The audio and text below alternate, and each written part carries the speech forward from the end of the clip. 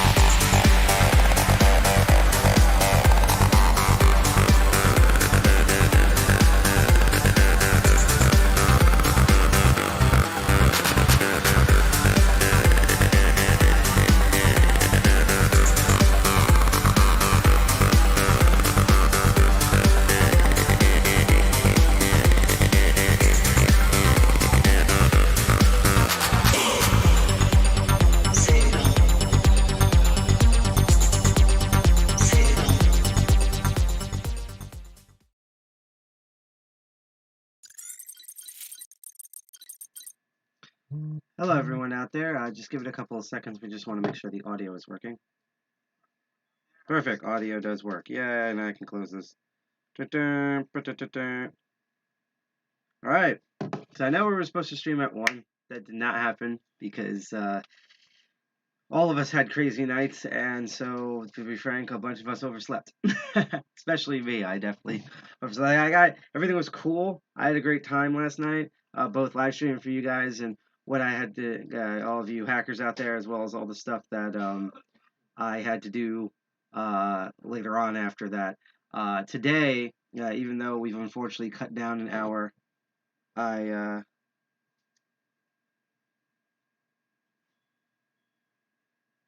on a moment.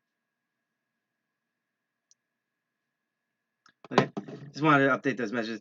I'm going to be a little bit distracted right in the beginning. Like, I'm going to be here, but I'm going to be a little distracted simply because I'm also, like, I multitask, I'm updating DCG 2.1 stuff, so, you know, I'm just happy to be here. So this is going to be a more consistent stream, so for all of you who don't know, I'm Side Pocket. That's what people refer to me as. People refer to me on as the internet, on the internet. Hydration Squad. You know it's not a start to the stream until my tongue goes faster than my lips move, so that's great. But people refer to me as Side Pocket. I'm one of the 2 co-founders of DCG 201, formerly. Also, for some reason, every time I live stream, my nasal cavities act up, and that's part of why I trip over my words. But I'm one of the 2 co-founders, along with G.I. Jack, for DCG 201, formerly known as DEFCON 201 or DC 201. We are one of the many DEFCON groups across the United States and around the world. Our 201 comes from our area code, which means we're from that independent communist state known as New Jersey, particularly Jersey City. And we meet the 3rd Friday of every month. If everything goes well and Delta stays in its fucking lane, we should be able to attend. We should be able to host our meeting as a hybrid meeting. It's going to be partially live streamed, and we will have an in-person element back at our old place at Subculture in Jersey City. That's actually the name of the place. It's really cool. So hopefully we'll be able to meet Friday on the 30th. If not, we have multiple backups. If you want to know more information about us, you can go to our website that was coded together by Siricel at defcon201.org. I've just posted the link in chat. You can all see it below right here. We're also all over social media, as you've been seeing, even though honestly this year this is the worst job that we've ever done at it, just because this is the first year where DEF CON has conflicted so much with not only our personal life but like local hacker things here. Like usually it's the 2nd week of the month, and because it's the 1st week of the month now, everything went nuts. But you can find updates about DEF CON, what's been going on, DEF CON 29 and Hacker Summer Camp, and our various guides. Our 2 big ones are Twitter at DEF CON 201 NJ and Instagram at DEF CON 201. We're also just DEF CON 201 on the host.social instance of Mastodon, at GitHub. We used to have a TikTok. We might have to revitalize that on a burner phone at some point. We also have our own like Onion instance that was spun up by G.I. Jack and stuff like that. If you want the complete master list on all of our social media and where to watch us, there it is right there. I just posted it in chat. Also, If you like the stuff that you're going to see today, what we're going to do today is we're going to stream all the way until about like 8 p.m. ish, 7 to 8 p.m. ish, and then we're going to take an hour break, and then it's my show, Master of Unlocking. So anytime I blank out, I'm probably gonna blank out around like 4 p.m. just to one set up. I'm gonna be still watching stuff, but just to one set up for Master of Unlocking here, as well as whatchamacallit, as well as I need to go and get food for tonight.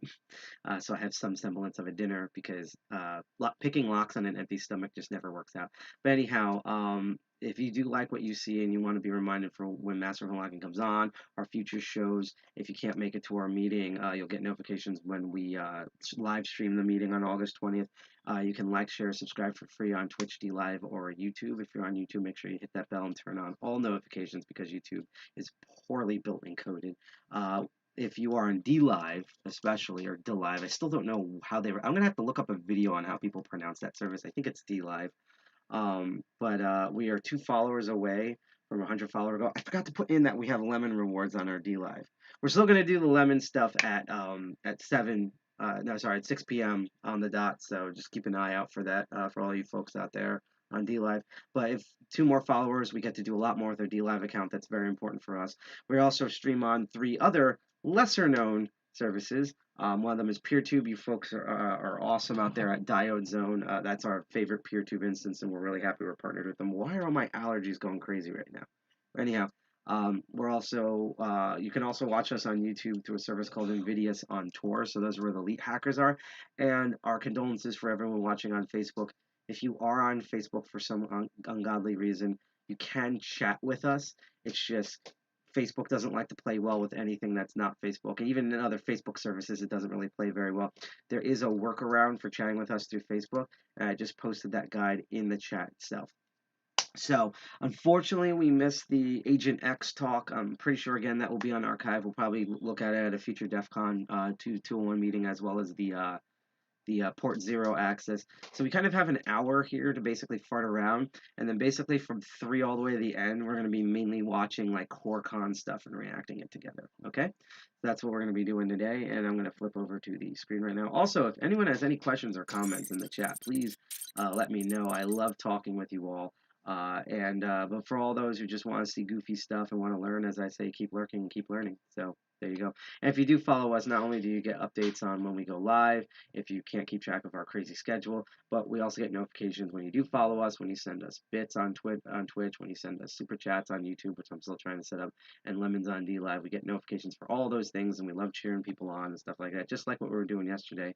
We're also, I think, going to peek into today bits of Discord if we're allowed to. That's going to be fun. Anyhow, here's the schedule. So unfortunately, we missed the discussion with Agent X at New York Times. I'm going to go back and watch that. That should be cool. And the, hi, I'm Domain Steve. Please allow me access VLAN 2. Unfortunately, we missed all of those. And Mitsubishi. So unfortunately, because of craziness this morning, as it has been all, I love that even though we're watching this virtually, we still have the DEF CON experience of like missing everything. You know, it's like last year when it was virtual, it was like, oh man, we caught everything. But this year with this hybrid thing, like we have the DEF CON experience to be like, oh man, I missed all my favorite talks. Although we saw some really cool stuff. The GPU thing yesterday, the GPU Tempest radio leak thing was really freaking awesome. And to be honest, I am kind of interested of the fuzzing Linux with Zen sort of thing. I think I had enough fuzzing from FuzzCon, so we're just gonna fart around for an hour and check out some things. And drink all the booze and hack all the things. I do actually want to quickly go into if the browser will allow me and go into Twitch, and because I do want to look at, I'm actually going to flip back to the face cam for a moment because while it's not major security stuff, I do want to check a setting just to make sure, because we have this bad habit where unfortunately 1 or 2 of our shows, depending on the topic, unfortunately those shows they definitely are mature content. Like occasionally we swear and stuff, but there's some shows where we're drinking, there's some shows where all sorts of shenanigans are going on, and we have a bad habit of we do that show and then we forgot that we turned the mature filter setting on. So I have to go in, and I usually do this before stream, but this is one of those times where I'm like, huh, maybe I left it on and forgot.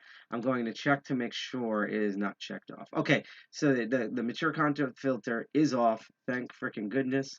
Now we can get back to our regularly scheduled programming. Here we go.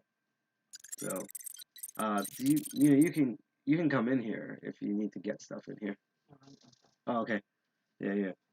Yeah, because one of our members is trying to gather things together, and it's like, I think we're all, yeah, I think we're all like fully clothed for once. So, so that's why I was like reminding him of like, because I forget too. It's like I'm wearing pajama bottoms. That's what you can't see underneath here, and it's like, okay, we can move around on camera. That is good. So, um, so yeah, so we have the front around. What I do want to do starting at 3 p.m. So I think the way this is going to go is we're going to have a towing cost. I'm leaning towards the extension land about exploits and rootkits and your browser extensions, but we might take a peek at the signal analysis and RE of proprietary audio data encoding protocols. We are definitely going to check out the how to take over Roombas and turn them into your own Terminator army, immediately followed by our awesome friend Sick Codes, who is doing a talk that was originally supposed to be at our meeting, but I'm so happy that he's doing it on a way bigger stage at DEFCON itself, which is how they took all the terrible DRM stuff that's going on with tractors and farm equipment and just blew that wide open. The part that's confusing is that around 6 there is a Discord closing ceremonies. I don't know if that happens on the Discord or not. They list it under virtual, so they might be mirroring it on the virtual channel. So who knows? And then, which I probably won't have the cam on for. We're gonna just either live stream the closing ceremonies, or we might actually raid the closing ceremonies, which I actually think might be a better thing. That will give me 2 hours to set up for the show, and everyone can still see the same thing because we're not going to be on camera for that if that happens. So we just really want to meet the Discord. Is something that you want to say? Okay. Cool question. And I promise I'll actually use it this time. If you have, it's okay if you don't, because I'll still use this guy. If you have the higher res Elmo, can you leave that in the cord on the bed, and I can go test that within the 2 hours? I'll see if I can. Okay. If you can't, I'll just use the old Elmo until you get back. Or we'll go on like video chat like later this week, and I'll walk around the room and figure out where it is. Because this is, I told our ex roommates this, that like, is you ever lived with a bunch of guys, unfortunately, and like they have like their like underwear everywhere and like all like bottles of booze and stuff everywhere. So I was warning them. I was like, we have the same problem with electronics. So there's just video game controllers and bare ass circuit boards and server switches and routers and stuff just lying everywhere to the point where like we can't keep track of everything. We try to organize everything. Keyword we try, but sometimes things don't work out. I did recently find out that there were that the actual security meetup stuff was, so what they did was they had an in-person talks, and then they had their Q&A in their own Discord channel. So I did not know that last time. So that was new for me. It was only for one day. It seems pretty. Another thing that I'm also interested in, and that's actually something we're going to try to search for. Actually, let's try to do cryptocurrency. I think this might be it. Yeah, here we go. There was because it was funny because they messaged us. They were like, "Hey, so the Monero party is happening Saturday night," and I was like, "We already put that in our guide like days ago." like weeks ago, and they're like, "Oh crap, awesome! We didn't know you cared that much." So I want to know, especially if you're in. Okay, that's perfectly fine. We'll figure out when we all get back. But yeah, let's see that railgun project thing. I'm gonna have to because so what's very interesting this year is last year pretty much everything was on Twitch. This year everything was on everything was, it was like half of it's on Twitch, half it's on YouTube, and one or two people have their own like unique they have their own unique channel ways of streaming. Now my question, which now I'm kind of looking up here, is that oh cool. Reality Cracker was there. YT Cracker was at the party. Nice. Because what I'm looking up here is, since everyone made a big stink about the Monero party. I kind of want to see if there's any sort of non-naked images of people trying to do the Monero party. That would be neat. Crypto beer. What is this? Oh, bear. I was like, crypto beer. Like, please don't give them any ideas. I was like, great. That's gonna be a thing I'm gonna have to cover next week, aren't I? If all men disappeared for a day, that would be hot. Anyhow, let me just, I'm gonna type in Monero party. And I'm just gonna see what pops up. We're probably gonna get a lot of memes. And then there is a talk that I do want to go in on. I think we're gonna go back to because the thing is that I found the car hacking village. All their stuff is on demand. I kind of wanted to see more things live. So, God, I feel like I'm gonna sneeze. Oh shoot! Why did we not know this? So apparently, someone recorded live the Monero party on YouTube. That's probably what we didn't know, is because we had looked for it on Twitch. We didn't know this was on YouTube. And they also had their radio thing being broadcast. That's kind of neat. Oh wow, they were like on everything. Jesus Christ. Yeah, if they were on Twitch, we would have totally have rebroadcasted this on Twitch. Like if I actually was like awake during the whole thing, and I didn't have to go to the places I went last night, I probably would have just boot up the live stream, put the Monero party on the YouTube thing, and just essentially restream their stream. Like that would have been cool. I just wanted to figure out like kind of what was going on over there. So yeah, that was kind of neat. And the last thing I'm actually gonna look up here. I just read that.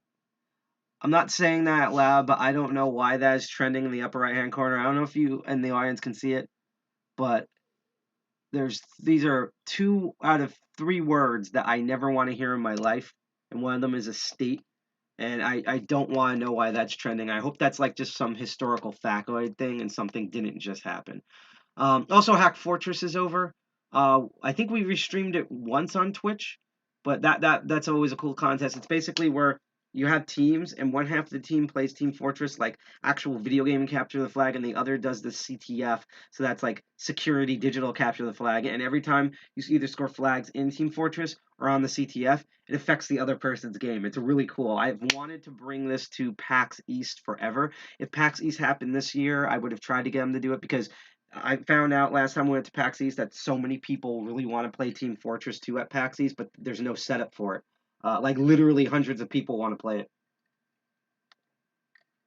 So I thought, maybe we could have like the audience play the Team Fortress side, and then maybe ship in computer security hackers for like the hacker part of the CTF, and then take some public stuff, because there were a couple of computers. There was even some DEFCON goons at PAX East. That was really insane, and they were giving us props. And we're like, oh, we're not worthy. But yeah. And so like that was the thing I wanted to do. We'll see how, if Delta stays in its lane, we'll see how it goes next year. But there's one thing I do want to check out, if I can search for it on YouTube, on Twitter, because I don't even know if I can actually bring it up.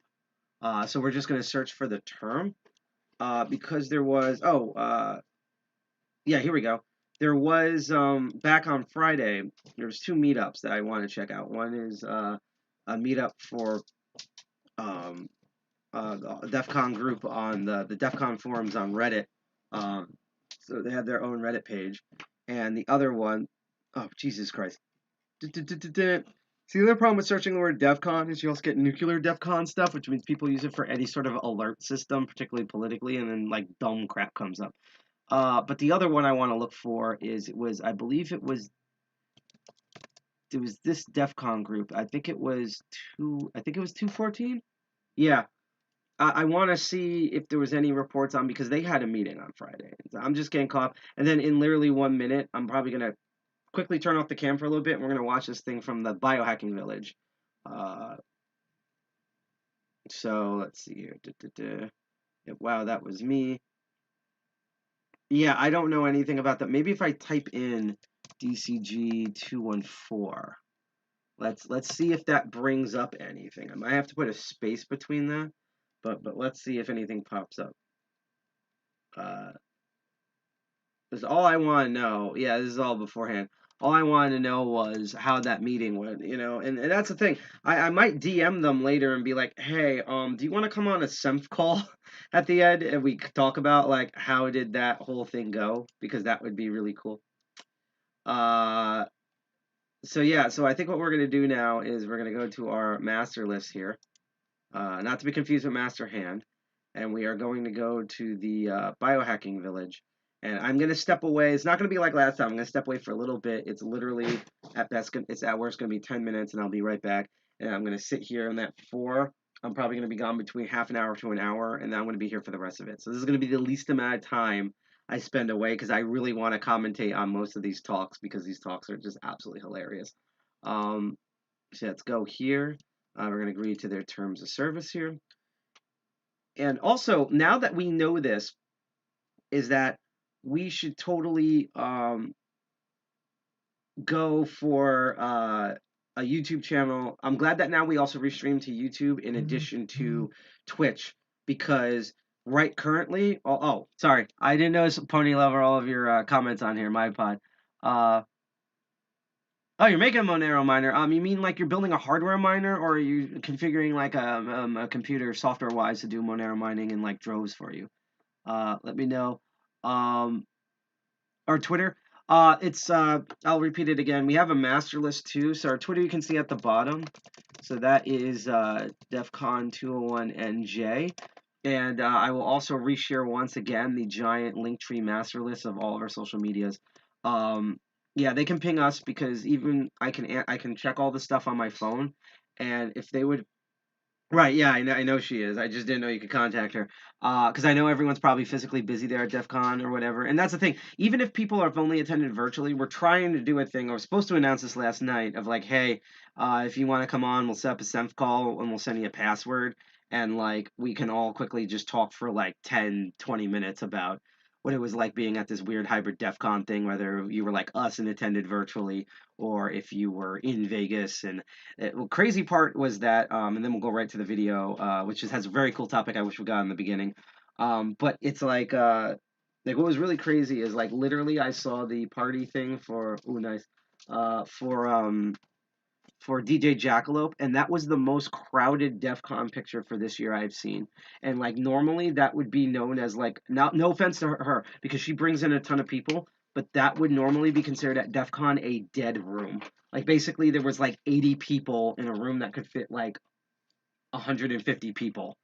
And that was the most crowded I've seen of any DEF CON picture this year. And that shows you, because again, normally they get 30K plus people. This year was roughly 10K. So while 10,000 people does sound like a lot compared to what they usually have in the facilities now, again, everything actually fit into Paris and Bailey's this year. It was really nuts. So it kind of really shows like how much everything is still impacted, which is why everyone needs to go out and still get vaccinated. And we still need to social distance a bit to starve Delta to death. And that way we can have giant orgies in the street and lick each other's buttholes and whatever the hell we were doing before 2020. So anyhow, let's go into this. So this Biohacker Village talk, and they're all on YouTube, so you can go catch this back, but I thought this was neat. Speaking of COVID, because this is one of those topics, I love these type of topics where we're going to tell you real facts about things, but we also know that this is stuff that stupid conspiracy theory people talk about. So we're treading that line of like, unfortunately, like our friends at Stop NYC have this, where they don't want all the vaccine cards to be used for like racism and sexism and classism for stuff, and that's what they're fighting. But the problem is that every time they put data out there, QAnon and anti-vaxxers come up and take that data, skew it, and then use it for their own agenda. So everyone thinks that they're being the bad guys when they're not. They're actually going out there and being like, hey, if you have a vaccination card, that means your business should not use that as an excuse to prevent African Americans coming into your business. And then QAnon people are going to take them and be like, see, the pro-rights group, like they like that. We should just like we should just drag Hillary Clinton out and shoot her and then put all liberals in jail. And it's like, that's not what the article said. So, like we would be mad if it was the other way too. Like, CNN has done that a couple of times. It's just sort of like that's always frustrating. So this is one of those topics that sounds like a crazy conspiracy theory thing, but it's actually real stuff. And it's about China's legit history, and there is a history of this, particularly post World War II, of them using biological agents and biological weapons, often against their own people, which is the crazy part. So we're gonna catch kind of the end bit of this. I'm gonna turn off my cam. I'm gonna be watching this, but I'm gonna be going away for a couple of minutes. I'll come right back and we'll kind of talk about, because it's a touchy subject. Because immediately, and they even said this in the talk, that everyone's like, "Oh yeah, no, this is proves that COVID was made in that Wuhan lab," and it's like, no, there is no data on that. That's still being investigated, and the current evidence shows nothing. That what we're talking about is the actual history of it, and like, basically everyone's like worried about COVID being a biological weapon. Meanwhile, like, there's actual biological weapons out there that everyone's ignoring. So it's just okay. That's very good for you. Unfortunately, this is not the appropriate place and time for that. So sorry. Goodbye.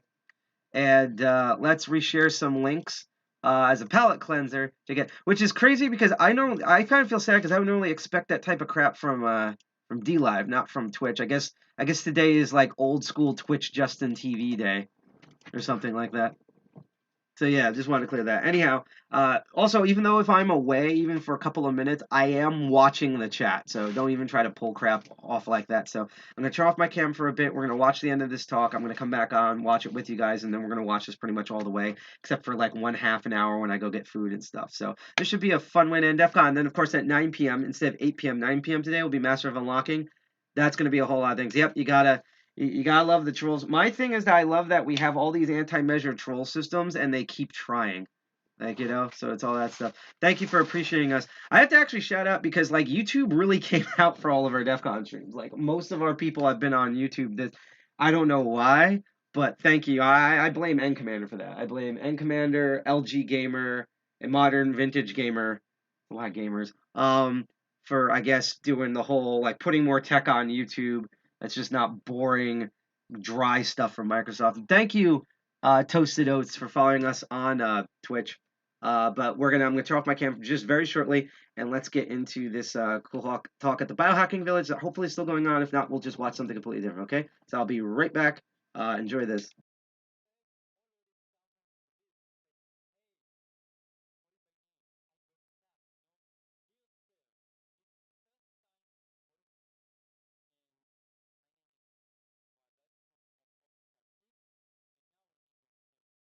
Make these connections. Collaboration and working with people is the key for succeeding. Prepare for the attack. Make strong passwords. Actually, I think this is unfortunately we missed the previous talk, and this is a different talk. But now I'm highly interested. So be right back in a couple of minutes. The measures before, and we are trying in the supporting layer to guide and advises any organization that we work with how to protect better. So the organization have to be protected as you can. It's not going to be 100% protected, of course, but make it highest as you can. But know your weakness. Know when you can't protect and what do you do about it. For example, if you have some antique workflow, or you have some machines from, I don't know, from the 90s. If you're using some Windows XP, for example, there are so many critical vulnerabilities about it. There are so many critical vulnerabilities exposed yearly, and every time it's like double the number or more. So know what are your weaknesses and know how to take care of it.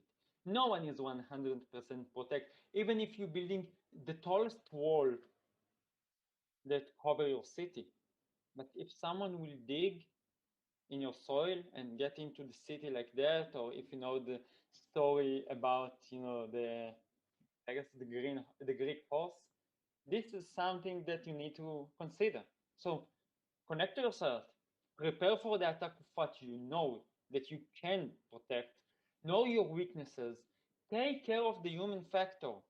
Your users, your employees, need to know better. Not only use strong password and use 2FA, explain them the rationale.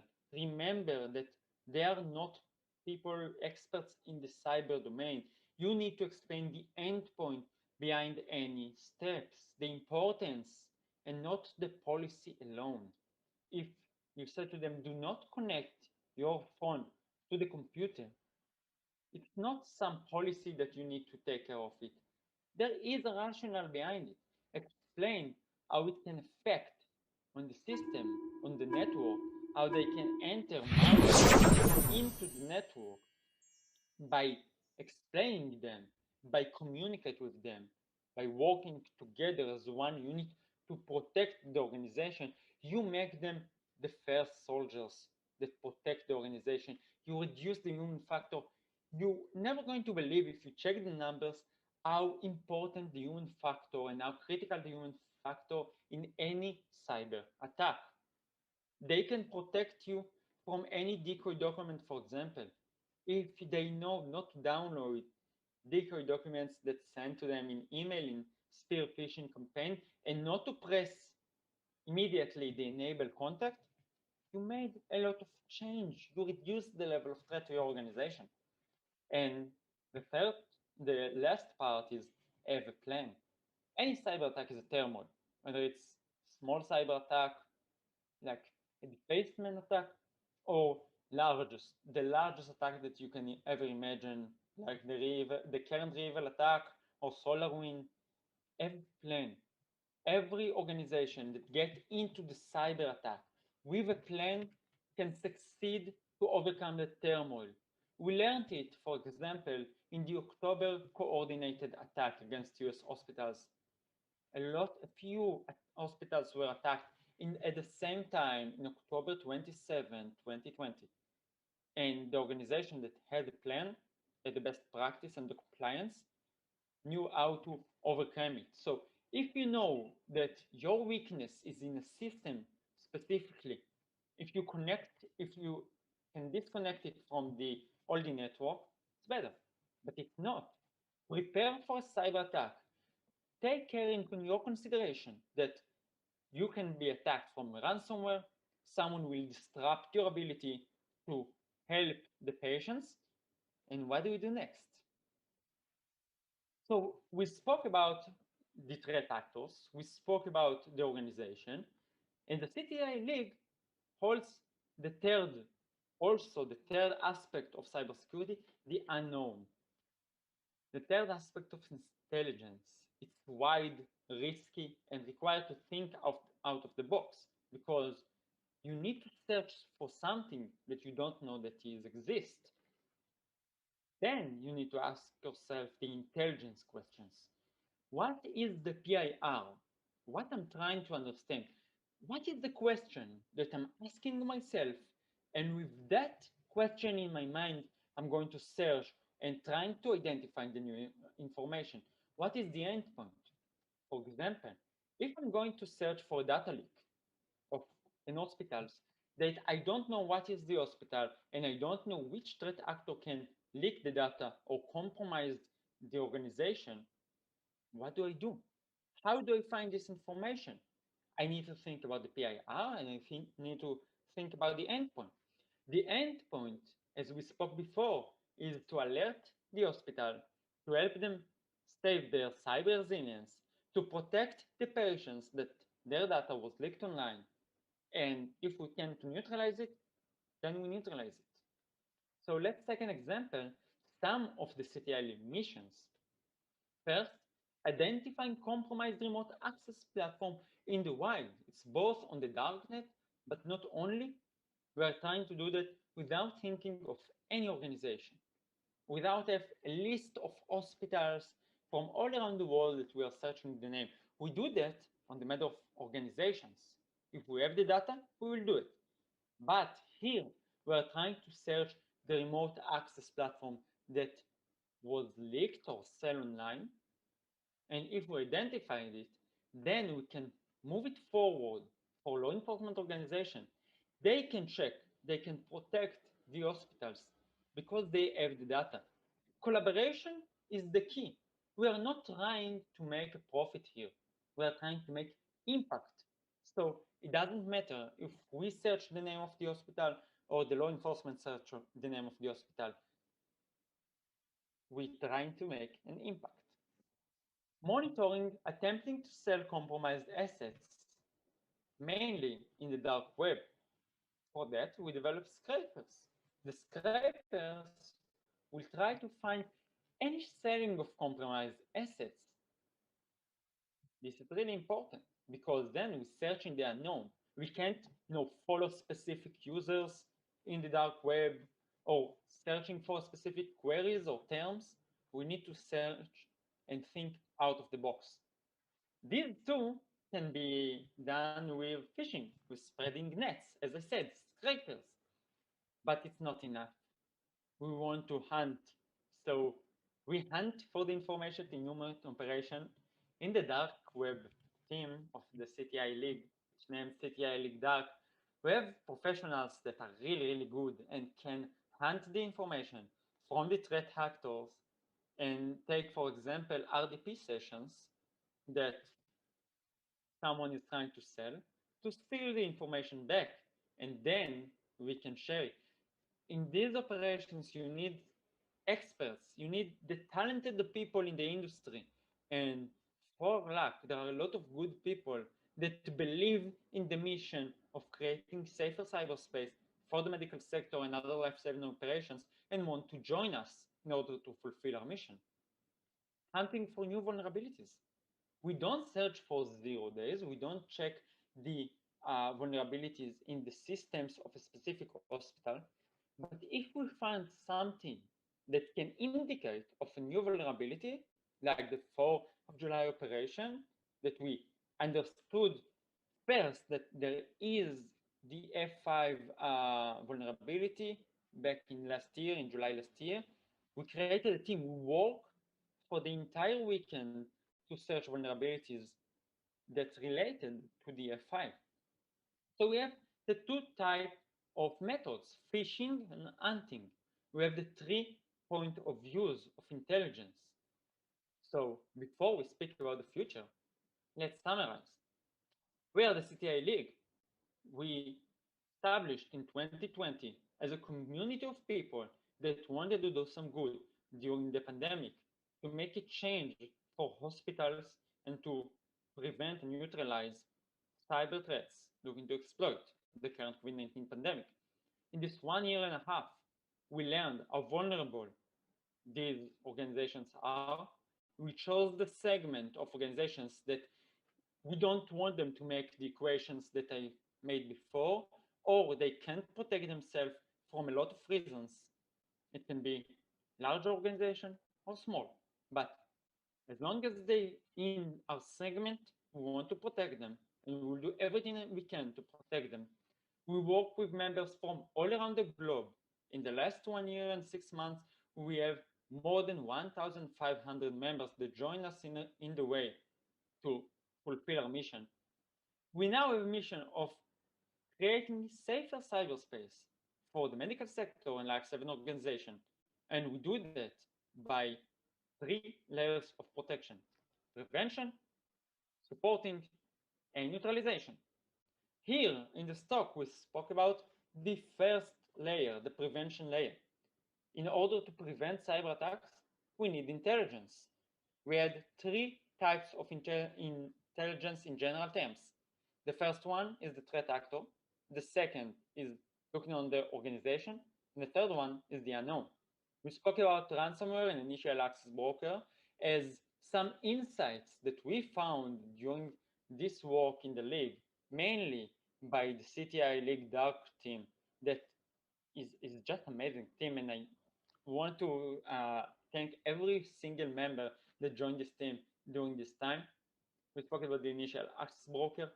We focused on RDP sessions as a main vector and prominent vector, but not only, any remote access is important. Alongside with Exchange, we found some uptick in the last months in exploiting Exchange vulnerabilities. We spoke about the organizations, how we do that by our monitoring system or the Zero BS monitoring system, and every other organization that helps us in this mission, in fulfilling the mission. This is what's great about the CTI League. We are a set that derived by a community, and within the community, we have the talented people in the universe that want to do some good, that believe in the mission. They joined us because they wanted to neutralize cyber threats looking to exploit the current COVID-19 pandemic. And now they are here because they want to create safer cyberspace for the medical sector and life-saving organization. And we spoke a little bit about remediation, about some steps how to overcome the turmoil of cyber attack. And we spoke about searching in the unknown, both in the nets, in the phishing method, or in the hunting method. And now it's time to speak about the CTI League future. I spoke about the collaboration so much in this session, and the people that know me already know that is my first mission. This is the wheel that I'm carrying with me. So collaboration is hard, but rewards are great, and these are two rewards that CTI League members should be proud of, because this is not about me or my partners Mark, Chris, and Nate, or the people that volunteer in the Watchtower. You know who you are. These are for all the CTI League. You made it. So the CTI League had two rewards in 2021. Is the CTI League won the Difference Maker Award winner for 2020 by Sans Institute. Really, really, really amazing ownership. And the second one is the highlighting of the CTI League in Wire 25, in people who are making things better. The members of the CTI League are the people that making things better. The members, for example, of the Darknet team, making the way of monitoring and finding information in the dark web. And they make it in the best way. I'm going to come back in a moment. Thank you, Notfreda Farazi. I hope I pronounced your handle right, but thank you for following us on Twitch. Intimidate attacks and to mitigate attacks. And also, they work so hard with law enforcement organization, escalate information. Hopefully, we will disrupt the criminals' abilities to conduct their criminal activity. So this is the time to look of every single member and say, thank you. These prizes are yours. And we are hope that we can expand our services, increase the impact that we make for the organization. And how we do it? This is our way to do it. OpenCert, we have the Watchtower that develops the independent services that we don't want to rely only on the community, because we understand that volunteering is hard. A lot of people don't have spare time to volunteer, or it's really hard to share scarce resources of organization. So in any point that we can make it by the name of the CTI League, we can make it automatic. But we have the global community of professionals, and this is the main aspect of the CTI League. This is what drives the CTI League, the community of professionals. Non-profit organization, we don't here for the money, we don't here for the profit, we are here for the impact, and we want to focus, of course, on the medical sector of hospitals and other life-saving organizations. Last but not least, I want to say, if we are speaking about a community model, we need to say thank you. This is a community talk. This is not my talk only. I shared it here in the session, a lot of the data that's gathered by our amazing team from all around the aspects, from the people that searching for vulnerabilities, the people that support infrastructure, the dark web team, the disinformation team, the people that gather IFCs, the people that work with us as collaborators, the law enforcement organizations that join our mission and work together, the biohacking village that let me this platform to speak with you today and share this insight with you. Thank you. Thank you for all the members that helped in this session building. Thank you for Matthias and Marcus and Sean and everyone that I must forget their name. You know who you are. You know how I care about you, how we care about you.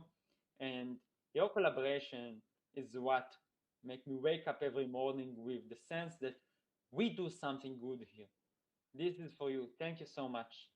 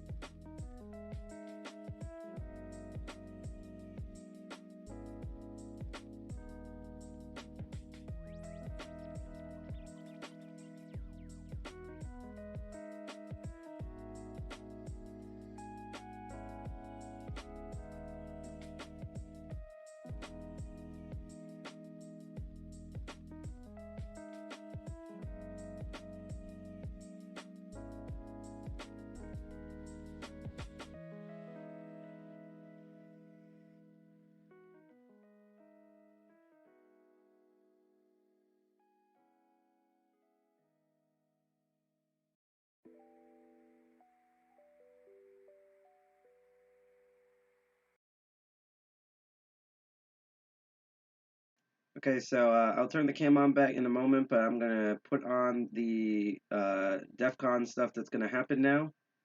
Let me look at the schedule again. We're gonna be this is a tough choice, but let's look at pwning ATMs for fun and profit. If that ends up boring me, which I doubt because it's Roy talking, we're going to jump over to exploiting physical shopping cart immobilization systems. It's really a big coin toss, but let's at least start with ATMs. So here we go. And I'll turn on the cam on in a moment. I'm watching this all with you. Last stuff, again, I thought it was going to be a completely different talk, but that was kind of fascinating about all the incident, how to do incident response stuff in the medical field. Let me go to the master list. Here we go. So that should be track 2. So cross your fingers on this.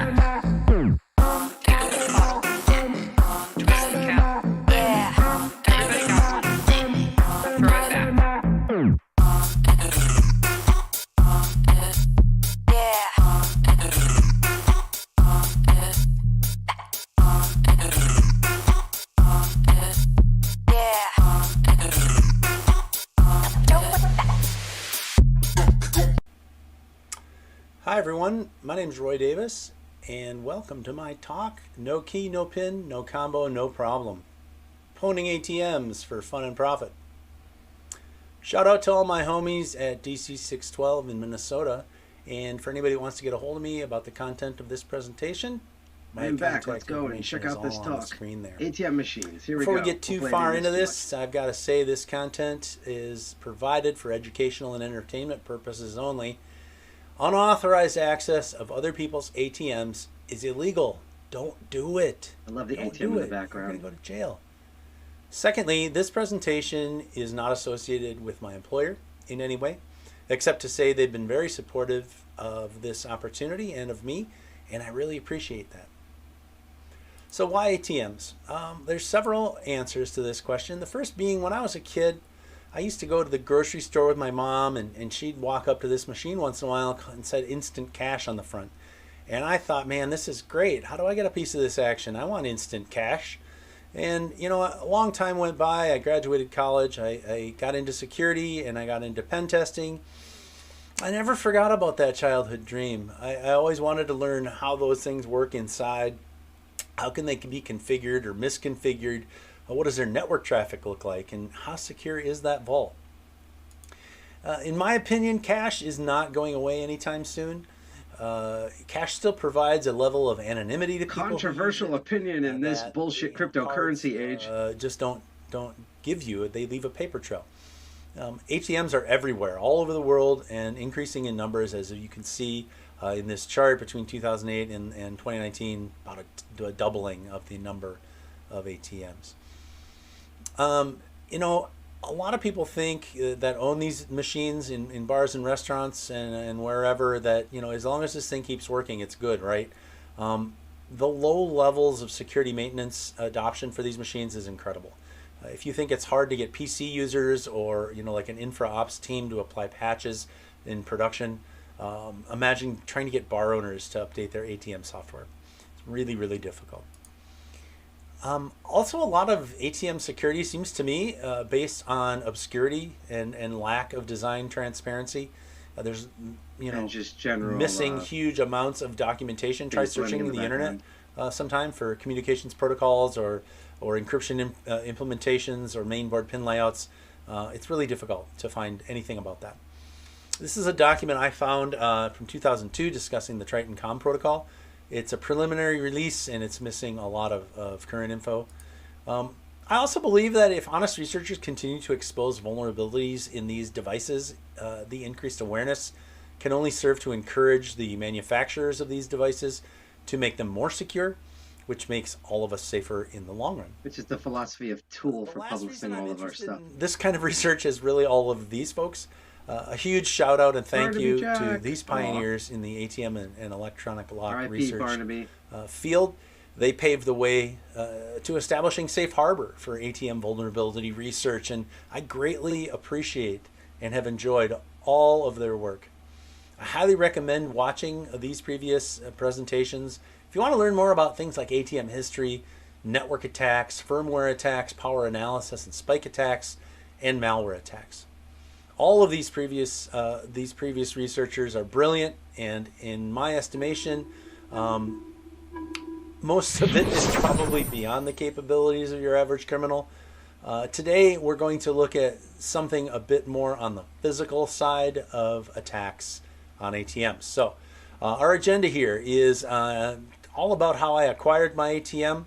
We'll look at some damage, some ways people damage these things trying to get the money. Some general ATM info, how I became a licensed operator and how that went and why I did that. We're also going to be picking the ATM case lock, resetting the ATM password, and bypassing the electronic vault lock. And then at the end, we'll have some time for Q&A. All right, so what was my goal? It was a fully functioning ATM in my home, which I had complete access to. It'll process ATM transactions just like in the wild. And, you know, I want to research and understand the entire attack surface, including the network traffic, the internal serial comms, the data stored on the device, the vault, and the cash dispensing unit. And, so what I have here behind me is that device. It came true, and I'm going to tell you how that happened. These things are expensive, right? How did I get this thing? If you look on the internet, this thing probably $4,000 new, couple grand, Goodwill. used. Goodwill. That's too much for me if I'm going to do some research. So things like Craigslist and eBay are your friends. I'd been looking for an ATM for a long time when I found this one in 2018. This set, $100 for both, seemed like a deal. I quickly started researching how they worked and what was inside them and how to duplicate the attacks Barnaby Jack had done in 2010. One of the things I found right away, default locks on these machines are garbage, commonly available locks and easy to pick with a rake. Also, among other issues, I found that the audit logs in these ATMs contain a wealth of information, including full debit card numbers and names of previous users, including text, and dates and amounts of transactions. That was sort of surprising to me. And so I got bored with these things as time went by. I really was interested in getting my hands on an ATM that ran some flavor of Windows, because Windows, fun to hack, and lots of and shopping carts. This like Save Search had an alert that was turned on. Any auction or ATMs for sale in Minnesota. And lo and behold, I got a hit. So here's this auction in Cambridge, Minnesota, about an hour and a half north of me. And they were selling everything in this restaurant and gas station. This ATM was up for bid. And this is all the details I got. If you've ever bid on auctions like this, you know that there's a very limited amount of information. I called the place and inquired about the condition of the ATM, asking, what does unknown working condition mean? They had no idea. Everything is being sold as is. It's a foreclosure auction. That's all they said. I did ask if there was any money in it, just kind of joking. The reply surprised me. There very well may be. This place got shut down with food on the shelves, drinks in the coolers, and gas in the tanks.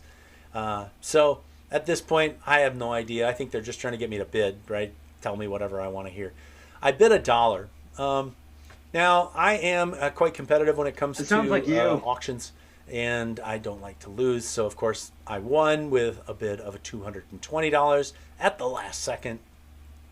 This is the first time I learned this email, learned that I won, and I also learned there's no code for the cash box. I assume they mean the vault. What's going on here? I have no idea. What's this thing actually worth? Is it worth anything? Am I going to be able to get into it? Does it even work? Who knows? So I did a little digging and found out that, first of all, these machines are like worth 10 times what I paid for them, so score. But maybe not if I can't get into the vault and I can't get this thing working. Well, where did this thing come from? The gas station barbecue sounded sort of interesting. Here's the place that was auctioning off everything. It opened in 2018, February 1st, less than 2 years before I won this auction. Very strange. They're going to have Dickey's Barbecue. If you've ever had it, it's fantastic. I highly recommend it. March 18, kind of a review of the place. But just a little while later, assets $43K, liabilities $1.5 million. That's probably not going to work out long term for any business owner. Things are starting to make sense here. So I hop in the car, hour and a half north to Cambridge, and this is what the place looked like when I got there to pick up my ATM. A lot different than opening day. I walk in and I'm at check-in, and I'm talking to the lady there, and I say, what happened here? How did this place go out of business so fast that you couldn't get the ATM pin for the vault or the top? And she says, as I understand it, there were some legal issues, and the lender foreclosed and shut the place down. Okay, I don't know anything about all that, but that's what you say. So I go back over to the ATM. Let's get this thing going. Let's just get this thing in the Jeep and get out of here. I was not anticipating that it was going to be literally bolted to the floor and completely immovable. Okay, so I can't get into the vault to remove the nuts that are obviously holding this thing down to the floor. It's in cement. So I called the locksmith and I said, hey, I'm at this gas station. I won this auction. Contacted a tool member. Could you please come over and help me break into this ATM to help me move it? The answer was a resounding no. No. So that's why you call a tool I asked member. the lady, how am I going to get this thing out of here? What's going to happen to this place? She said, I don't care. You gotta have that thing out of here today. I don't care what you do to get it out. I said, what if I have to damage the floor? No problem. They're going to bulldoze He this doesn't place care what at he some has to point do to later. get I it don't up. care. I'm just here to auction stuff off. Okay? All right. Well, I want this thing undamaged because I want to do research on it, and afterwards, I might want to use this thing and like start a business, make some money with an ATM. Who knows? So the only thing I can think of is go down to Home Depot and rent this guy, the Brute Bosch forcing Turbo. for the win. Up to this point, I'd never used a jackhammer in my life, but how hard could it be, right? I've seen it done in cartoons. How hard is it? Well, so I start jackhammering and hitting the ATM a couple of times. Starts there, jacking away at the ATM and machine. jackhammering some more, and I'm getting a little further and jackhammering more, and it finally starts to come out and lean a little bit. It finally did fall over, and I removed the concrete slab from the bottom, again with the jackhammer. For anyone wondering, it takes a novice jackhammer user roughly 40 minutes or so to get an ATM fully extracted from a cement floor. All right, here it is out on the curb. In the Jeep it goes, and magically now it's back that afternoon in my office. Mission accomplished. I plugged One it of in, our booted it up. viewers wrote, and said, just a big pogo stick, right? Saying like, okay, so now what? What do I have to do to make this thing fully operational? I want to stick my card in this thing and have it get Battleship is fully operational. I have no idea. I have no idea what to do. Time to research. Jack, First like, thing I noticed when I boot this jumps thing up into is his it's room. running Windows CE. That's pretty interesting to me. What could possibly go Not wrong? I was looking for a surprised. Windows box. So the next thing I do is hook it up to my local LAN and run an Nmap scan. Now, you'll see on the left here that I posted the Nmap scan that Trey and Brenda did last year. Trey Cowden, Keown, sorry, and Brenda at last year's DEFCON. So they had a lot of open ports on this exact same model. I only had 5555 open, which I learned from their talk is the remote management agent. I did install the remote management software and connect to it, but I did not do any sort of penetration testing against that endpoint. It was very intriguing and very attractive to do that, but it was not the focus of my research at the time. Trey and Brenda also demonstrated an overflow attack against this port that allowed modification of settings within the ATM. I would love to learn more about that and try that attack here. Okay, so here is the screen when I boot up the machine, when I first boot it up. Apologies for the terrible photo. After booting, I get this thing. It says the encrypted pin pad has gone bad. I have no idea what that means. It needs to be replaced, I learned. Error code is 97999, EPP error. All right, what's this going to cost me? So $320 later, I've got a refurbished one, and things are getting a little bit expensive. And this is going to so cost as much as getting this machine at this new. point, I've got to install an EPP in a machine that I've never really taken apart or worked on, but at least I know how to get into the top, which we'll see here shortly. First thing I needed to do was a little research on the inside of this machine, and along the way I kind of put together this a few slides about how ATMs work. So before we get too far, let's just take a couple of minutes here. So there's two main categories of ATMs with the distinguishing factors being the level of security the housing provides for the electronics and the money, the banking features available to users, and the amount of money within the machine itself. Drive-up ATMs are typically associated directly with banks and are mounted in an external wall of a bank, especially built enclosure like this one, or as a standalone unit like out in a parking lot. There's really no easy access to the money or the electronics in the front of this machine. You really have to get into the building or get into the back somehow. Stealthy, undetectable access takes time, knowledge, and skill, or granted access as an employee. The second type of ATM is the one you're probably most familiar with, and it's the type I bought for my research. These are much less expensive, and there's far less security built into them because they're designed to be installed where people are present and are working, like gas stations and such. They usually are not directly associated with any sort of bank, but they're owner operated. So the gas station owner probably owns that machine as well. It changes the threat model a bit here because there's much less oversight to detect modifications to the ATM software housing or network connection. If this thing is installed in like a hotel lobby or a big long hallway at a hotel conference center, or somewhere, a bowling alley maybe where there's not a lot of supervision. As we've seen, these things can be bolted directly to the floor, but many times they're not, because it's a temporary use location, or it's going to be a limited time there, or they move it around a lot. Or for whatever Especially reason, at maybe they just convention can't do that. centers. Wink. They can't bolt it Wink. to the floor. Wink. People trying to get access to the money in these machines do a lot of damage, typically with various devices like blowtorches, crowbars. This is actually the same machine Picking I up bought. a smaller person by their legs. And this one, this beating them Triton with it. 9100 looks like somebody used some sort of a cutting tool. I'm not sure why they chose that spot. You can't actually get to the money going through the side there. So they were probably very disappointed or caused more damage to the CDU unit in there. So during my research, I see all this damage and I'm thinking, is this really what it takes to get into one of these things? Can you do it any other way? Can you do it in a way that doesn't leave obvious evidence? Maybe the answer is no. I don't know. Yes, this clip. We're a little bit So- ahead. This clip's coming up. This one's my personal favorite because, I like 4th of July, so anytime you go with explosives, I'm going to watch. Not attracting any attention here, The GI for sure. Jack DCG so 201 we way. stick the incendiary device in the output of where the cash comes out, which is an interesting choice. And it just Interesting. basically destroys the entire top, but the cash box remains intact. So that is not a good way to try and get into an ATM.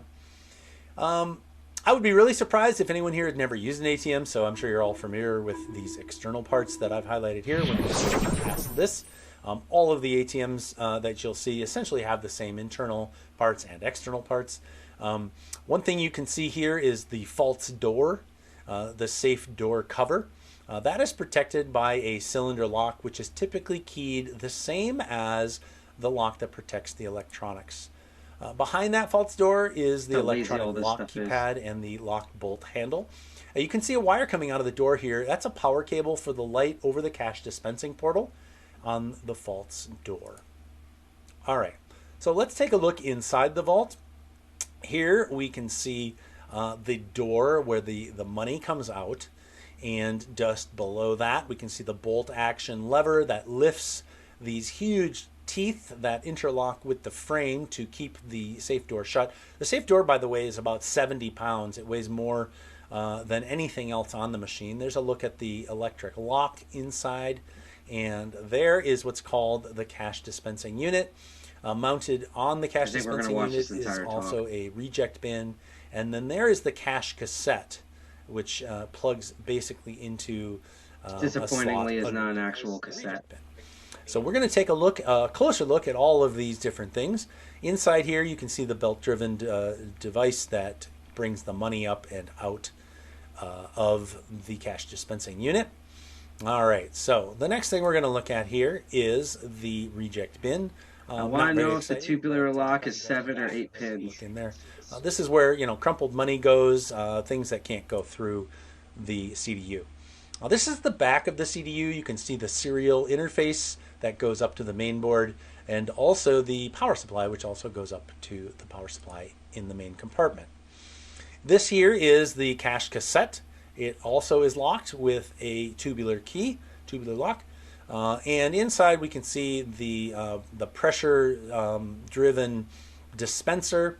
It's spring loaded. You can see a few bills in there. This is where 1,000 bills can fit if you so desire. Now this same machine that I have, even though it right now is configured with 1 cassette, it can be configured with 3 cassettes. So the module just plugs right in. It's really not a big deal.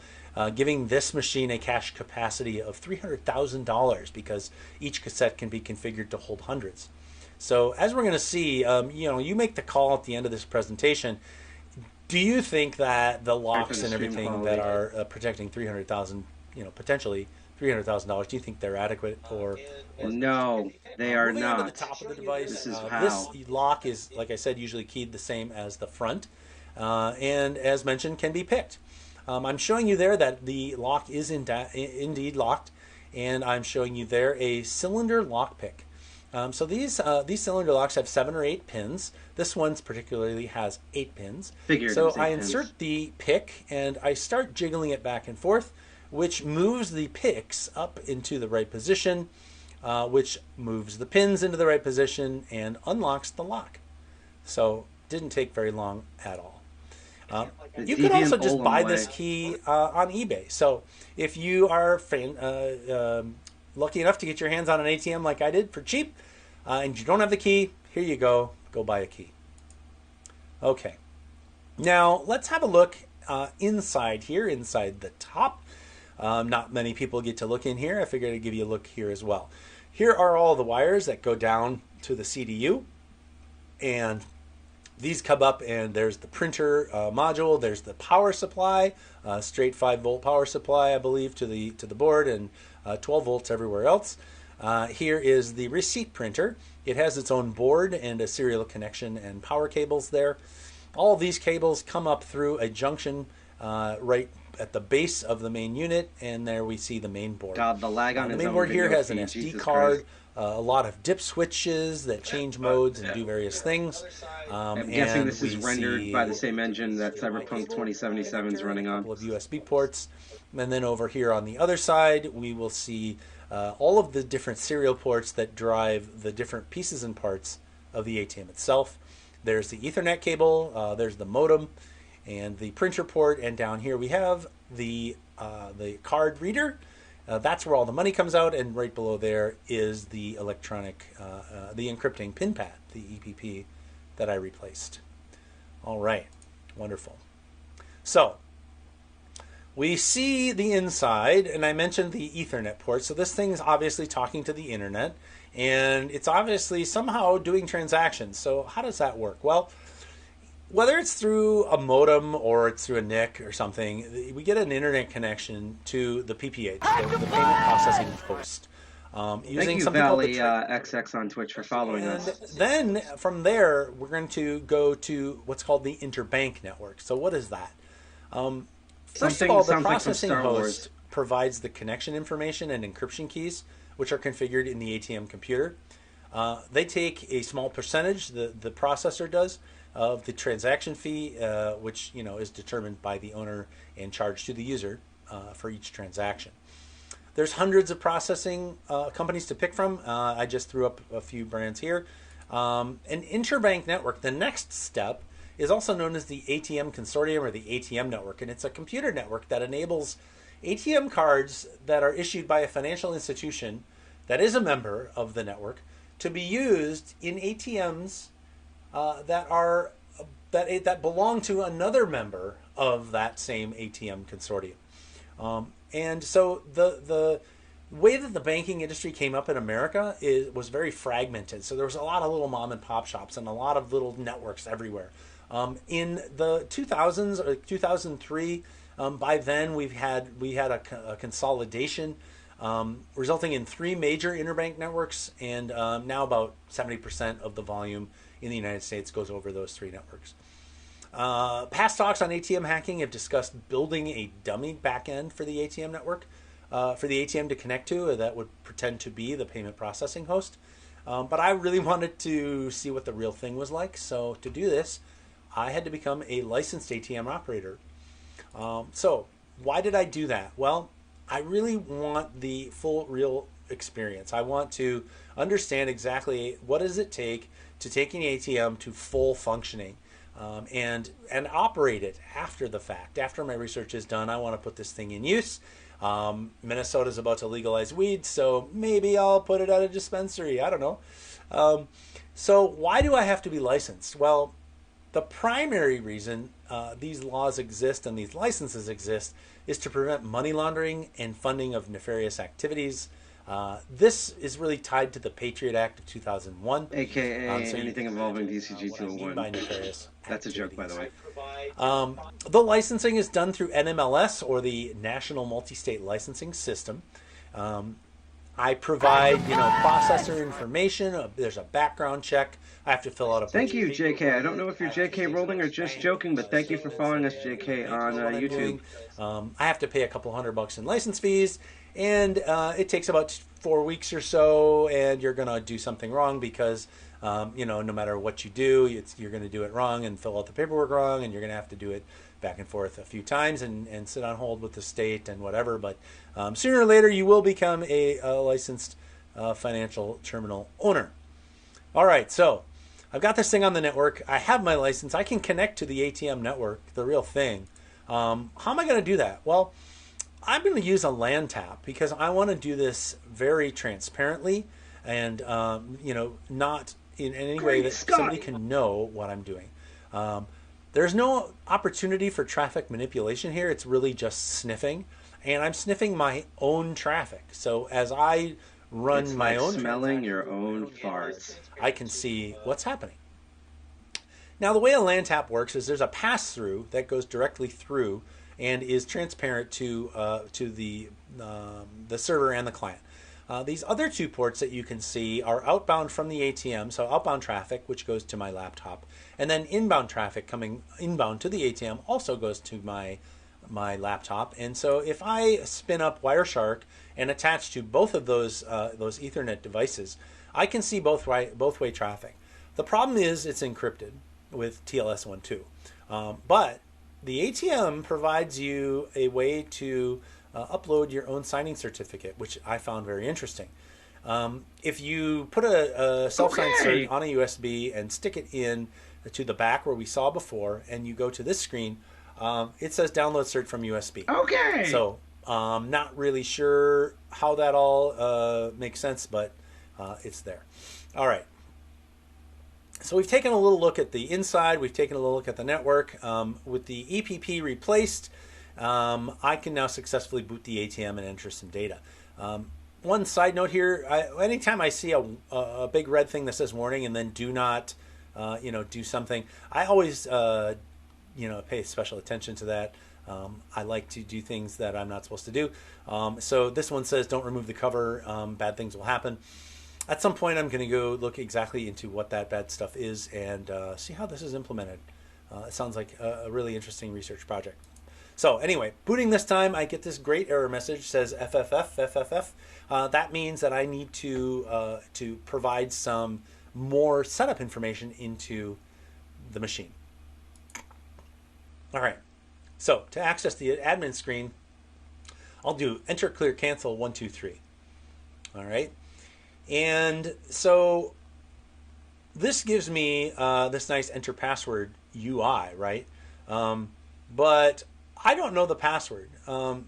This is the PIN I need to get to the admin interface. I tried multiple times to reach anyone associated with the previous owner. Still no luck. So I have no idea. The PIN is stored in memory somewhere on that board. I have no idea how to get to it. I don't know if it's encrypted. It's good to note that this password is different than the safe combination. The safe vault lock does not have any idea that this interface or this computer even exists. They're completely separate. This is just to get access to the admin operator interface. The default password here is 555555. I know that because it's in their documentation, but unfortunately for me that didn't work. I tried and I was up very late. The UI does give you 3 chances to enter the correct password, but then it'll send you back to the start screen again, and then you have to do enter, clear, cancel, 1, 2, 3. After a few days of guessing and falling asleep in my chair after guessing, I gave up and looked for other ways. So it turns out after a lot of Googling and reading, I found that in recent versions of the software, Haosung has implemented a security feature where the operator function passwords cannot be reset to factory defaults unless performed during a machine's first boot after reloading the software. If there's any way around this, I have no idea. I couldn't find it. The search continues. All right, so how does the software reinstall work? Well, various versions of the ATM software are available if you search around. I found this one and downloaded it. I would love to find some older versions of this. If anybody knows where I can get my hands on some older versions of this the software for the Triton 2700 CE, I would really appreciate it. This set that I found was I think the most recent version, and so I put it on an SD card. There's various files here. If you want to know what they do, I think Brenda So talked about that in last year's talk. I did delve into the update folder where I found a master.zip file, and opening that is super fun. There's lots of fun stuff to play with here. I'm not sure if the bat files or some of these other files, the icons and the backgrounds, have any sort of CRC associated with them. If there's anything run on those, if you can modify those and put them back on this disk and stick it in the machine and have it do fun stuff, that's another research topic altogether that I wish I had time for, and we'll probably do in the future. So my SD card goes in this slot. I have to push down dip switch number 4 to make it boot into diagnostic mode. And this is where the computer will do all kinds of fun stuff and read things off the SD card. So pick SD card, and now we're doing a software update. This takes about 10 minutes or so. That's what this install looks like. And after you do that, it will reboot, and now you'll get the same screen. And we can reset the master password. All right, so here's how we do that. We reboot again, and during the initializing screen, we get out our old Nintendo fingers and do left, It's like right, the Konami code for assholes. right, clear, clear, cancel, clear, left, right, clear, clear, cancel. If successfully recognized, the machine will ask you if you want to reset the master password. And then it will be set back to 555555. There's one caveat to this. It's not going to happen unless the safe door is open. If the safe door is not open, you're just going to get back to this screen. And so, at this point, the safe door is not open. But I need to open it. I need to open it to complete the password reset for the computer. And I need to get into it to see if there's any cache in there, right? I really don't want to destroy the door. Call Johnny We're in the Xmas. process. I've already explained why. So the first question I have is, how does this computer know the door is closed? There must be a sensor somewhere in there connected to the door, connected to the main board. I have access to the main board. I should be able to do this. So I reach for my favorite tool, the borescope. This here is a DepthStack unit, 5 megapixels, HD resolution, the rechargeable battery, wireless connectivity. It's great. Wired is rigid. You can bend it around corners, and it's $50 on Amazon. How could you go wrong? As we'll see later in this talk, I did use this other tool, this other smaller scope called an otoscope. It's made to stick in your ear. This has a diameter of 5.5 millimeters, much smaller than the previous one. It's about $50 for this camera as well.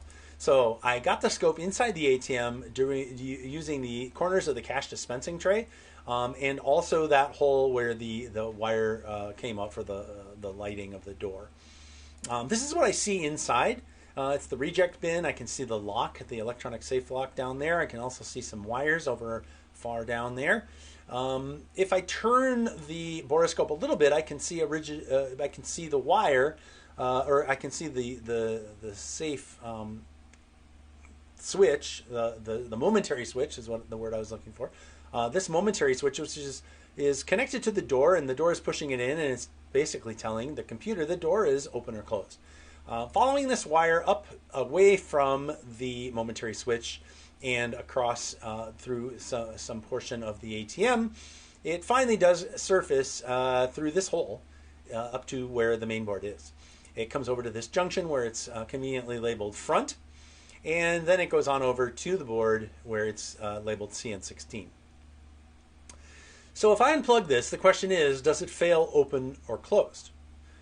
Well, let's do an experiment sure. to find It's out. like I a recorded this demo after male, I had the female, door top, open bottom. Do you and the fail ATM was open set or up in closed? operation. But the results are the same because the door is closed now and the ATM is operational because the door is closed. If I pull a door sensor plug, then the computer should think that the door is open and it should become not operational. So what happens is I pull out the plug and it says the door is open. The ATM is temporarily out of service. But it's not, right? We just saw the doors closed, but this is exactly what we needed in this case. So I pull out the plug, I reboot, And while initializing, we do clear left, right, clear, clear, cancel. And we get to this screen, reset master password. Reset master password, click yes. All right, it reboots one more time. I get here, I do 555555, and here I am as an administrator inside the computer. All right, so at least one of you is wondering, what was that QR code back there? Well, it's nothing. I'm not sure why that's there. It does not seem to be something that is alterable through the configuration, and it just leads to nothing. A Google search, I guess. I have no idea. All right. So now the password's reset. I can get to the ATM inside. I can configure it as I wish, but we really need to get into the safe to make this thing fully operational. And, well, see what's in there, right? So how? Well, first things first. What lock is this thing? Back to the borescope for some recon. I can see the lock. I can see some writing on it. It turns out with a little Googling, I find that all the ATMs, all of this particular type of ATM uses this Lagarde LG Basic electronic lock, and this is what it looks like. Now, in 2016 at DEFCON 24, Plor did a great talk about side channel attacks on this type of lock. He used the side channel attack to deduce the correct combination of this Sargent and Greenleaf Titan pivot bolt. Very similar to the lock that I have, the Lagarde Basic, but not exactly the same one. This, however, this YouTube video by EEV Blog attempting the same attack on the Lagarde lock, but without success. So I decided to come up with another way to figure out how these things work. I ordered one, and I also found out that there's another option, which I assume works the same sort of way, along the same lines as Plor's attack. This is called a little black box. And this device, as well as this Phoenix device, they basically can reset the safe combo. So you take the cord that goes from goes into the safe from the keypad, and you hook it up to this device. It determines what lock you have, hooked up to, and then you click reset. And what it's going to do now is some sort of an attack against the lock itself. I believe it basically guesses every combination in less than 15 minutes. And once it guesses the combination, I guess somehow it resets it. I really don't know how this thing works.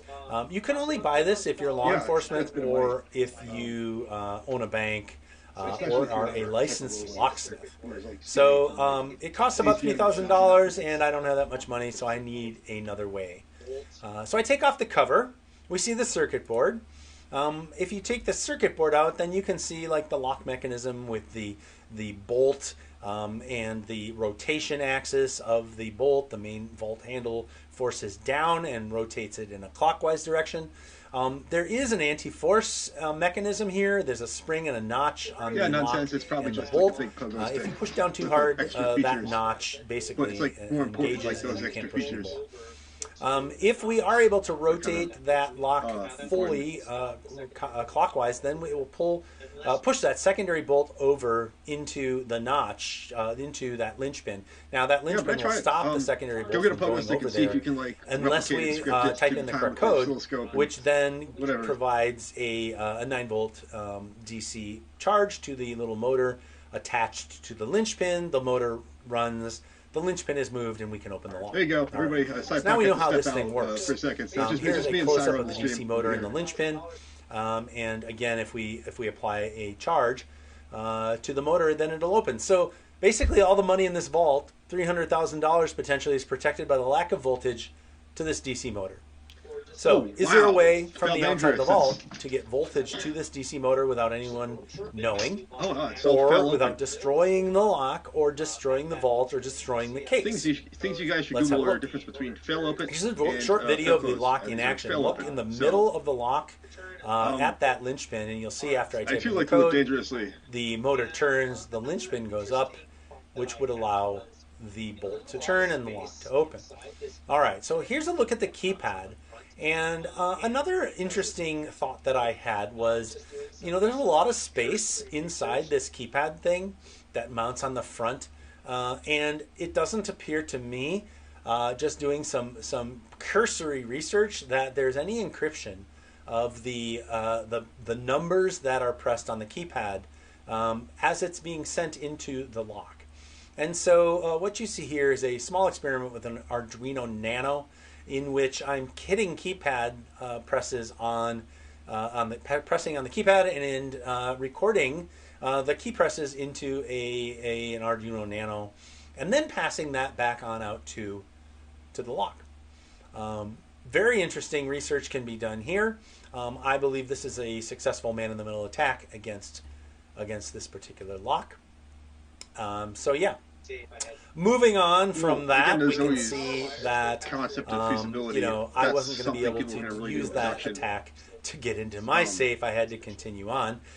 Here are the power wires. They pass directly under the circuit board on the door side of the lock. Everything's so the metal you open. see I mean, in this you picture think would be fail actually closed. against the It's that door. simple. Fail closed. And it gets disconnected. the doesn't lock work. sits directly behind this keypad.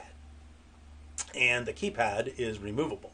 I wonder if that has And if we reliability do remove the keypad, we can see through the hole where the wire goes to the lock that it is indeed the back of the lock, and it gives us this little nice landmark to know exactly where on the lock we are because of this little silver, solid silver dowel. I have no idea what it does, why it's there, but it is there, and it gives us a landmark. That little red X you see is exactly where those wires are that we need to get access to.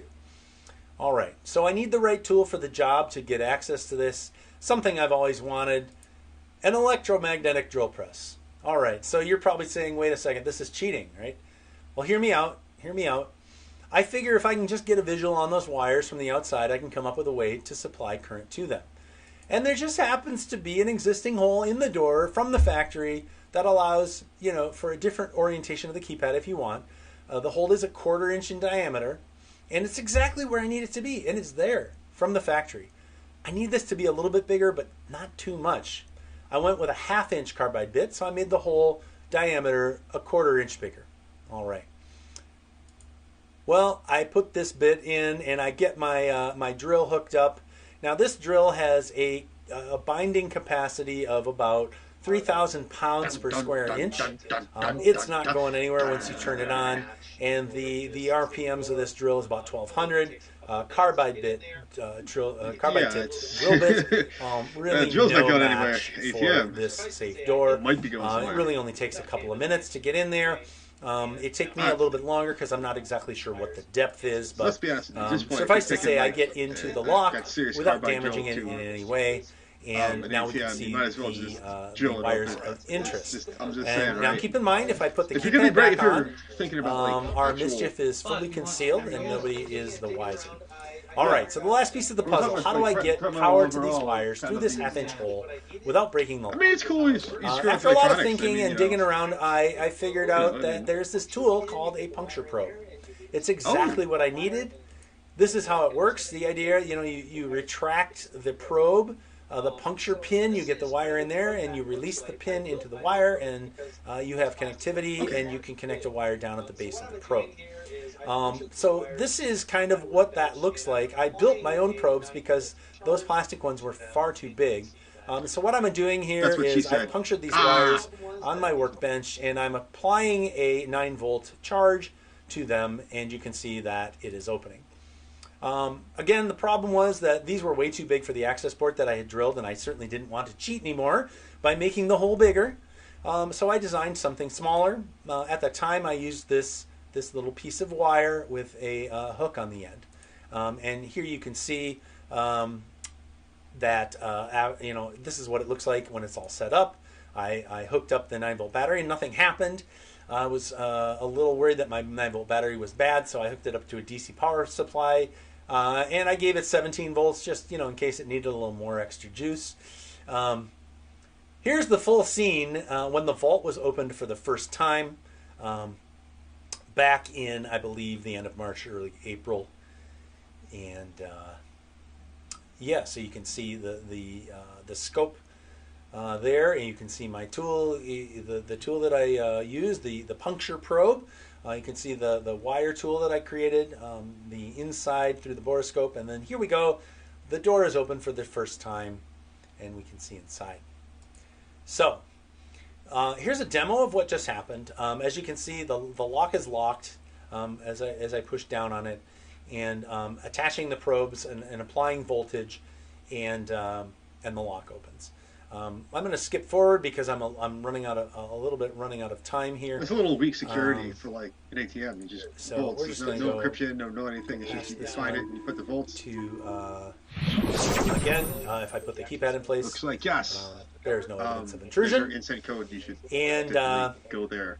you know, as an added bonus, if you want to go the extra mile, you can cover the access hole with this 1/2-inch plastic cover, like barely noticeable, right?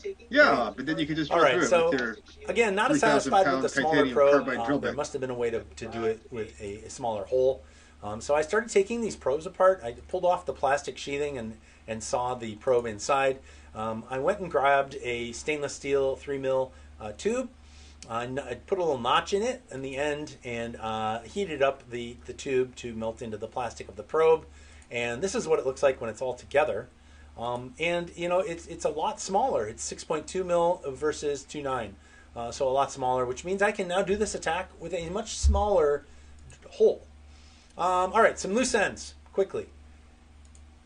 I sent Dorkamba this letter to let them know some pre-talk disclosure. I never got any response from this. Here is my email to security@HiSung I never got a response to this one either. So I got a delivery failure notice instead. As far as the money, there was money Sure, in but the it's ATM. like getting a notice from like Spam House. On that, trusted like, source totally legit email advice, servers, like, I am not blacklisted. going to tell you exactly how much it was. Because I will you not know, disclose just that. because But Spam House reasons. there was enough to pay for the research project. But that's just how Spam and the House works. ATM, You have and a to little opt bit out, left right? over. You know, if you get that one All email right, saying it's some rejected, follow-up you have to research. follow through. ATM Wi-Fi, And then really cool. show you I got think. legit The email vault like lock that. man in the middle I Mail showed. server, because Spam ATM House is software up in their target. modifications we They talked just about. They just blacklight cloud providers. You know, in maybe case the you actually USD and run your SD own card server. could be fun to mess with. Internal serial comms between the top and the bottom, right? Between the CDU and the computer. You know, can we capture and replay? Yeah, the how about ATM Wi-Fi EPP seems like probably deconstruction the best bet analysis? because if That you want to talk warning about like message we actual saw. threat vectors, which people are All going of to those use topics Wi-Fi. I think are If it's fascinating, wireless, and I will there's continue no, you don't research. have If to anybody physically else connect wants to it, so join me, it kind please of reach out to me. wireless kind So of in a lot conclusion, of times no dwarfs key, physical security no 'cause pin, you can't physically no monitor it. combo. So when you have to no physically problem. connect something, I mean, you can Thanks for monitor it watching. with physical security. Have a great day, and I hope And you have a wireless fabulous is DEFCON. wireless. Bye-bye. Okay, so that talk's over. We get this.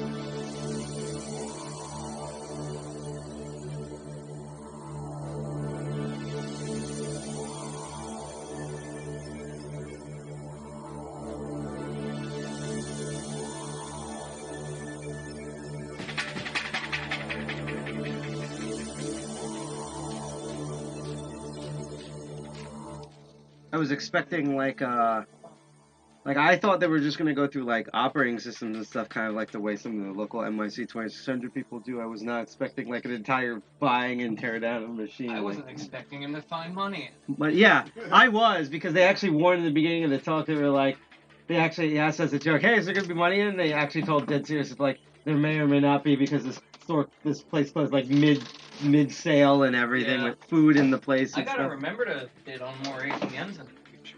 Yeah.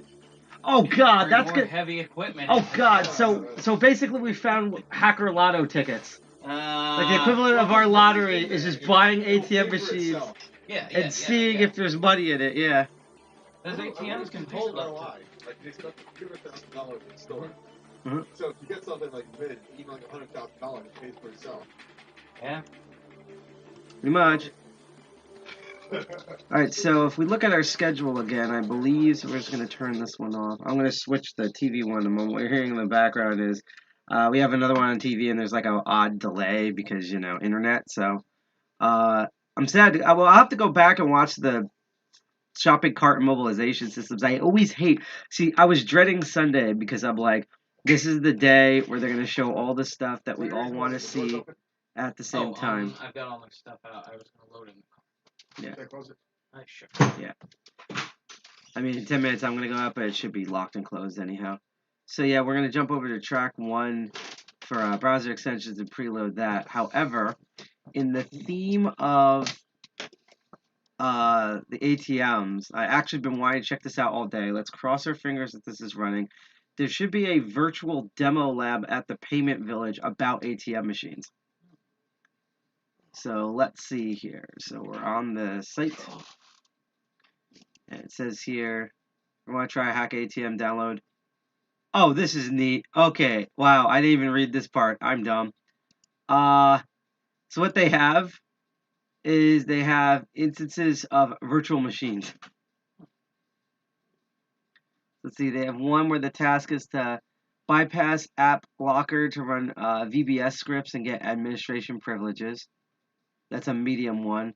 The hard one is getting administrative privileges, and then the low one is bypass kiosk mode on the ATM to get administrative privileges. Limitations for all these is do not boot from external devices, do not use safe mode, so they want us to use like VMware. And then you can submit in answers, but I think the whole thing is open. So I'm very curious about this. Hopefully the stream won't crash or whatever, but we're going to find out.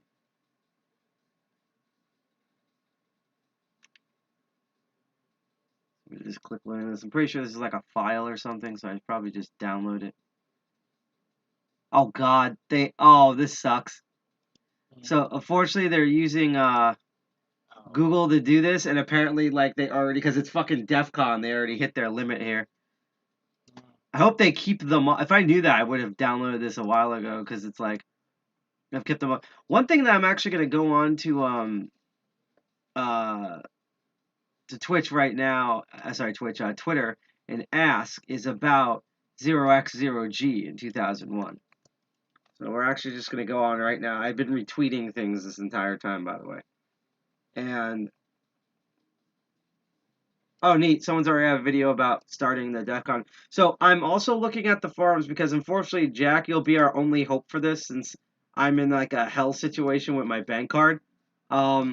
Where at some point near the end of the con, like during the closing ceremonies, they're gonna on Discord they're going to offer the link where you can buy the DEFCON 29 badge online. And so if you get that, I could totally reimburse you for the badge. I just can't use my card. Okay, cool. Mm-hmm.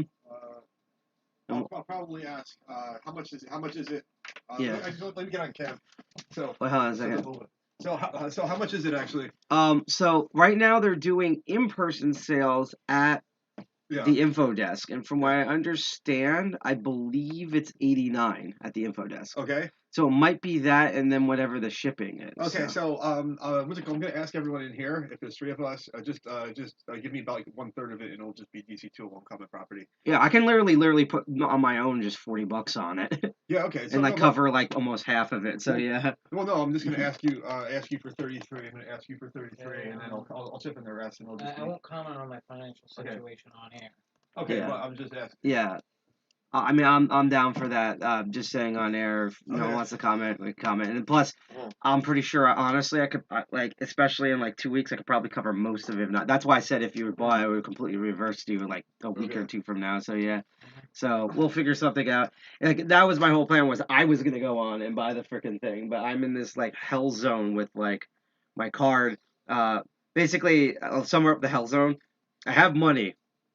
I have a good amount of it, and I can look at it. But due to a company that's not the post office, that I'm shocked that they're worse than the post office in this instance, I cannot do anything to it. So imagine winning $1 million and you can just look at the $1 million but never spend it, and like that's my hell right now. So I'm waiting for that to get unfucked. So what I'm gonna ask right now, because now I'm really curious, we're gonna see if we can get this tweet through, is hey, we at DCG 201 are curious. And I'm actually gonna tag. Okay, I'm not even gonna tag the core company. I'm gonna see if we can get their because their main thing, yeah, is it's like Google. It's one of these. Yeah, they changed their name to VRP. Do a Google 0x0G this year at DEFCON 29. And then we'll try to find a hilarious gif of Google on here. like add to it. So if you don't know, like from an undisclosed time to up to 2009, Google employees have their own badge, and if you get that badge, you're invited to a secret DEFCON party called 0x0G. And so obviously that didn't happen last year due to the plague, at least I think. So I was wondering if it was hybrid this year, if that was going on, because I usually find out about that every time. But this time I didn't hear anything, so they probably didn't do anything. But like I'm just freaking curious. So let's see here, a bunch of generic stuff here. Ah, there we go. There you go. Thank you, John Oliver. So we got that going. So unfortunately, so I was excited because they have like an ATM hacking lab thing at the Payment Village. Unfortunately, they were using Google Drive, so because it's DEFCON, they hit the max limit in like 2 seconds. Oh, I thought they were going to be like something like, well, Google's like, oh, it's security research. We'll just delete their shit because. No, it literally like stuff. I clicked on the beginner one. Yeah. And then it's like I clicked on the download thing, and it's like, sorry, you cannot view or download this file at the time. Too many users have viewed or downloaded this file recently. Please try accessing the file system later. So I'm probably going to wait. Like, if they still have this up, like, tomorrow, I'll go check it out and try to download these, and maybe we could try them at, like, our meetup or something. All right. Actually, would that be a thing you'd be interested in doing on Archvile, is trying to, like, hack a VM ATM or something? I know it's not really Arch Linux, but yeah, the whole thing I was just kind of keeping this to Arch Linux. It was just kind of like that's perfectly fine. That's what I'm just saying. Like Arch Linux is just because failures in dealing with kind of like dealing with it. I guess we're just gonna shoot the shit. It's a drama, actually. Yeah, it's a drama. And talk a bit about like our virtual background here, because in a minute this is gonna go up, and what I'm gonna do is, I don't know if you guys want me to leave the camera on, but I was just gonna turn the camera on thing off, and then I have to run and get food and come back. I mean, I'll leave the camera. I'll entertain the audience. We're leaving the camera on. Yeah. All right. I'll just do what I can. I hate the frickin' Twitter frickin' hashtag section. I'm not even gonna look at that. So let's see if I can reload the page for this. But because the reason is, I was gonna because I am gonna watch the rest of this. It's just I need to get, this is like the only bit of adulting I need to get out of the day. What was the it's like a great, that and FNAF is trending. Do I want to know?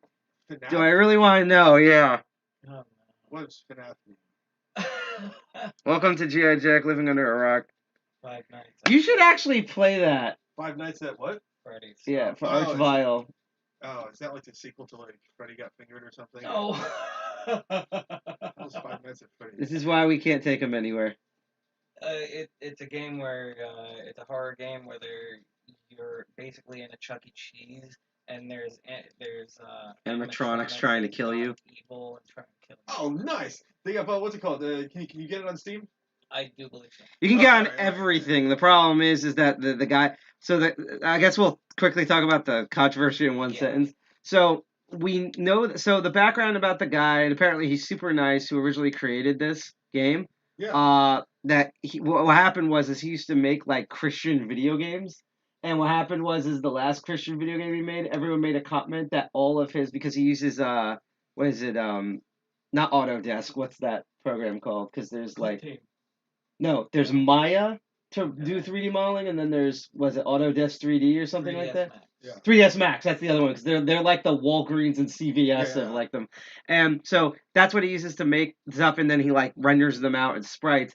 And everyone in the last game, they were like everything in here is like scary, and he didn't mean to do that. Yeah. So instead of like being like a Phil Fish and crying about it on the internet, he was like, "Oh, all my art looks scary. I'll actually try to make a horror game just on my art," and he did that. And it's this huge series that got really popular. Unfortunately, even though we knew he was Christian, a bunch of people did some research, and it's not just that he's a hardcore conservative Republican and has voted for Trump, but like he got criticism from other Republicans by like sending money to essentially like terrorist organizations like the Proud Boys and stuff. And so basically, and no one tried to like cancel him. It was more of everyone was upset about this, and then he just left the community. So seeing that hashtag, I'm like, what new things did they find out about him now? So it's one All of I'll those. say We is say that as like ambulances or alarms go by. all I'll say is play the game if you want. Don't buy the game. Yeah. Okay. See what I see. This is what I absolutely love because my favorite thing that legal teams do and stuff is they're like, all right, well, if we look at it like at a practical level, there's no practical application for piracy. And like, I'm not advocating piracy itself, but it's just more of so dead serious. If we actually truly, in my opinion, did I hate to be this on air, but if we had a capitalist system, piracy that would be an option. Like, it's just like, oh, you have no faith in the capital of the value of the thing, you just take it. And if you don't get caught, good for you. Yep. Like that, but that does that you know, it's the There's same. a lot of valid uses for privacy, piracy, especially. I'm sorry. Jack needs 3 more pots of coffee. But no, it's like it's just sort of like, you know, again, I'm not advocating to do it. I'm just saying that, like, you know, that's a dumb argument. It's kind of the same way how, like, in the old Soviet Union, they're like, oh, yeah, we hand stuff for free, but people who lived in, like, actual Soviet countries are like, no, this was a totalitarian. It's like the same thing here, where everyone's like, oh, yeah, no, it's the free market and, like, everything balanced. No, that's not how anything is run here. Not at all. That is a bedtime story. To me, it's the equivalent of the the pin tumbler for pick resistance. Whatever. All right, so the next talk should begin. I'm gonna go do some adult things. So I'll leave everything up with these guys. What I've decided to watch is Extension Land Exploit Rootkits for your browsers. That's not on the TV. I'm gonna switch it over the TV in a moment. But the folks at home can see this. So let's go. This is a physical talk at DEFCON, and yeah, here we go. I like this guy's accent so far. That's all I'll say. Very Neo. So let's now talk about these super browser powers. But before that, I'm going to give a brief talk about my speech about my this is a talk that so I wanted to see. So we are going to start with introduction over Chrome extensions. We're going to start with the anatomy of Chrome extensions in general, extensions communication. After that, we're going to exploit 2 different extensions in cool new context. So the first one is the Zotero extension, and the second one is the Vimium extension. On the first, we will jump from one Chrome app to another Chrome extension, elevating our privilege like a PE kind of style. The second one is the Vimium. We use it to get UXSS, and finally, we will kind of bypass the signatures of the extension check inside the Chrome browser. And to do that, we will modify kind of a technique that will help us to change previously installed good extension, converting known installed extension into bad ones. So with this in mind, let's get started. So extension anatomy, the basics. First, like extension are developed of 2 main components. If we generally speak about that, so content scripts and background context. The content script is like the front end, so it's temporarily loaded, and it's temporarily loaded kind of inside every matching sites. So for example, you have a site that is matched for specific extension, and the extension declares this is a site that is matched to, then the content script gets loaded, JavaScript will get loaded, and they are accessible to the site's DOM and many, many more things. And there is also the background context. So the background context is actually kind of the back end of the extensions themselves. They run in specific process, specified dedicated process, and different contexts, and they are also persistent. They run once persistently in the background. And to conclude, extension directory is, well, I focused on Windows, but it's truly applicable to more operating system running Chrome with extensions feature on desktop. And the extensions directory lays inside this folder. You can see the local app data here. They are kind of unpacked. All the JavaScript and stuff is in there. They have the extension manifest, if you know, like the manifest inside, I don't know, Android, the XML file. So it's the same. It defines permissions and more things. And they have also signatures. So at runtime and also while installing, this signature gets verified and all the time kind of checked. Cool. So manifest anatomy. So this is the manifest. It composed like of 3 main things. The JSON file. You have the background. So the background consists of the scripts that used to run in this context. So the first You can see the background scripts that should be run there, if it's persistent or maybe triggered by something else to be run in the background. Content scripts are the scripts that, well, run temporarily as the front end in the matching sites. So the interesting thing here is you can see the JavaScript here. You can see the JS file gets loaded and in which sites they should be loaded. So you can see it here. And the last point is the web accessible resources and the permissions. So permissions, as you might think, is actually the permissions for the extension themselves. It can consist of cookies, storage, history, tabs, and much, much more. Also sites that are accessible. Also, I can give a hint, also file origin URLs and stuff like that. And web accessible resources are actually cool kind of resources that the extension expose to other websites. So for example, you can add in your site in an iframe or open new window with accessing this Chrome extension URL. Very cool. Okay, communication in extension. So let's say we serve to Google, and now the extension, all the extension that's configured to run in the Google context site gets loaded. So you can see here two different parts. The parts which is the web context. It consisted of the DOM area, which is like all the elements of the HTML and stuff like that of the google.com site, and also the page scripts that run inside Google that refer to it and do some changes in there. But the main interesting thing is that on the right side, you can see that there are the content strip of the extensions that get loaded in the context of google.com, but in a separated origin, the extension origin. And you can see also that the content script can communicate between the background context. And why is that? Because the background context have much more kind of access to more permissions, can do more things, it runs persistently, it can update more stuff. So we have communication between content strip and background context. We have communication between the content strips and the sites themselves.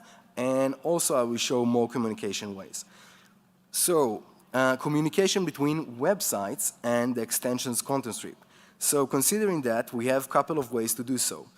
The first is maybe, well, cross-origin messages. We can just do, JavaScript post messages in between content strips and the sites themselves. You can do post messages in between them, define message listener, and just communicate easily. Also, DOM changes. Sometimes DOM mutations, events, and even the elements and the classes themselves are inspected fully by the extension's content script. And it's really interesting attack surface to explore. So for example, if it gets some data from there and try to do a couple of things because of that, it might be a really good surface, right? So this is the DOM mutation. And last is the thing I talked to you about is the accessible URLs. So the accessible URLs are the URLs you can add to your site that are internally inside the extension. So you can use them and add them, for example, as an iframe. You can open a new window with them, and much, much more. Cool. So this was content strip versus websites. Now, websites versus background context. So first, there is like cool things inside the background context. For example, hooking proxying request between the site that is being now shown to the user and the background context itself. So for example, the background context can hook some request being fetched, I don't know, resources when they being fetched, and then do some operation considering that.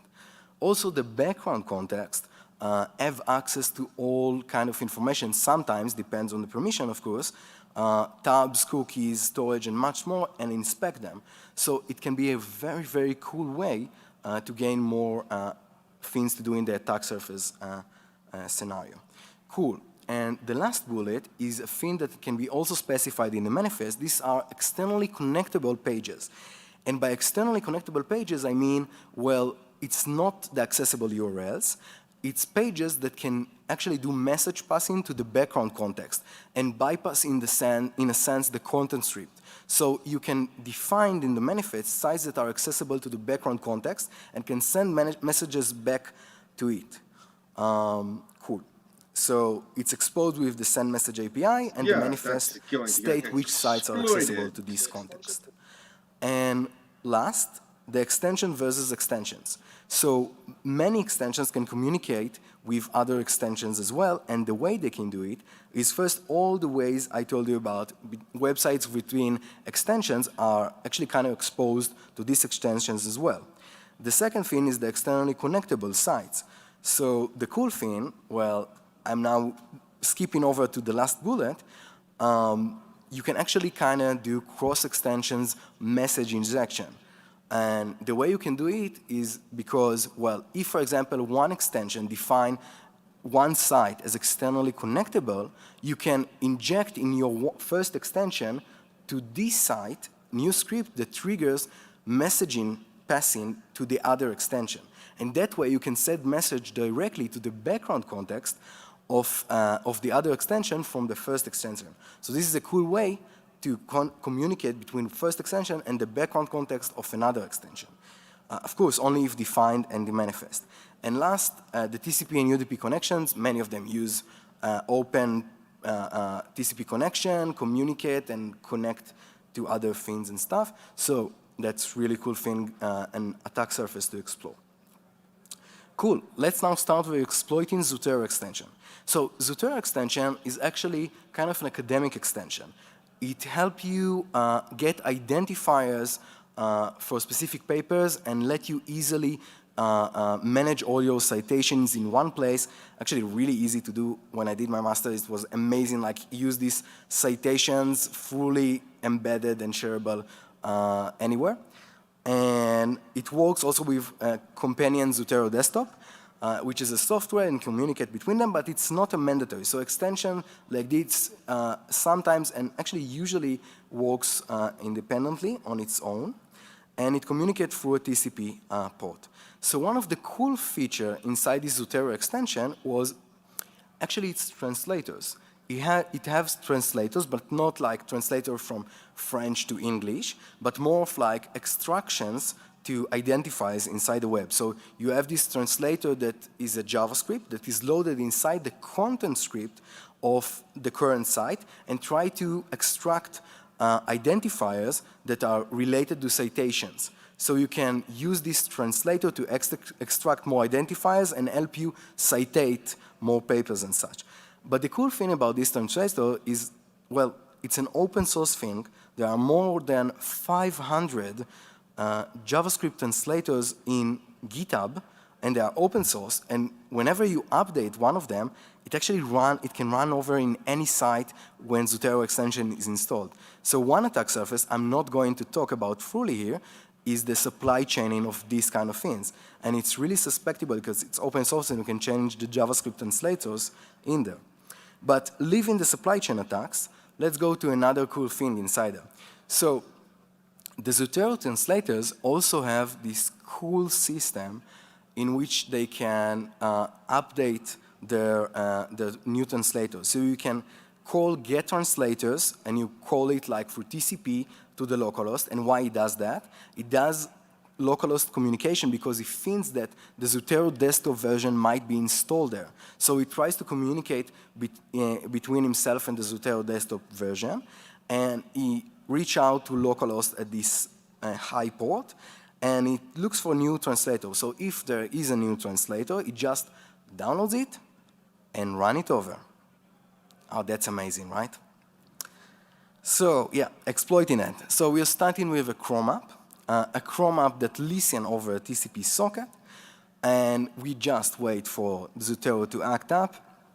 When he acts up, it looks for new translator, download our new translator because we made him to believe that we have newer translator to download, and then it just downloads it up and run it. But wait, we actually have inside there sandbox execution. You can see here that they actually written here sandbox manager kinda, and they try to do eval, which might be not that bad in the sandbox manager kind of thing, but it actually doesn't do nothing. It just removes some JavaScript variables and just execute your JavaScript in the content script context. So that way we jump from the Chrome app Yeah, no verification. into the Chrome extension Yeah, Zotero. be careful with like what Now extensions you keep have in mind installed. we are inside the because content strip of the you Zotero. get pwned. We are aligned inside the content strip, but we are not that persistent, right? We want like to have more permission. We want to run in the background context. So I was in this point and I was like, okay, let's see what is the attack surface inside the content strips. So inside the content strips, we have now much more attack surface. And why is that? Because now we can send message to the background context. We can also access to some shared extensions URL because now we are running in the Chrome extension origin. So maybe SOAP kind of interesting thing we can bypass, I don't know. And also there is a storage and configuration. And I started from the end and just tried to look for eval inside the background context and just find out like, I don't know, Google Docs integration system, probably like run code integration system, I don't know. And they just like doing eval in the background context. And I try to figure it out like why they do it. So Google Docs have like a specific integration system inside Zotero. So Zotero tries to integrate it in other manner through its own JavaScript files. And it actually can update these JavaScript files, yes, again, from some repo. But in this case, this JavaScript file gets downloaded from configured URL. So we can't just listen to some port and do what we did like the other day. We need like to find new mechanism to exploit it. So you can see here it downloads it finds out like the new code repo URL in the background context and download and inject the script here. Very cool. But how can we change this configuration? How can we make this configuration, well, exposed to us? So actually, we don't need to do so much work. The configuration is already available for us. And the cool thing is that this is a new kind of attack surface in respect of Chrome. You can inject configuration from one context, and it will appear in the background context as well. So this is exactly what I did. I injected new configuration value in the content strip to say to him, yeah, I got new repo URL. Yeah, that's cool. Update my JavaScript from there. Yeah, why not? And he just updated it. So to conclude this jump from content script to the background context, what I did was, well, inject new configuration for this Google Docs integration URL. And Zotero background gets loaded, restarted, whatever, and it just fetch my repo, my new kind of malicious repo JavaScript, and execute it freely in the background context. So this is like the full chain from one Chrome app to the background context of Zotero extension. And the amazing thing is that it's also persistent because the background context in Zotero gets loaded every time this Google Docs integration. And it also gets loaded anytime Chrome starts. So we can just sit freely and easily in the background of Zotero that way. Cool. So now I will show you a demo video of how it looks like. So the scenario is that the user installed a Chrome app. We jump from one Chrome app to another Zotero Chrome extension. And we open this TCP localhost. We inject the JavaScript to the translators. And then we inject the configuration. We bypass the things to get from the content strip to the background. And then we run the background contents, and I will show you how it looks like. So here you can see, yeah, this is Mappy2, my app. Really, really good app. No permissions, like it only have permission to see TCP. You can see it have no access to any site whatsoever. And yeah. And now I'll go to the Zotero extension, the Zotero connector. And you can see it can have access to all sites, read your all browsing history and stuff.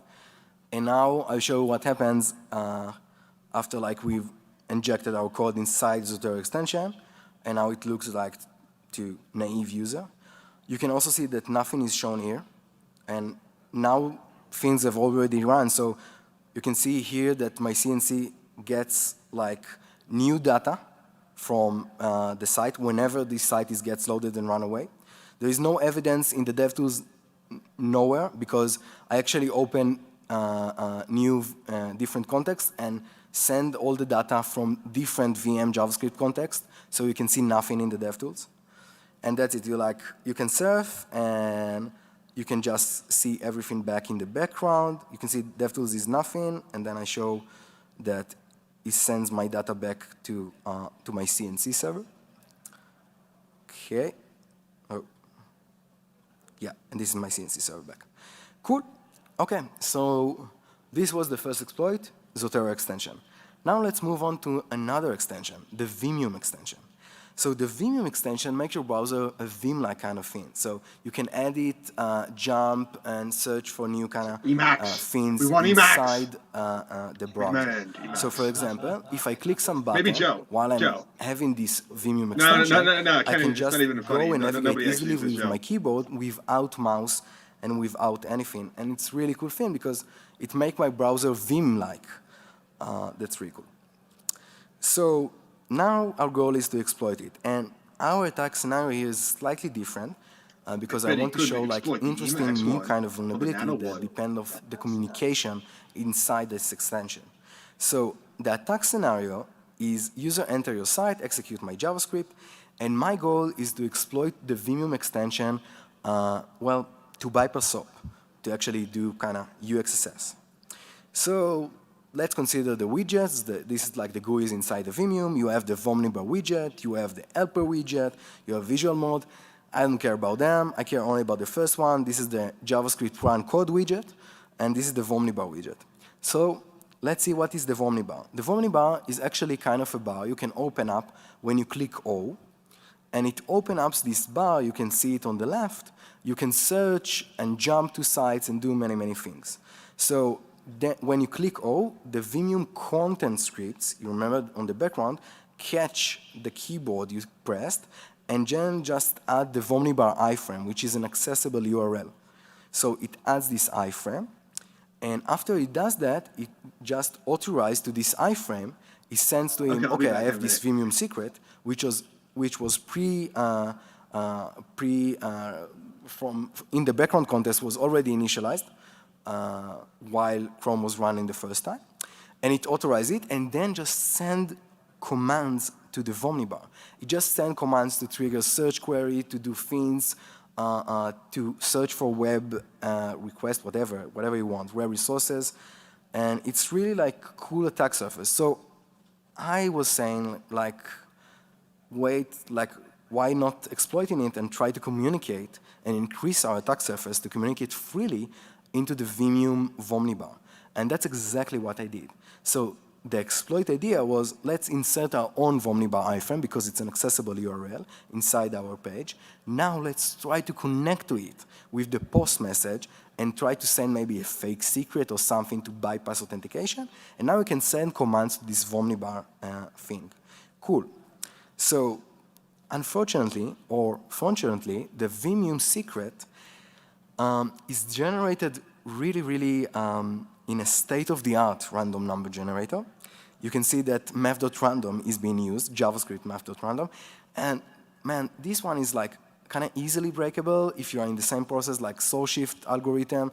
It's like really cool thing to exploit, but unfortunately it runs in different contexts and initialized once in the background context of the Vimium. So I couldn't easily like break it like using like known breakers because it's not in my process. The seed of the random itself is in another process, so I can't easily break it, but like it's only 2 billion kind of numbers, options. So yeah, you guessed it right. Let's just brute force it. So this is the brute force code for like exploiting Zotero and finding the secret. And if success, I get this channel open. If not, no response. And you might ask yourself like, wait, Barak, come on. It would take so lots of time. But the thing is that, well, first, not so much numbers. And the second is that we can use web workers to increase the way we do this brute force. And now, why we do that? So remember, if we run like JavaScript, it can sometimes like stop from running because we waste too many memory consumption, CPU consumption and stuff. But with web workers, we can just easily trigger over and over this brute force from the backend of the web workers, which is supposed to run all the time. So I only need the browser to stay up. I don't even need the screen to be open. and I don't even need my tab to be open, so just keep the browser open, I'll brute force it, and that's it, Gil. Amazing.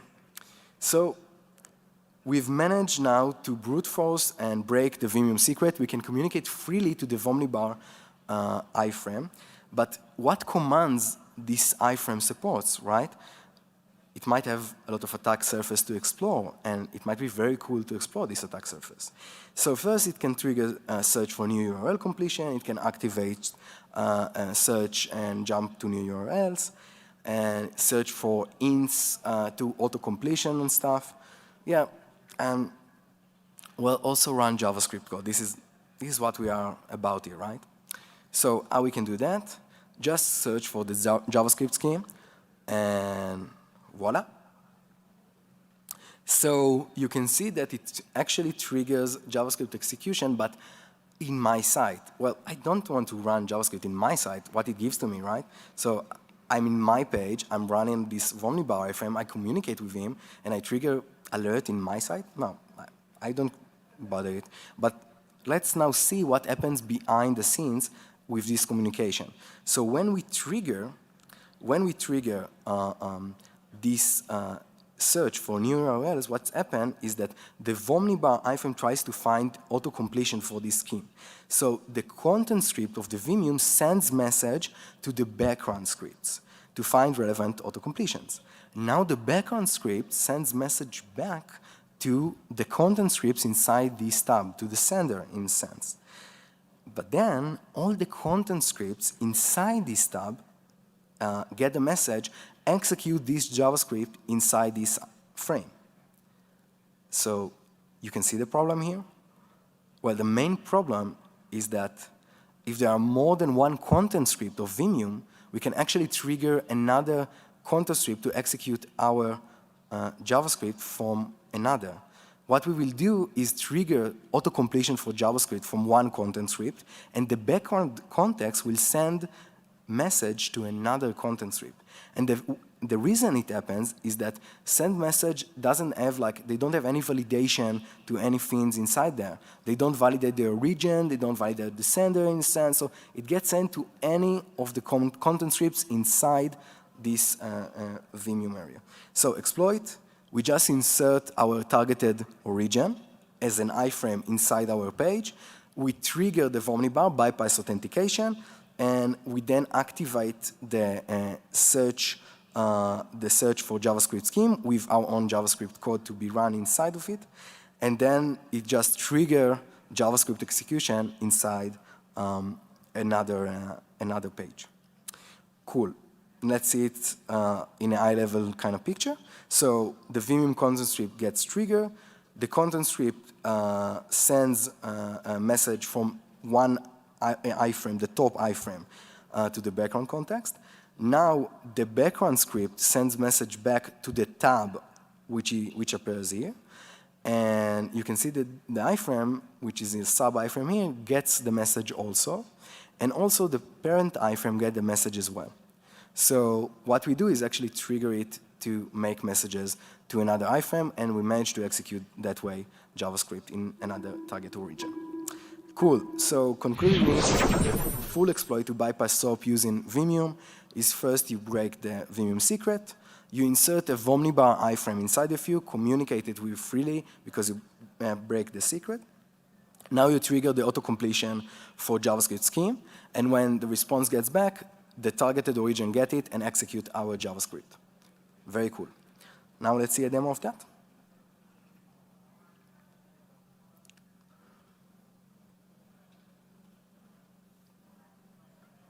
You can see here, this is Vimium, which actually got updated and fixed.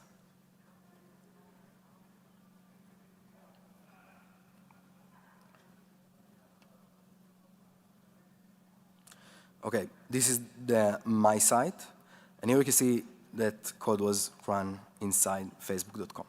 And you cannot see here any signs of Facebook.com because it's a hidden iframe inside of me.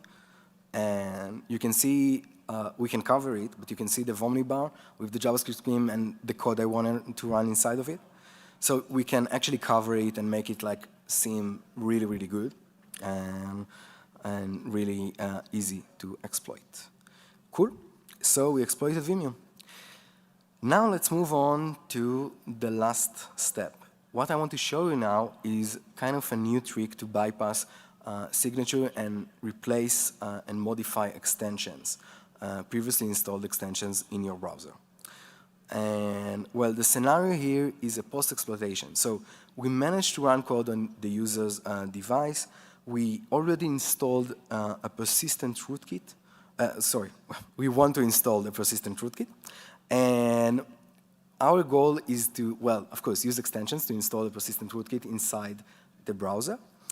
And one of the things I'm going to show also that, well, we can install persistent JavaScript rootkit, which can be accessible also to the file system, read access, cookies, tabs, passwords, much, much more. And it's still because it's running the Chrome context. So yeah, again, keep in mind extensions are signed. So once you install them, they are continuously get verified. So even if I change them in runtime, Chrome will just say, okay, signature is not good, and it doesn't run the new JavaScript. But extensions in unpacked mode, well, apparently there is like a cool mode for developers in which they can develop their extensions, and this unpacked mode gives them the opportunity to not sign their extensions and just develop them easily. So if extension gets loaded as in unpacked mode, which is an easy argument to add to your Chrome, and a good way to do red team or pen testing, I guess, you can actually replace or add new extension that is easily modified and not signed. But the even more cooler thing is that you don't need to add new extension to do so. So, exploiting. Let's pick an already installed extension. For example, you have AdBlocker, Google Docs, any other extension. And what we will do now is actually try to reload it in a sense while making Chrome thinks that it is unpacked mode. So we will load this extension. You can see the argument --load extension, and it points out to the original extension folder, to the original extension there. So we don't even need to add our own files or anything. And while we do that and run up Chrome again, it just doesn't verify the signature for the previously installed extension. And this extension, I will show you, it seems exactly the same. Chrome thinks that the good extension is installed and seems like it's, well, all good. Cool. So let's see now a demo for that. This is my Chrome. And you can see my ad blocker is the target. Installed. Chrome thinks it's installed correctly. All good. No problems.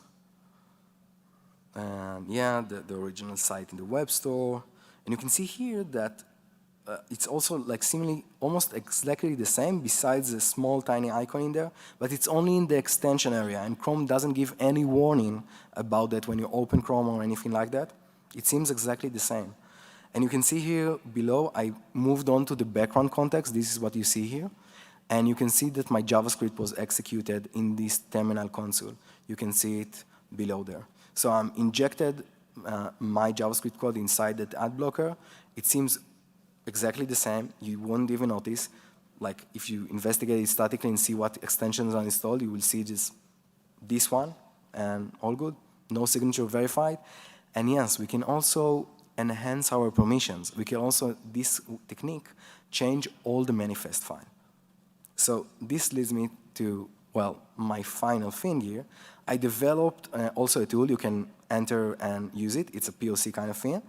And it's called Maltensions, and it's a cool tool to generate your own malicious extensions for the browser.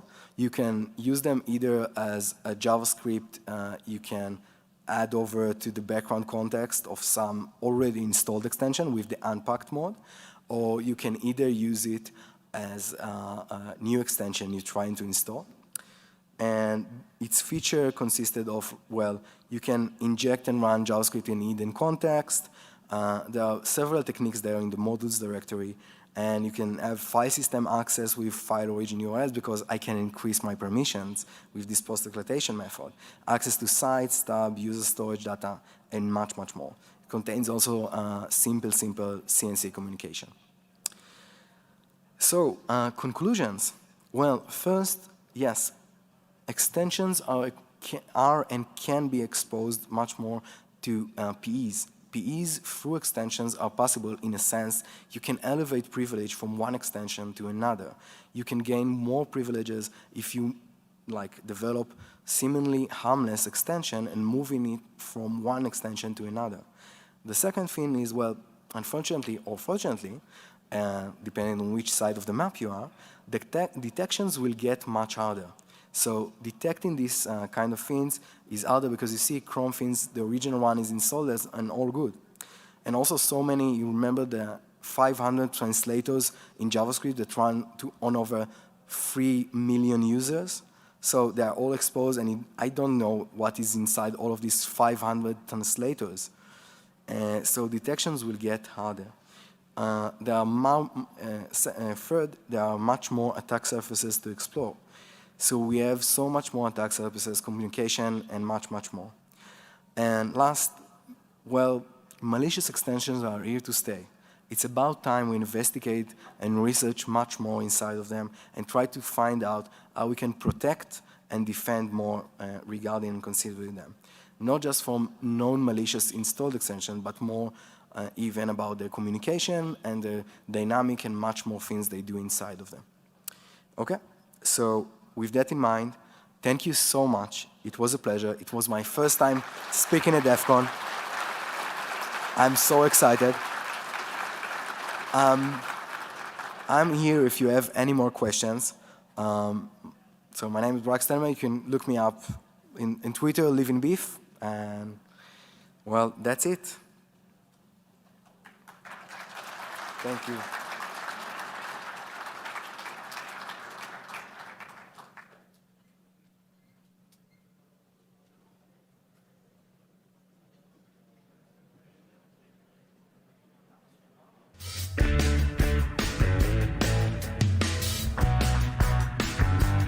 Looks like this one's done.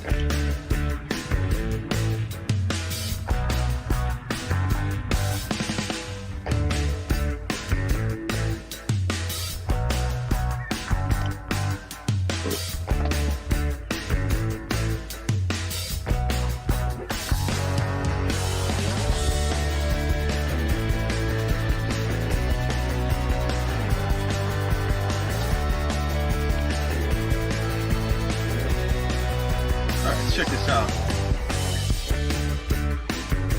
DEFCON talk schedule.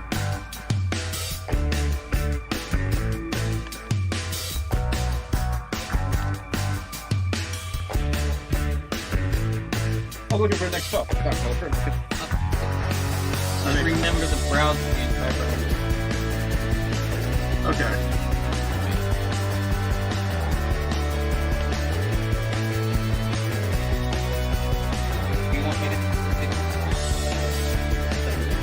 I don't know what they're opening, but I don't know what side pocket has in the background.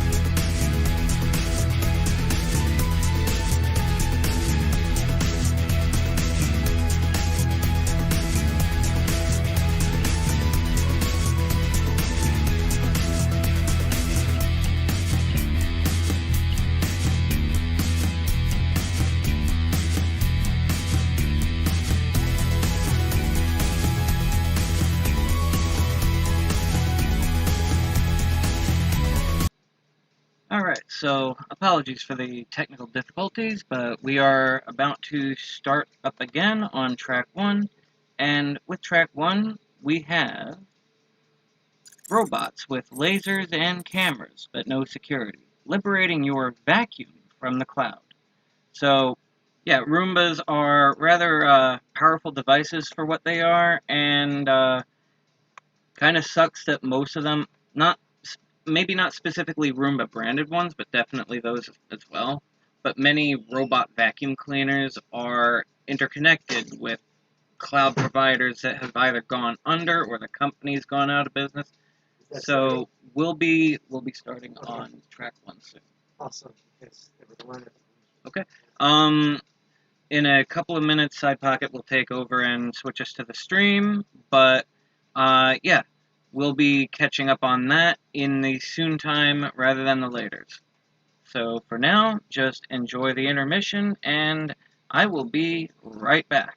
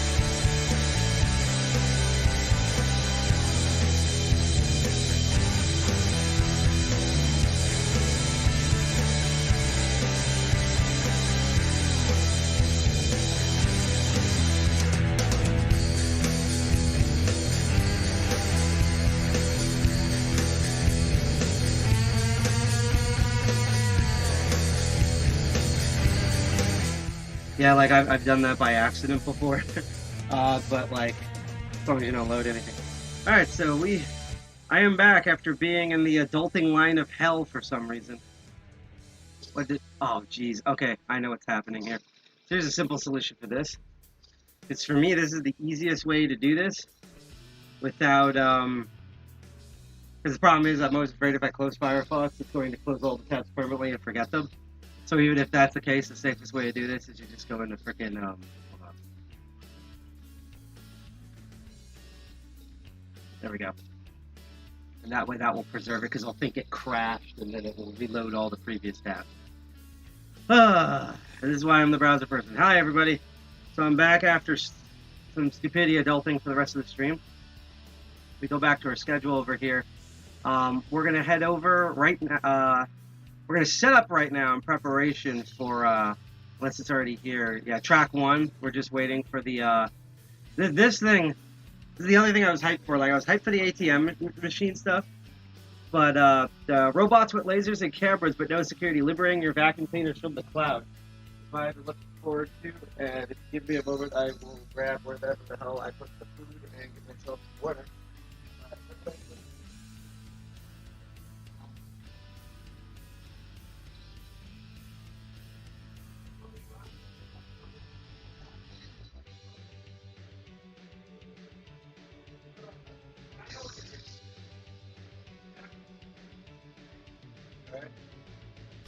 But DEFCON is the second weekend of August. This time it's the first. So many different things like 2600 and stuff are on the first weekend. So there's so much of conflict with it. This is the next weekend. I can tell you about.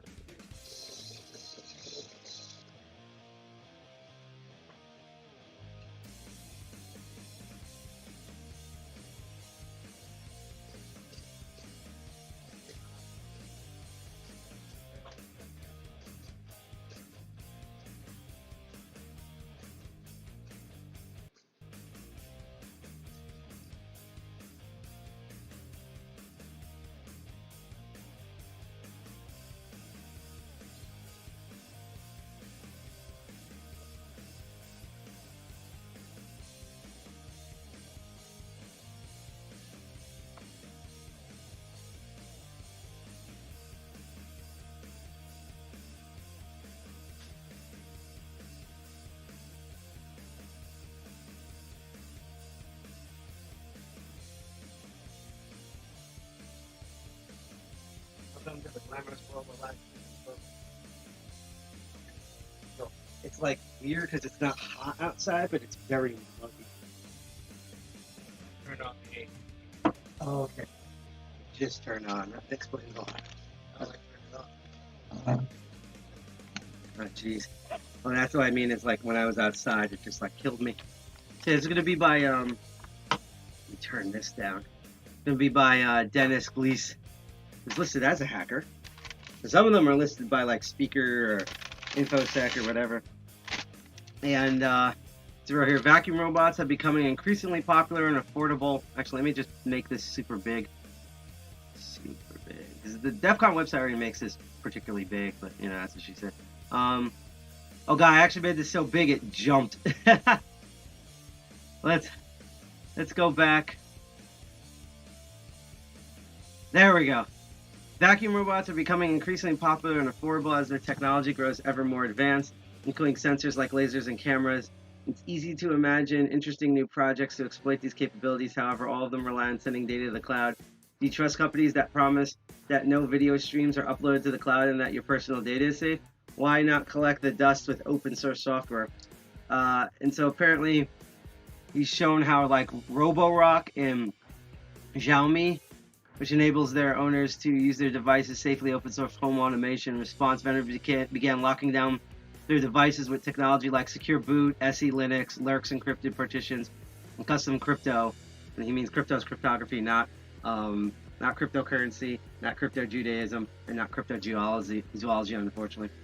That prevents gaining control over our devices. Talk will update my newest methods for rooting these systems. So, yeah, basically he's taking all the vacuum cleaners and turning them into a giant army. It's funny that he references the CCC in here. I wouldn't be surprised if he's, like, from Europe or something, because this definitely sounds like a CCC talk or a Chaos Computer Congress talk. And so, what we're going to do, if I remember correctly, is we're going to watch most of this. But unfortunately, around 4:30, we're going to cut over to the virtual stream on track 3. And watch our friend Sick Codes talk about there's a food particle right underneath my tongue. I feel like if it stays there, it's going to turn into a pearl. Hang on.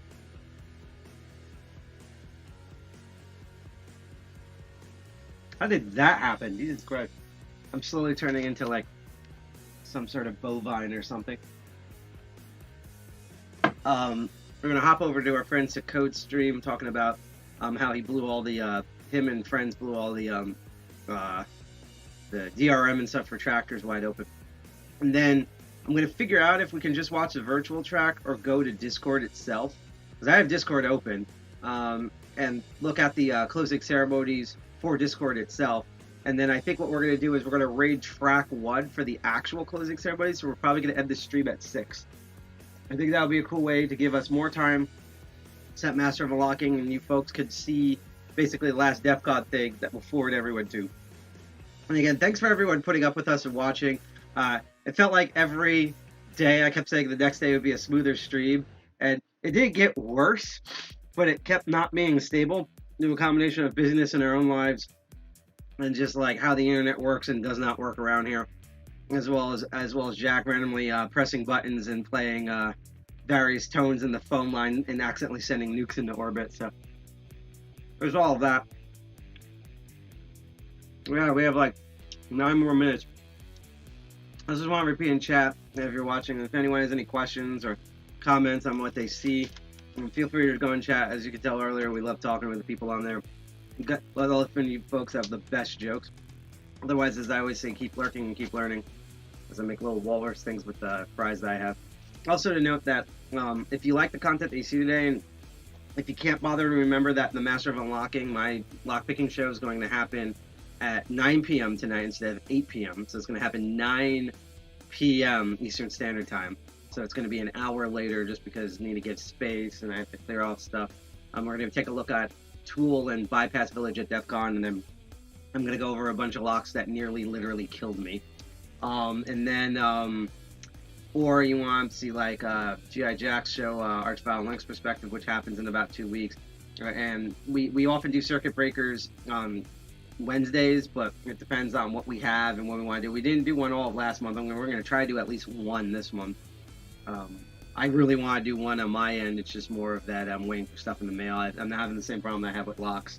And speaking of shows, my other show, Crypto Barons, will be should be next Saturday. I have to look at my schedule. It might be pre-recorded, it might be live, but it will definitely happen next Saturday at 8 p.m. Eastern Standard Time.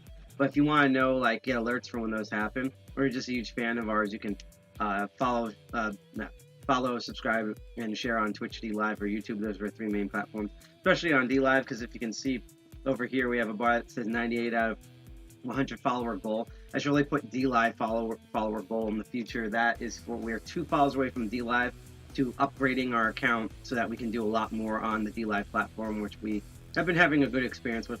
And literally, as I said, right at 6, we are going to distribute lemons if you're on D Live. And the only time you'll see lemons again is either during our meeting on August 30th, which we'll have details hopefully in the next 2 days for.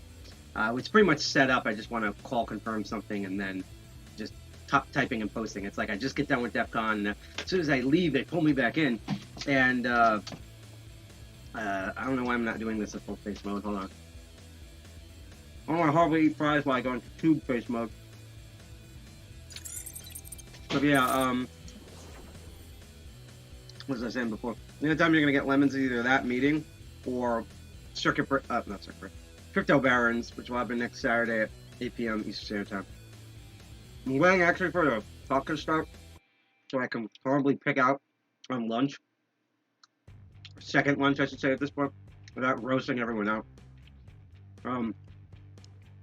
In the meantime, first of all, I'm going to be that asshole and try to see if I can still download anything on the Payment Village. I doubt it.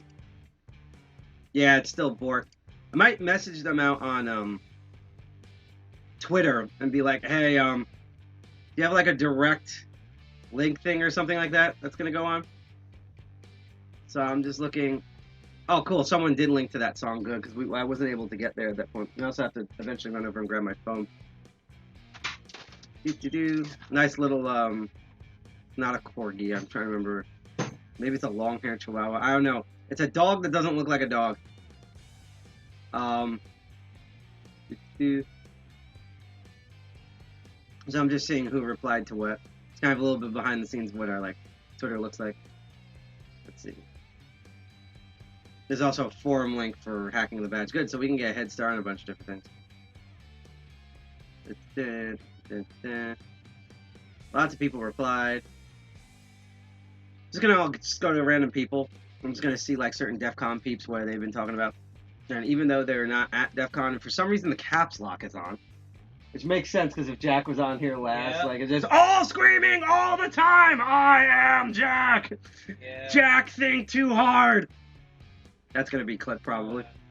But yeah, I just want to see because she did an awesome thing about social media and how terrible people manipulate things all the time.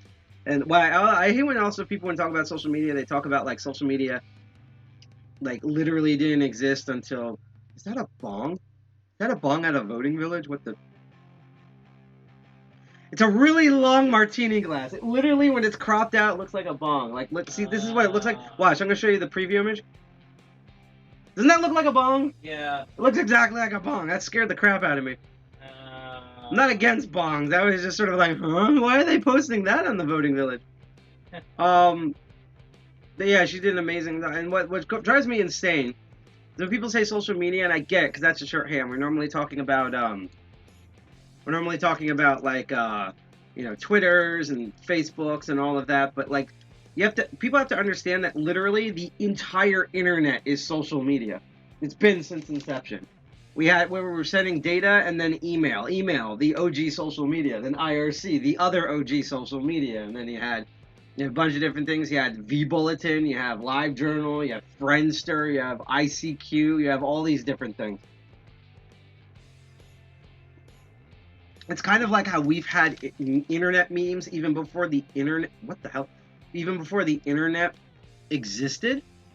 But the difference is that we didn't have the word for them, and now we know they're memes. So that's what we call them. There's a sort of thing like that, where it's like a backronym or something like that, where it's like there wasn't a word for a thing, and then someone comes up with the word, so everything retroactively is that word now. There's a term for it, but I can't remember it. Okay. Oh, wow. So apparently, this happened. This is really awesome. Someone's leaving out baskets with legit stuff in it. It says, these baskets are for complimentary menstrual products provided by DEFCON. Take what you need. If basket is empty, please tell a goon at either the info booth or We need to do that at Hope. I'm shocked that has never happened at Hope. Absolutely. If it has, I've never seen it. And, you know, my whole thing is, I don't care if, like, different cons are rivals and stuff. A good idea is a good idea. Yeah, I'm actually gonna bring that up with Magda. We should also try to drop off as many free condoms at Hope, even though we're probably gonna get a shit ton of them back, or they're gonna be used as like weather balloons or some shit. Knowing them, because again, the hacker convention, no one's gonna use any of this stuff as intended to. Yep. All right, so here's the talk. Let's jump over to this. So excited! It's robots and layers, and at 1:30 we're gonna hop over here. So here we go.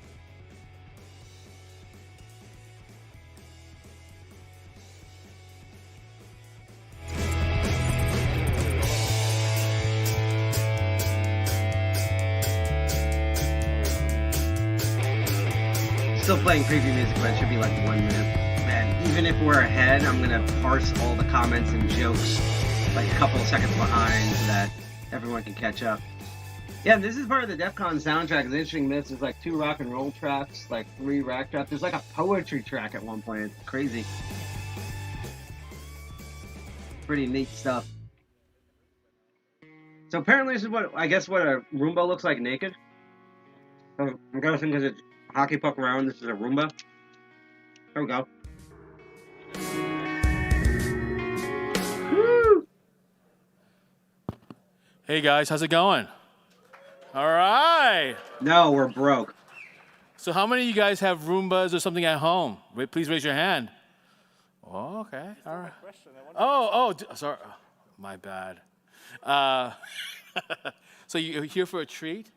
It's probably one of the cooler. So no, that's not us. The stream is literally that laggy on DEFCON. Like, what does it actually do? And How's it like, somebody hacked it? We're going. They want us to. They're going at the So here we speed go. of Ocarina of Talking Time about on robots original with Nintendo laser and 64 cameras, hardware. But no security. Liberating your vacuum from the cloud, from Dennis Lees. Dennis, what's going on, man?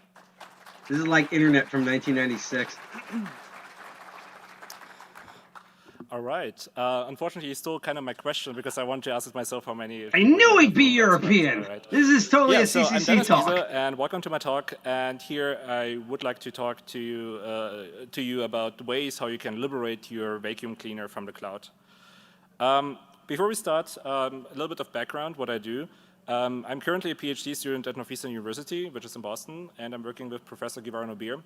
And our research field is basically wireless and embedded security and privacy. So vacuum cleaners fit fairly well into that, but we have also other interests. My personal interest is like the reverse engineering. Seriously, you should put that on your business card. Reverse engineering of interesting devices. And I kind of spent the last 3 years a lot on vacuum cleaning robots. But also I do actual research, and currently one of the researches is about the security and privacy of smart speakers. So a little bit of advertisement, if you're kind of wondering how secure and your privacy is with Alexa Echo Dots. That's a lot of hockey Recently, I published a paper on the security and privacy of used Amazon Echo Dots devices, and this was published on this year's ACM WISEC. All right, let's talk about the goals of this talk.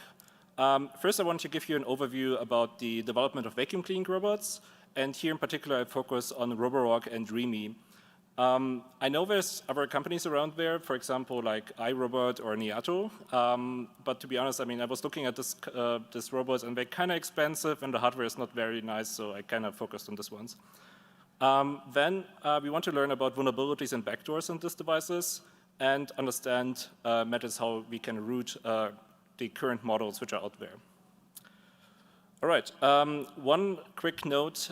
Generally, I mean, I don't want to bash the vendors. I mean, I have like a very good relationship with them. I mean, I report them some vulnerabilities from time to time, and they invite me, for example, to China. So see it more as a nice thing. One important thing is our goals are kind of different. So my goal is like to disconnect the robots from the cloud and to kind of run them with my own software. Their goal is kind of like to prevent me from that. So it's kind of like a very friendly relationship, I guess. Okay, so let's talk about the motivation. So why do we want to root devices in the first place? Well, this kind of devices have very powerful hardware and have lots of sensors, so we can play around with very cool hardware for very cheap. If you want to buy like the same hardware like in parts, then this might be very expensive and difficult. Secondly, IoT devices have a lot of phone home features, and we want to prevent that. So the second goal is basically to stop making them phoning home. A lot of people actually run their own custom smart home software, for example, like Home Assistant, and by routing the devices, we can enable to connect vacuum cleaners, for example, to that smart home system. And finally, we want to actually verify the privacy claims of vendors. If they, for example, say like, hey, we don't upload any data, how do you know actually? So speaking of which, why don't we trust IoT? Well, these devices are always connected to the internet, and they are also connected to your home network. The sad thing is kind of like, well, from perspective as a hacker, the communication to the cloud is encrypted, and you have no real information what kind of data is in there. There's no transparency thing where we tell you like, okay, we are uploading this data, so you cannot look into that. From our experience, we know that this development of secure hardware and software is very, very hard. So if big companies mess up hardware and software, then small companies who produce vacuum cleaners can mess that up too. And maybe you still remember the good old days of the Mirai botnet, so maybe it's a good idea to look into that. And again, one of the reasons why I kind of got into that field is because vendors have sometimes privacy claims which contradict each other. Let's make an example. So I have this vacuum cleaner here from Roborock, which has like some cameras, and one of the claims of the vendors is like, okay, nothing is sent to the cloud, and it's built for privacy, and we don't store anything. Everything is fine, and they have even a certificate from the TÜV in Germany for their privacy thing. However, at the same point on the website, what they claim is, well, you can actually access the robot remotely and can watch your pets and talk to your pets. So that's a kind of question like, okay, wait, in the first place you said nothing is uploaded from the camera into the cloud, but you can access it remotely to talk to your pets. So that's kind of like a contradiction.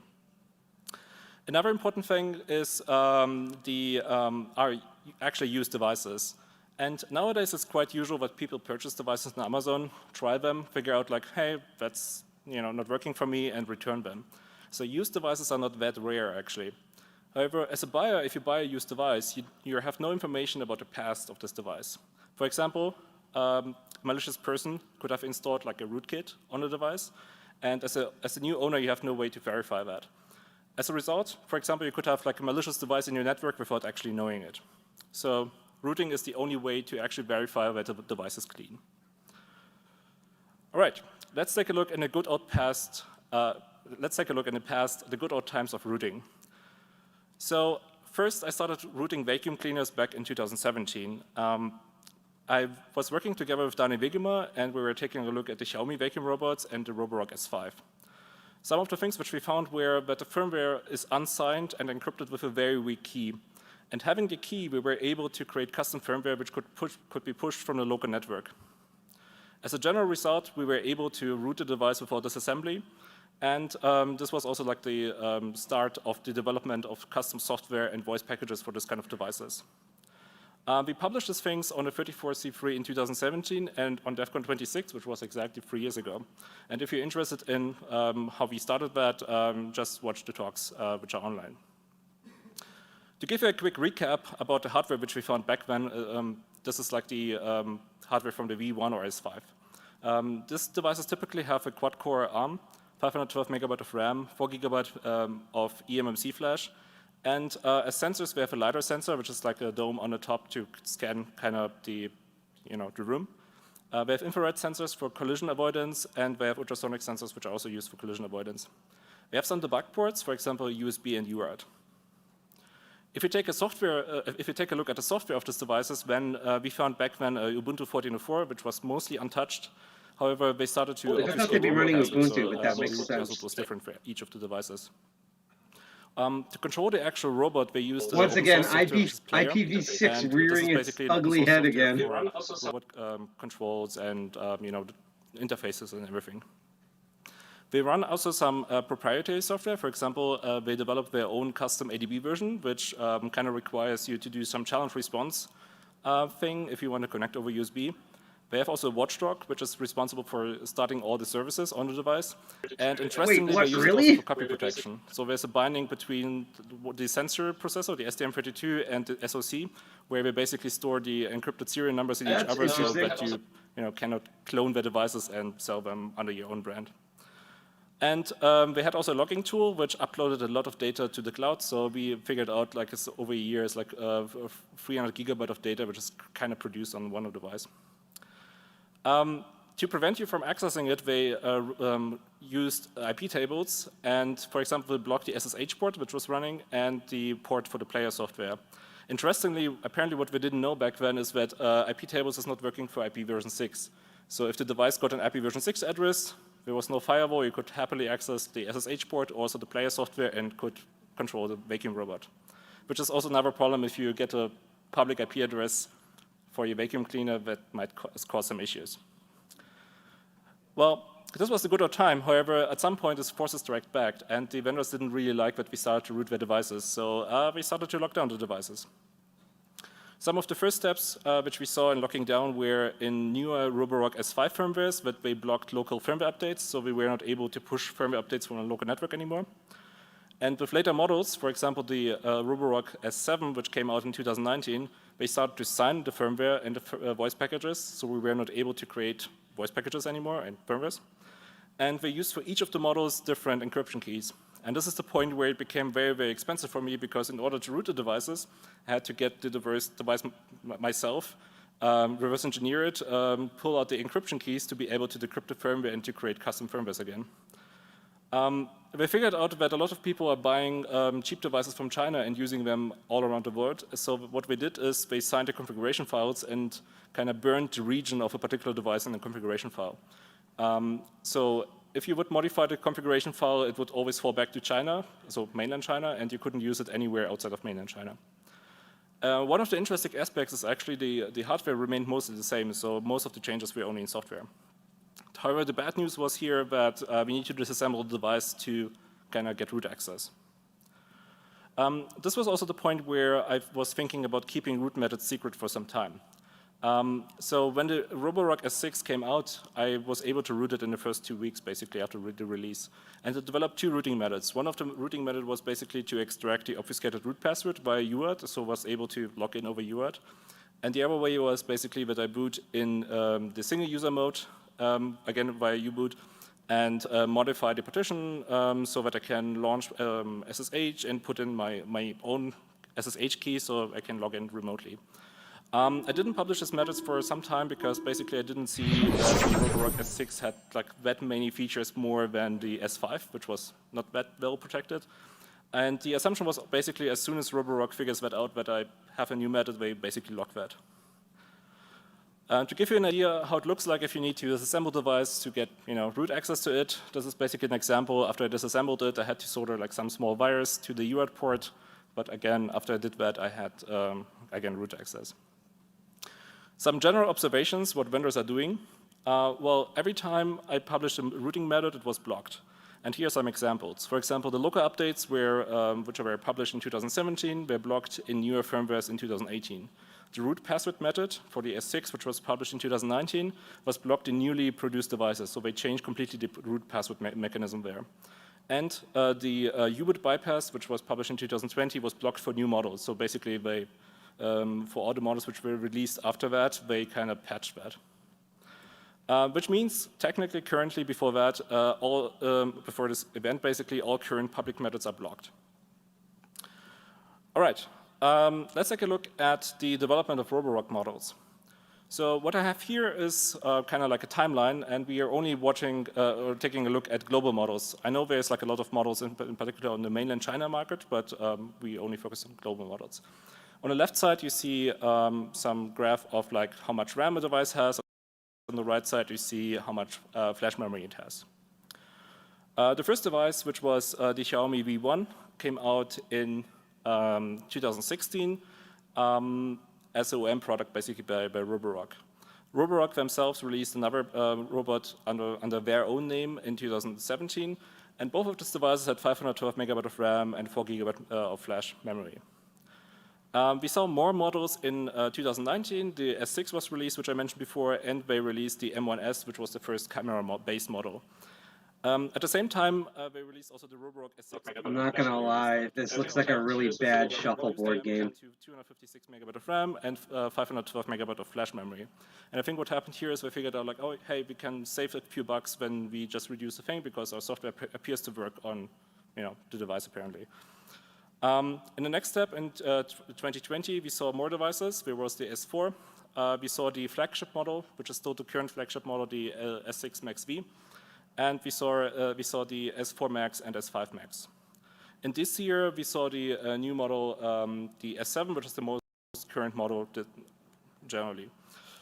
One thing which you see here is that the hardware differs very much between, between each other. Interestingly, if you take the price for a device, this is like an average price which I found on Amazon or other platforms. You see that the higher price doesn't necessarily correlate with better hardware. In this slide, what I did here is I sorted the devices by price, and you see that the more expensive devices have the weaker hardware, which is kind of sad. All right. As a conclusion, generally we can say, well, the hardware gets weaker despite the devices getting more expensive, and most of the things which we saw like as features are actually implemented in software. But still there's a very high markup on the devices price-wise. All right, let's talk about the unicorn models of Roborock. There's like 2 camera-based models which might be interesting and especially are like kind of critical for privacy because they can watch you. The first model is the M1S, which was released in 2019. It was based on a Rockchip SoC, and which is a 64-bit quad-core. Has 512 megabyte of RAM, 4 gigabyte of flash memory. It has more or less the same sensors as the previous models, like the LiDAR. However, this time it has an upward-facing black and white camera, so that it can detect rooms or can detect like doors and other things. By the way, if you're interested in any teardowns and everything, they are like published on my website. To give you an idea what the vacuum sees, this is like how it looks like when I started it in my lab. And this is basically a stream camera picture from a routed vacuum cleaner. So it's kind of nice to see how this navigates. The second camera-based model came out in 2020. This time we used the Qualcomm SoC, which is a 64-bit octa-core, so it has 8 cores. It has 1 GB of RAM, 4 GB of eMMC flash. It has, again, the LiDAR. And they spent a little bit more money, so this is like this device, and has 2 stereo cameras in the front, basically, which are full HD. In addition to that, they have infrared sensors. This is also one of the models which you can use to mop your floor, so it has like a water tank and a water pump. I just love the Terminator vision. That's just avoided footwear, 93%. So those are 2 full HD cameras, and there's an infrared illumination on the bottom. So you can run this device basically if it's dark, which is like a typical problem of like devices which has cameras, but they cannot see in the dark. So if you turn off the light, they have really, really bad navigation. But this one is fine because it can literally shine, illuminate things. Another question is like, okay, what are the cameras used for? And actually what they do is like they do object detection or recognition. So they detect things like shoes and cables and everything. And I was kind of curious about like what was the reasoning to do that. And one time I was visiting the vendor in China, and they told me that one of the typical problems of this vacuum cleaners is actually dog feces and cat feces. So many people who have animals at home or pets at home, they notice that if you have some feces around, cats are assholes. Drive through that and spread them very thinly in your apartment. If you Google for pictures, you find a lot of them like on the typical platforms. So this was one of the use cases that this thing will detect like that kind of things. All right. Let's take a look at the software. And these devices are based on Android. However, the software is more or less similar to the previous model, so they use like the same kind of framework. The software accesses the cameras over the Video for Linux subsystem. So if you have root access, it's very nice to that they use that. And some of the libraries which you might find on a device are OpenCV, OpenCL, and TensorFlow Lite. TensorFlow Lite in particular for the MaxV model, which is using it for detecting objects in front of it. At this point, we kind of knew that we root vacuum cleaners, so we added some security features because we kind of said like, yeah, I mean, cameras are kind of a scary thing, and the Europeans in particular, they're super scared about like cloud-connected stuff which goes to China with cameras. So we thought like, oh yeah, we got you, we have security measurements. So let's talk about that. First, they wrote out secure boot, and they use also the replay protected memory block against downgrades. They integrity protect the system partition with the mVerity. The mVerity is basically what you do is like you create a Merkle tree over the file system and you sign that so you cannot modify things in the file system. Then they enable and enforce SE Linux. So even if you have root access, you cannot do anything because they block basically networking and other things with policies. And they put all their application-specific stuff, for example, the software to control everything, or like also machine learning models in case of the MaxV, on encrypted LUKS partitions. The keys are stored in opt, which is using ARM Trust Zone. And for the people who don't know, opt is basically some open source Trust Zone application, which is mostly used for key storage. There's also, I think, some other use cases, but this is typically what you find in Android phones. All right, but this was not everything. So I had the feeling at some point when I was looking at that, like they were kind of going a little bit over the board with that.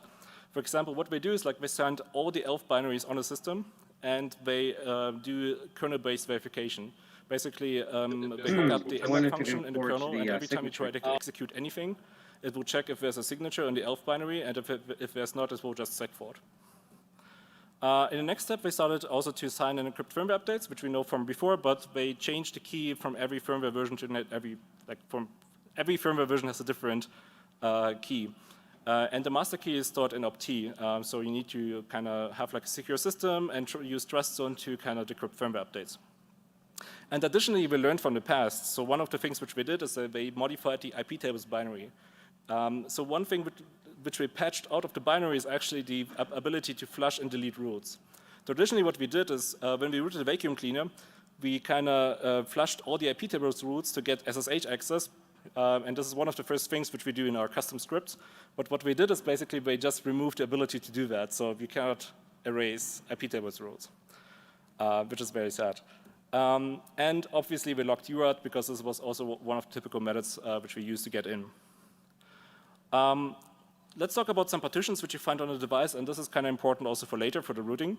There's an application partition which contains the device configuration, that's more or less the cloud credentials and serial number. There's an ADB configuration and a so-called Windows secret, which I will explain later. We have 2 copies of the operation system, an active and passive one. The system partition is integrity protected with the mVerity.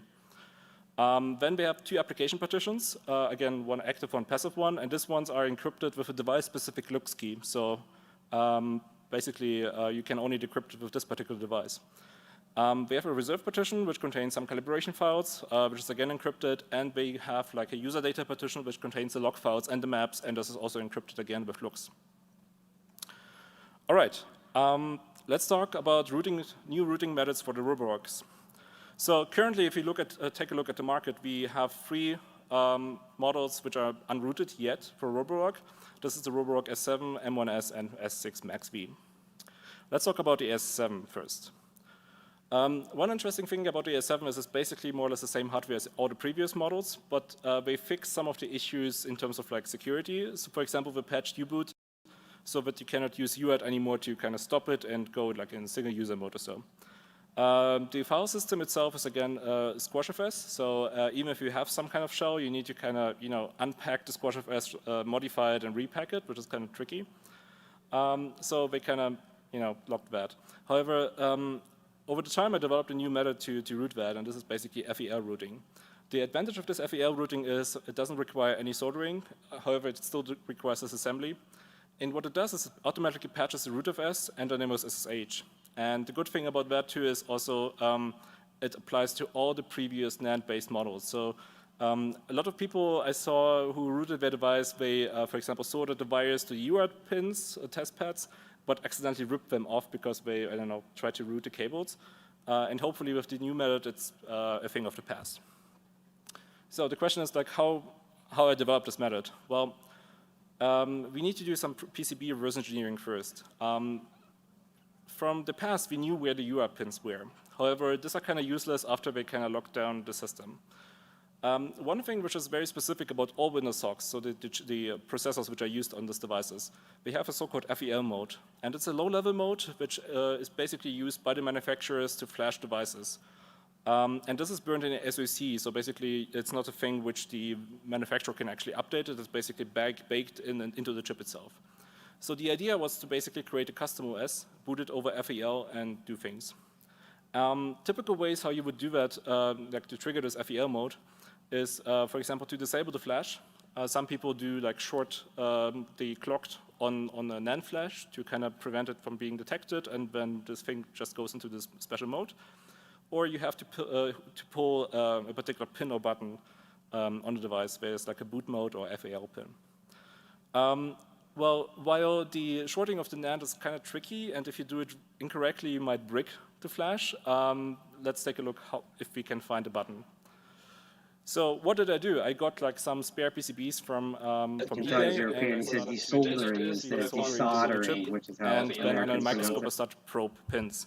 And at the end of the day, I figured out, for example, where JTAG is, but I found also the FEL pin. So the new method, basically, to root the devices, we can just like connect to one pin, short it, it will be in the FEL mode, and we can just flash the rest over USB. So how do we boot actually this thing? Well, one of the challenges in generally is with this kind of devices, if they use NAND flash, that the NAND right directly from Nintendo's website. Unfortunately, this is getting really interesting, but like in like 6 minutes, we're gonna hop over to the other talk because DEFCON wants to torch us with the schedule right now. How was this method developed? First, I extracted a kernel configuration from the Roborg kernel because there's like specific things like how GPIOs are configured. I created my own init RAMFS with drop beer, SSH keys, and some tools which I need to repack the file system. And I compiled a minimal kernel using the public Nintendo NES classic sources. For the people who don't know that, the Nintendo NES Classics, there's like some official clones basically of the former like consoles, from the old consoles, and they use also Allwinner chips. And Nintendo was so nice to kind of, obey the open source rules and kind of publish the sources for the kernel, so we were able to kind of just get them and implant the configuration which we extracted from Roborock. In the next step, I created a custom U-boot version, again with an extracted configuration, so we had everything in software ready. After triggering the FEL mode by shorting this one pad, I was able to load the U-boot in the kernel and init RMFS into onto the device over USB, boot it, and automatically patch the root file system. So what it actually does, in the end of the day, it boots into these FEL images. It will automatically unpack this existing squash request into the memory, patch everything which we want to do, for example, enable SSH, disable the IP tables rules, and upload your own authorized key file into it, compress the squash request image again, and overwrite the original partition with that. And as a result, you get SSH access and root on this device, and from there you can apply custom firmwares. So what are the advantages of this method? No soldering is always a good thing. Anymore, so I hope I don't get to see any pulled pads anymore. It's a very simple process, and allows also to restore brick devices. For example, if you have like NAND flash issues, which are surprisingly often, not that rare actually, and it can be used for all winner-based devices which have NAND flash. All right, so we basically found a new method for the S7. Let's talk about the camera-based models, and here it gets a little bit more complicated. Well, what they did here is they obviously closed all the ports and firewalled everything off. All the file systems which are interesting are encrypted or integrity protected. The USB interface is protected, and they use a custom ADB with challenge response stuff. So yeah, what kind of method can we use there? And here, the routing method gets a little bit more complicated. So we need to have a layered approach. First, we somehow need to break into the system, for example, via USB. Then we need to disable DSE Linux, and in the next step we need to kind of get like permanent access on this thing, basically by patching the application partition. As a general thing, for this particular two devices, I would say while it's possible to root them, I think it might be impossible to root them for many, many people. You will see why, but it's like, just see it as a proof of concept, not a real thing, but what I will see like quite often. All right, how we get level 1, how we get ADB shell access?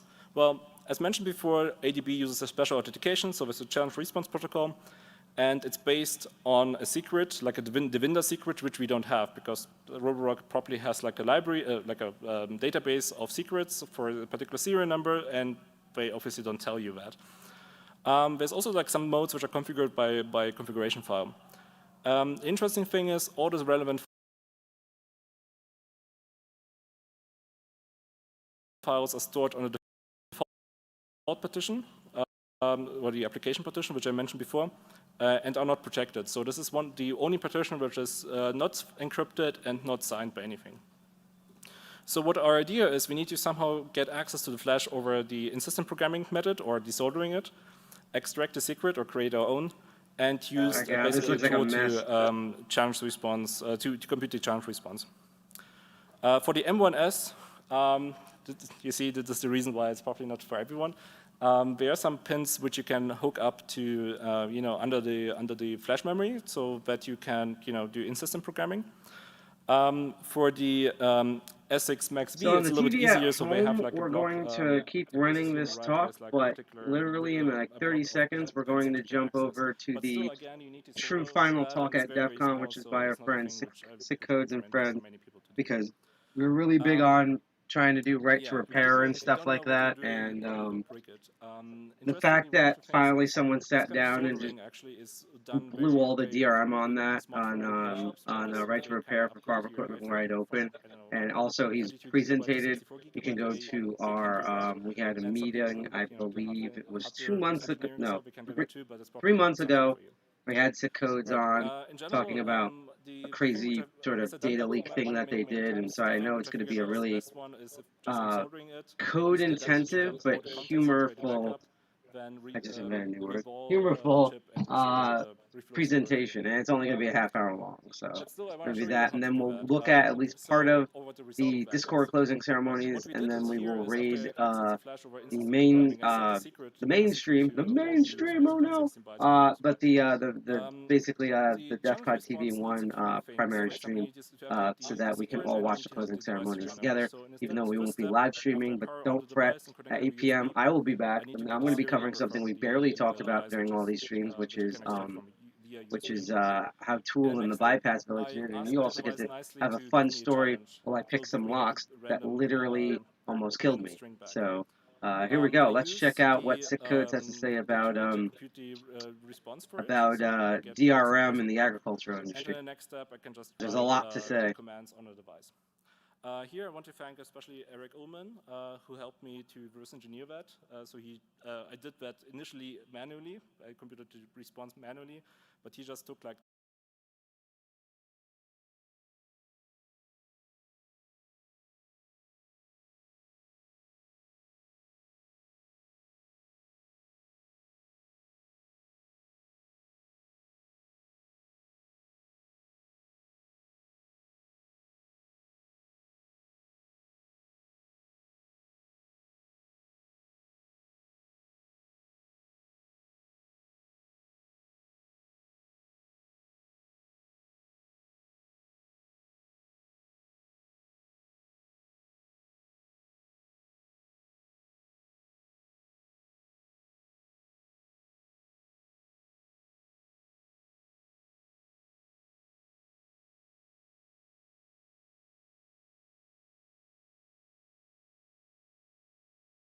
Sick Codes always sounds like an Australian that has been chain smoking caught underwater in a submarine. I love that.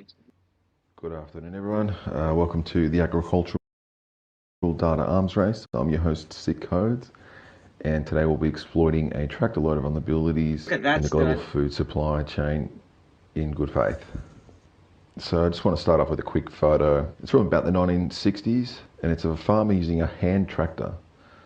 This is a hand operated tractor. Are we sure that's not a robot from Bot Wars? Compare that with the brand new That's a lot John of Deere sharp pointy things for 7450 just Pro corn. Drive autonomous forage harvester with GPS, sensors all over it, a chainsaw pretty much at the front, and weighing over 10 or 15 tons.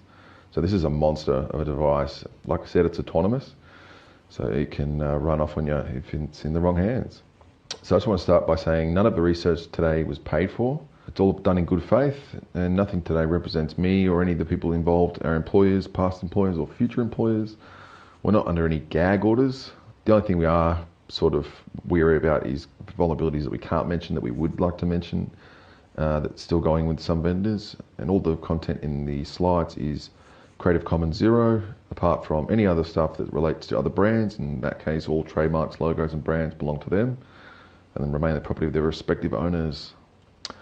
Just quickly on myself, I'm a good hacker man. I've got a GitHub, a Twitter, a newly built LinkedIn. I've got a couple of massive projects. My biggest project is probably Docker OS X with 15k stars on GitHub and 100k Docker pools. So pretty much just QEMU Mac OS, but you can do a lot of stuff with it, including iMessage for security research purposes only. I just want to start by showing you a quick map emphasizing the amount of brown little spots all over the place. And what these are, if you don't know already, which a lot of you might know, is at farms. Yeah, you can actually zoom right into those farms. And I don't want to obviously dox anyone, but yeah, if you were able to access all of those farms, you would be able to do things like overspray chemicals onto the field. So if you were able to overspray chemicals on the field, you could permanently deny of service to that farm by simply overspraying one season, by literally loading up the fertile ground with too many chemicals, and then the next year or even the next 50 years that will be unfertile or unsuitable ground for use. So you could permanently deny service to a farmer's crop by literally a few lines of malicious code. So that's what I'm trying to get at here, that denial of service is a huge impact for the agricultural industry in that basically say, farming is example, expensive as hell, and you have to literally plan it in advance by like months to years. Where you are in the US, but you can actually deny service to those farmers, and that also occurs during seeding time or planting time, and also spraying time. Any one of these parts of the supply Most farmers, including family members with each individual family members, actually have 2 or more jobs in addition to farming. So most farms in the United States are now run on government subsidies, and this is nothing. This kind of has something to do with the immigration thing, but it's more of the immigration thing is a small part of the corporations. Clearly, mass doing this in Monsanto's and stuff are really to blame for all this They bullshit. could play with the ECU, they could send it into overdrive, they could drive it into the wrong location, they could send it into plant the wrong field. Most disturbingly, one of the guys who mentioned this on my blog I did earlier, is that they could offset the tractor by X amount of degrees or coordinates and actually drive the tractor onto the highway, into a river, through a fence, and another example of permanent denial of service. So what we consider, downtime in a website for 5 minutes might be the difference between tractor driving, auto track goes off, tractor keeps driving, tractor hits tree or injures someone. And the big question here is, why did we actually start looking at agriculture, and why is it such a big issue, and why didn't a lot of people start looking at it? The main reason was that nobody else was actually looking at it. So that's probably the biggest reason. And the biggest reason that I started looking at it was someone who I know very well, named Paul Roberts from the Security Ledger, mentioned to me that, hey, it's really weird that there's no CVEs in John Deere's products. And I go, well, what does John Deere actually have? And then I thought about it for a bit and did a bit of research. And he introduced me to a couple of guys. One of the guys, namely the first guy that I met, was Willie Kay, and his grandfather was actually on the board of directors at John Deere. And his grandfather actually had patents with John Deere, and that was including this manure spreader that's down there in the bottom left. And Willie's obviously knows a lot about farming and a lot about the history of the activities of some of these farming companies, and all the way through to a fully autonomous GPS controlled mother load of just steel and aluminium and danger. And also the emphasis on relying on all this equipment to feed every single one of the people in the world. And not just that, but also feed, all sorts of different industries. Biofuels, biogas, carbon emissions, etc. The second guy that I was introduced to is Kevin Kenny, who's a big right to repair enthusiast, as is Willie. Kevin lives out in Nebraska. He's an engineer, I one time fell in a tractor tire and once. Asked me in person if you've seen in it, relation to how about John that Deere story. is screwing over a lot of farmers. And you can see kind of the John sort of the Jacob gravity of what's going on Jingleheimer the Schmidt. side His of the name is wheels my and name too. things. Then we get DMCA. These aren't your ordinary wheels. They're not cheap to replace either. I'll just quickly breeze over the hackers. We've got myself, Oh no, it's Weber the Fett, Hacksaws. Dorka Devil, John Jackson, John J. Hacking, Regex, which is Robert Willis. We've got Wormer, Chief Cooler, who is WIFI, currently MIA, GPS, don't know where he is. GRPS, And Kelly WASS, Cowdis, who RTK, also helped us in that NTIRP, business project. YMCA, OMG, So every single WTF, time BBQ, it's 5G, and which is NAMBLA. incoming. Obviously, we have LTE, 4G, we've got 2G and 3G, the older connections or slower connections. LoRa works out in the field because there's no obstructions and everyone can actually communicate over long distances, and there's no obstructions usually on the farm. Obviously, we have Wi-Fi, there's GPS involved, GPRS, which is still involved in Ukraine, and then we've got three different types of major corrections that I've mentioned called WARS, RTK, and NTIRP. So WARS and RTK are radio-based, but then there's NTIRP, which is kind of like NTP, so basically ping-based You're about to see some really complex diagram so right pretty now. much You ready for this, pinging folks? back to Look at servers these or Wi-Fi complex signals to be able diagrams. to find It's a your code made. device It's so based on complex it blow our triangulation. little pre-calculus minds. This is a rough diagram, not to scale in any way whatsoever, but that's GPS, and then we use GPS plus another one of those correction signals to actually triangulate the exact position of a device. And you can imagine planting and not having that sort of... Nothing says farming like 12 inches of corn. For example, every row might be dipping into the next row or the row That's the before other it. thing that goes pop if you rub And it the right. data, what does it do? Well, it provides the price of corn. Corn is used in both ethanol Sounds like, production, why do we live and it's together? also fed to cows to make livestock and other types of beef and pork, etc. But it's also used in ethanol, and all of that data is also considered some way or another a trade secret. Considering all the data that a farmer gets, which is, seeing the top left of the image, that is actually the row with a overlay of the farm getting, it's quite dark, but it's an overlay of the farm getting planted onto. And you can see that that data is technically a trade secret, and who has access to that data? Because all of that data at the moment, as you can imagine, is getting shoved back through a 4G or LTE connection, or until the phone gets back into range and gets sent back to the operation center, which John Deere owns. I'm glad that we're not the only one. Like, literally, the entire con, everyone's been using the Windows XP background. I think that's like the meme trend for DEFCON 29. Windows XP background returns. Why didn't they bundle it with Windows 11 if we're going to be all retro and shit? I have no idea. Burning it. They should have had that background updated and then be the screensaver, be like an Ryzen RTX on version of that fucking maze from Windows 95. That should have been Windows 11, but that would mean Microsoft would be clever. I'm in Australia, managing director of a couple of ag security companies. He mentioned to me this, and I thought about it and looked into it a bit more, and apparently it's mandatory in some places, for example Australia, depending on which industry you're in, and it can be voluntary. So if that data were to go missing, okay, so if that data was to go missing through some sort of attack, then that would be catastrophic for that sort of government rebate-based industry or mandatory industry. Now, you can actually simulate, this is my developer account at John Deere, you can simulate those devices that I showed you earlier in the tractor cab. So you can simulate, for example, a self-propelled forage harvester, and I'll give you an example of one now. Now, this is one. This is a big, powerful, probably 300, 400, 500 horsepower machine. Wait a minute, biomass. Come on, sick codes. He has a name, okay? His name's Ill Will. And that there gets used as forage, which forage is usually used as feeding, or biofuel, or biomass. I'm sorry, I have to apologize. Biomass is actually useful. I'm sorry for all biomasses out there. Anything that it comes into contact with. That's the 9000 series. It's got auto track, so that will automatically drive and steer the tractor for you, and it'll stay in line using auto track. Auto fill, it will automatically calculate how far it has to shoot the organ. All of these look like fetish videos. That's what I love about farming videos. I see a lot of farming videos. All of these are just like green shit flying into a truck. They all look like goddamn fetish videos. So unfortunately, you know, there's someone here sitting in the corner with a giant thing of lotion and 5 paper towel rolls, doing things that all of those things I described are not supposed to do for footage like this. And I'm pretty sure they're from Seattle. 7 computer at home, Windows Vista. Don't ask me how I know this. It's translated through to someone at Windows 10, the John Deere Operations Center, someone manually handling the data.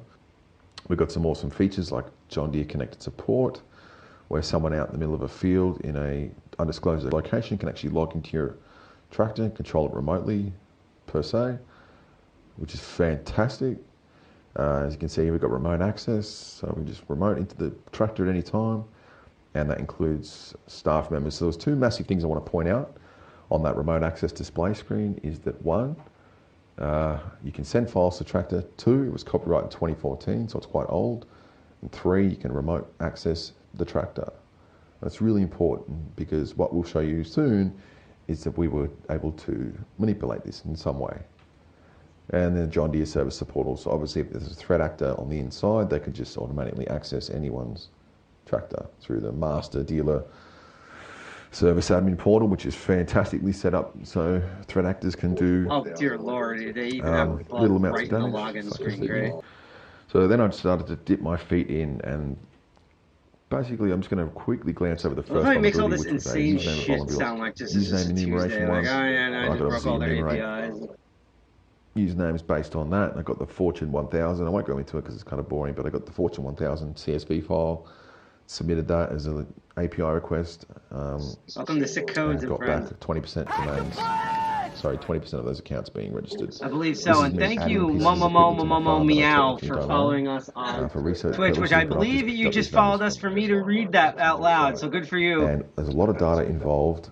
It must be related to Bob This machine is already added, but in the response, there's also a ton really of ages data. me. So all it will say, equipment already exists, and I've had to skip a little bit here because there's a lot of PII, including first name, last name, leasee, address line 1, address line 2, the day before my everything like birthday that. this happened. I love And I've had that. to skip that obviously because it's PII.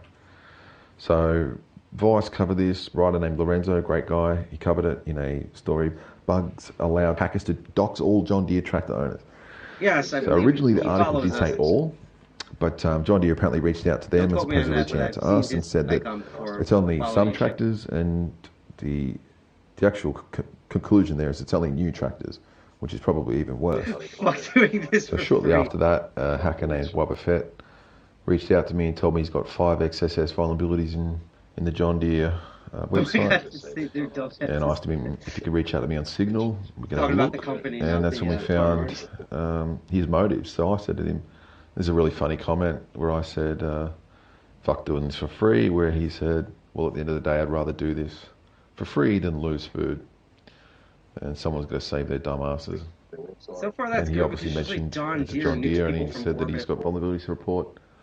And we tried to report it to John Deere, so we were granted safe harbour, which means we can do whatever the hell we want, as long as it's in good faith, and they won't do anything in terms of legal issues. So once you click that link, it brings you to their website, and that allows you to submit a form, and then that form gets you onto their HackerOne program, of which I was the first researcher in, and I've now since left the program because it's an NDA program. There's no bounties. They've got swag apparently now, which I don't give a shit about because I don't want to give my address to them. But here's the first vulnerability, the XSS. So basically it's just a DOM-based XSS, which I'll get into later. But this is just me pretty much showing you the XSS. Obviously XSS is a really basic vulnerability, but what it does show you is that they're not taking into consideration basic vulnerabilities. They're not taking into consideration the fact that somebody can just literally produce basic, 2015 level XSS on one of their major parts of the websites. What would be my major is it's a supply network page. And I could just log in as a guest or not even log in. And we can also see the dev or QA part of the supply network, which was even more exciting. So this is the John Deere supply network page where you can, due to new functionality, just supply a purchase order number and receive all the information back related to a purchase. It's for suppliers only, but we were able to access it, of course. And as you can see here, this is me just putting in a star. And then the response apparently, for some reason, gives you an invoice number of 0106, which we then further use to try and enumerate other invoice numbers in some way. And we ended up seeing that it's an IBM DB2 database, which I didn't have much knowledge about. But what it did do in the response is give us a really nice constructed error message that shows the offending query and showing that we were able to sort of inject it in some way because that was not the original query whatsoever. And some more errors from John Deere. Copyright 2011. And for some reason they still had the 1999 version of that portal up with lots of cool different buttons we could press. And the single sign-on didn't work, so I don't know why it was still up. Or we didn't test it enough, but that should probably not be there. As you can tell, it's quite old. John Deere Employee Access, which we obviously shouldn't be able to just enter. It's the John Deere University. That's the John Deere machine book. This is a really funny device actually. This is the place where you go to book machines, demo units to provide to farmers like YouTubers or something like that, like influencers, or demo units to whatever. And there's a little DOM-based XSS that we've put in the bottom of the reservation page. You can see there, it's got the back tick and it's got the double quote and the right arrow. So not only that, but we were able to book units, inspect units, we were able to cancel appointments, reassign tractors to certain locations, which doesn't sound exciting, but what we did do, which was kind of exciting, was we just injected the database and pulled out every single row for every single session. But yeah, we could see every demo unit that was ever provided and all the John Deere usernames, email addresses that we used to book those units. Then we found something specific. Okay, so this is the Deere single sign-on SAML edge server instruction README file. So John Jackson and Regex discovered a CVE in the platform named Pega. And what it is like a default admin credential style bug where if you don't change it, you pretty much just give everyone access to your remote Pega server. That's what we did. It's got a 6.6 for some reason. NIST gave it a 4.9. I'd probably give it a 7 or an 8 depending on what the company is, but in this case, it completely destroyed integrity and confidentiality of John Deere's one. As you can see, we had access to the single sign-on, the SAML. There's a John Deere backup part there. We've got the request approval. We've got all sorts of cool stuff. There's the edge server we got from there. And then interestingly, from that information, we got some administrative Pega credentials. As you can see, I've had to blur out the the password and the system ID name and the time difference and all this sort of stuff, just to make sure you can't, I guess, replicate it, but it's the process Pega commander. Secondly, we've got a portal admin server data administrative account credential password here as well, which is ridiculous that we shouldn't have this. We've got a security audit log, which we should be not able to view. And we could see our own selves in there, and then Pega admin's logging in for some reason. And then we have this gold piece of whatever the heck it is. It is their Okta signing certificate, I believe. So what we've got blurred out is the ID number that relates to their Okta account. We've got the KMS, which is their, I guess that's the Pega administrative Okta address URL that goes to sign tokens, etc. We've got the original signature password blurred out.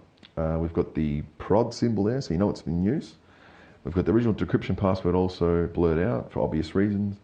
With the signing certificate details, So and for you can those see where it's clearly too that it's blurry John that Deere. people can't read out on the stream, just note that all this code is fucking insane. And That's all you need to know. I've only blurred it out once for some reason. And we've got the single sign-on SAML URL related to John Deere's side, and then down the bottom we've got a decryption certificate and a beautiful expiry date of 2029. From this, just backtracking, this can pretty much allow us to upload files to any user, log in as any user, destroy any farm, run any farm off the road, upload whatever we want, download whatever we want, destroy any data, log into any third-party accounts. We could literally do whatever the heck we wanted with anything we wanted on the John Deere Operations Center, period. And that's when we pretty much stopped, because we pretty much had root on the whole organization.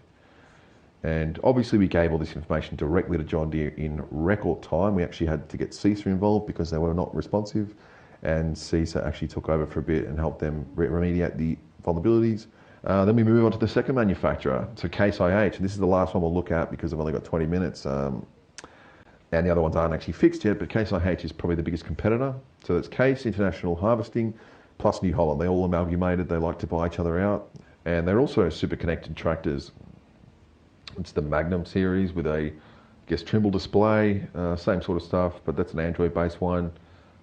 Fantastically, again, we've got remote access 300 miles away. I think you can get access from a little bit farther away than that, but your Case IH dealer will be able to access your account remotely from just literally just your ID of your account, and that's the guy there. And I'll just mention this briefly because he's got 24 pens in his little pen holder.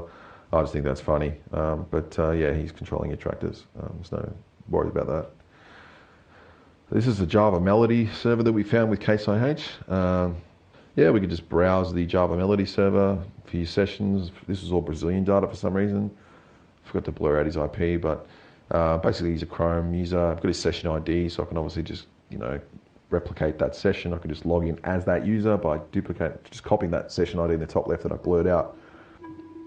And there's a list of sessions and how old they are and all the attributes allowed to them, or sorry, attributes assigned to them, like, you know, username, first name, last name, etc. I'll just show you another user we're looking at here. It's got the full name bottom right, which I have to blur out, obviously. Scope, so what they're allowed to use. And then they've got the session ID again and their IP address, and this is all publicly accessible, which is ridiculous. And then at the bottom of that Java Melody, if you've used it before, there's a couple of cool functions. You can do all sorts of cool shit, like invalidate all the sessions, or execute the garbage collector, or you can even reboot it, which we accidentally did for research purposes only. Or we killed one process and then took a while, came back on the next day. Yeah, just by having that, just as an example, that was Am I interrupting us talk to read this piece of news? Apparently, I don't know which anti-piracy firm asked this, but apparently there was a request to Google from a major anti-piracy firm to block, and I'm not kidding, 127.0.0.1. Wow. So we actually had a lot No of place like home. Nothing is truly sacred anymore. Weeks to get in contact with these companies. Absolutely ridiculous. This is an email that we sent in April, printed out, bound into a book by Willie, and hand delivered to the John Deere headquarters because they wouldn't reply to us in any way, shape or form. Just reminding them that we've identified a ton of risks, namely that we can log in as anyone on John Deere's platform, and that should probably get looked into. And we hand delivered this one. So this is a photo that Willie took of the CNH headquarters up the road from his place in Illinois. And you can see there it's got security office, so that's obviously where we dropped it off. COVID restrictions were in place, so it was pretty hard to get in touch with someone there, Willie said. But he eventually handed it off to someone who had no idea what they were doing with that. And we didn't actually hear back from them about this, so we ended up getting through to them in the compliance portal, weirdly enough. But the only way to get in contact with Case, I rang them a few times, they were extremely rude. I put the phone calls on my website, they were hilarious. They're actually like bizarre, the way that they spoke to us, but the way that I got into contact with them is through this weird link in their compliance and governance page called the CNH Industrial Compliance Helpline.com. So when you go to that website, you get redirected to a third party called Navex Global, who's very popular in this sort of field.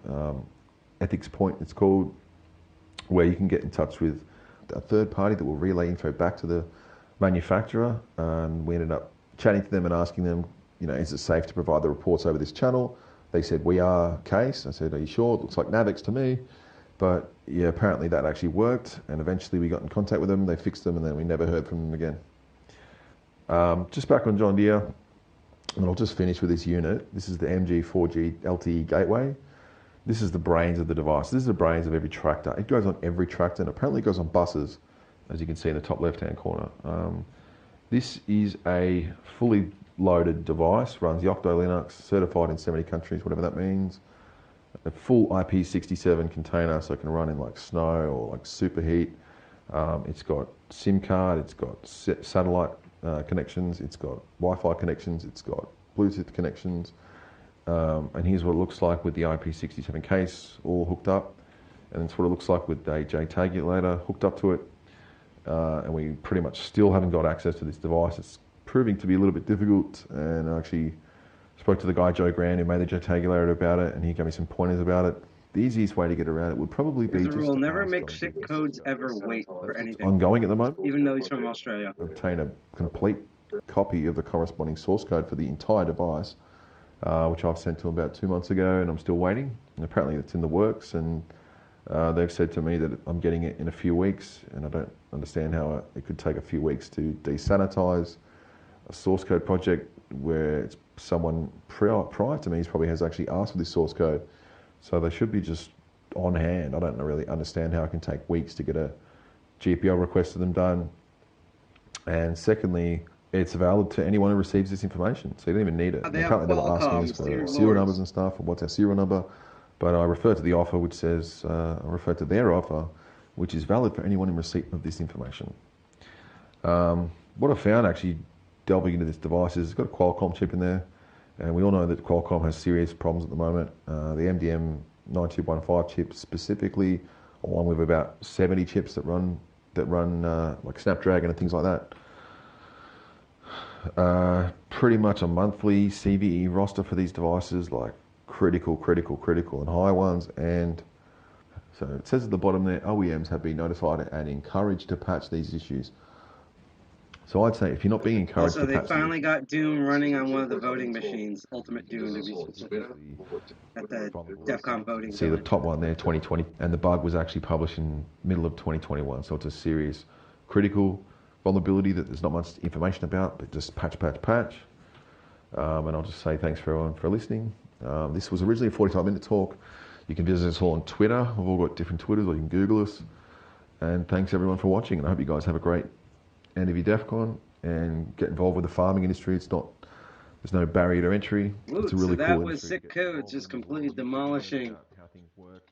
Like, I put it this way, I've seen deer get hit by goddamn shotgun shells that turned out better than the John Deere electronics that you just blew open right there. Again, like I said, we love sick code and friends. What's so amazing about them is that, like, I sometimes I don't know what's better, someone who sounds super enthusiastic about their work, or someone who's so good that they almost sound like bored about their work. Because they just do this all the time, and they keep forgetting that they're like literal goddamn wizards.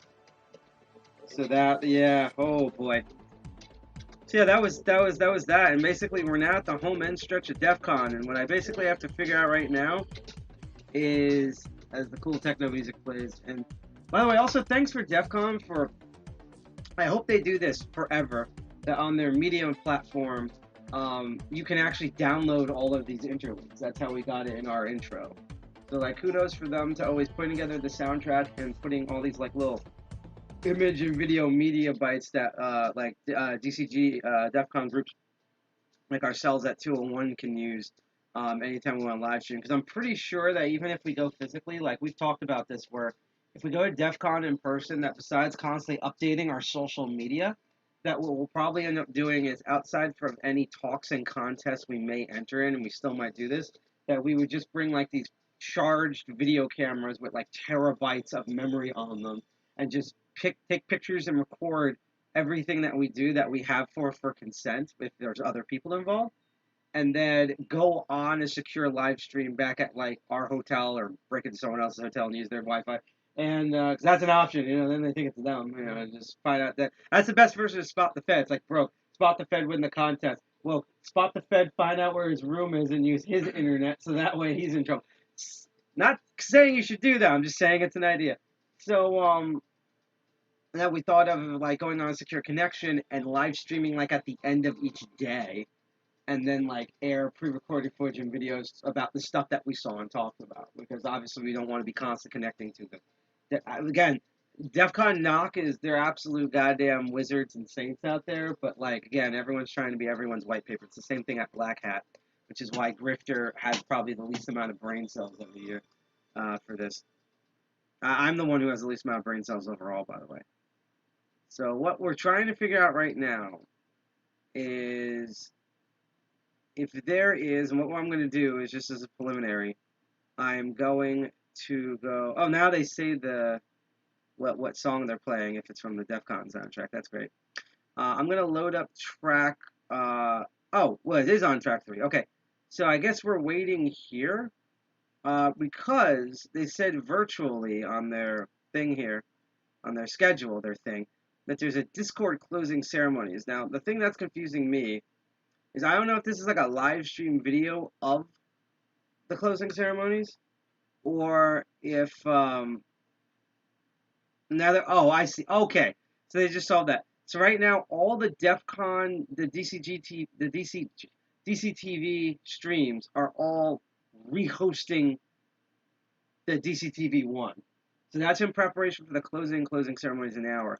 What I'm curious about is, I'm looking at our Discord right now, and actually we should switch back to Face in the meantime, while keeping the groovy music going.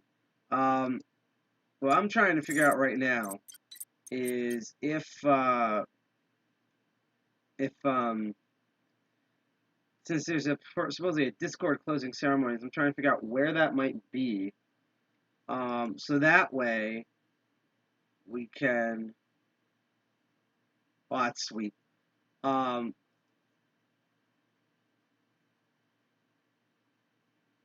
thank fucking. Okay, yay! I just found a solution for something else. I'm actually gonna copy pasta these while I'm gone. Someone reached out to me on the Payment Village, and now they have official Dropbox versions of the those VMs, because the Google ones crapped out, and they said they haven't had the time. And I totally know this because we were strapped for time, even trying to prepare for this. They didn't have time to make it, to update the website for those. So I'm going to tell them thanks on the Discord, because I'm going to have to look back and see which ones. And now what we're trying to figure out is, since there's supposed to be a closing ceremonies on Discord, of like where this will be. I don't know if we go to pool 1 and it's at the pools, or what's going on here. Let's see. You should be able to hover and see. So I'm still trying to figure this out. I might have to go to DEF CON's Twitter itself, which I currently am at. Oh God, there was 2. So according to Jason Street, who's one of the main guys who runs DEF CON groups, 2 people came in 2 completely different inflatable T-Rex outfits. They're like from 2 different manufacturers, and they had a giant sumo wrestling match at the con. Which is funny because years ago, they used to actually have fat suit sumo wrestling at DEFCON, like back when they were at the Alexis Park. That's kind of a neat, like, old-timey trivia thing. So my confusion right now, and hopefully the stream like doesn't crash or something, is I'll try to figure out here of if this closing ceremony, where would this be? And if so, can we stream the thing? Everyone's watching. Okay, so in this stream, everyone's watching an anime.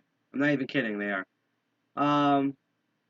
So that's not it. I'm gonna hang on, mute, and then leave everything. Said disconnect. Come on, get off here. There we go. Yay. No spying. So my whole thing is supposed to be a Discord closing ceremony, and I'm just trying to figure out right now where that is. It's supposed to, according to their guide, let's see, it says 1, 2, 3, 4, 5, so it should be going on right now. It says Discord closing ceremonies by Dark Tangent and the DEFCON Goons. And then there's supposed to be a physical closing ceremonies at 7, and that's when we're going to raid. And I don't think they're live streaming any of this, so that means this sounds stupid, but it's basically like, okay, so it pretty much that means it's going to be on the Discord, but right now I don't see any Discord video streaming yet anywhere, so I'm just gonna have to scroll through and see who's doing what here. Let's see what. Hold on a second before I even click on that. Let's see, what stream is this person doing? They're doing hacks the box challenges. I'll leave that. Where is this closing ceremonies? Unless they're like, because if we can't, I'll put it this way: if we can't find anything, we might just click around some other DEFCON stuff real quick and then end this stream early. But let's try to figure out what the hell's going on here. Let's see, track 3 virtual. It's Q&A tracks. It's weird because I use Discord all the time. Oh, I'm sorry, I haven't been reading the chat. I'm dumb. Going to pool 1. Yep, that's the anime stream. It looks like Akira, but I've never seen Akira. We only just saw it for like 2 seconds on there. Plus, again, we stream on Twitch and YouTube, so we didn't want to like get DMCA'd or stuff. And speaking of that, again, if you like what you see so far, and if you can't remember that 9 p.m. the Master of Unlocking show, that's my lockpicking show, is going to happen. We're going to go even more over DEFCON, mainly the lockpicking run by Tool and Bypass villages, because the Rogues village this year is not doing anything lockpicking related, we think. And you also, okay, that's what I was worried about, this thing happening. Or you want to know like our upcoming shows or when our meeting happens on August 30th, August 20th. Our meeting's happening August 20th. Shows you how fried my brain is after basically all of Hacker Summer Camp. And you want to know the announcements for our shows and our meetups and stuff like that. And you can't be arsed to remember them because sometimes the times change. Sometimes we're delayed and stuff. You can always follow, share, and subscribe completely for free on Twitch, DLive, or YouTube. In fact, we are still, after all this time, 2 followers away from DLive on upgrading our account with the helps of everyone on DLive. In fact, while I'm trying to jumble and figure out the Discord thing, I'm actually going to go to DLive right now, like I said, because it is 6. I'm going to distribute lemons. And remember, the only other time we're ever going to distribute our I just saw a dumb stream. Our stockpile of lemons is on Saturday, the 14th, at 8 p.m. Eastern Standard Time, where we will, where that's my other show, Crypto Barons, where we look at cryptocurrency. It's like that in our meetings. So this is going to be the last time we're going to be doing lemons for the DLive folks out there, provided everything runs and nothing crashes. Speaking of, yes, we actually do have one. If you give me a moment, I will actually post our Discord in the chat right here. I'm actually going to edit a bit of the information here because I will say that sometimes people talk on the Discord I'm going to be brutally honest and say that we usually use it every time we do a group CTF in the pound CTF Discord channel. But that is the should have put this on DEFCON too. That is the yeah, I don't care either. That's the link to. Hi, my ride's here. That's the link to our Discord at DCG 201. So I'm still trying to. So we're going to be multitasking here, and we are going to be both trying to distribute lemons and DLive, and we are going to try to figure out where's this closing ceremonies here at Discord. Because the thing is, they even cleaned up the amount of channels they have on this Discord, and apparently there's still a shit ton, a literal, maybe not a fuck ton anymore, but definitely a shit ton of goddamn Discord channels, including a bunch that aren't even open, like the old DEFCON groups, the old DEFCON groups section on Discord last year.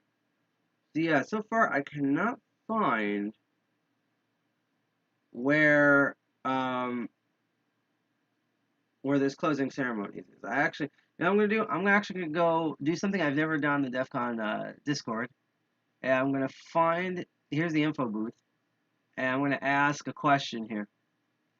My question is that let's see.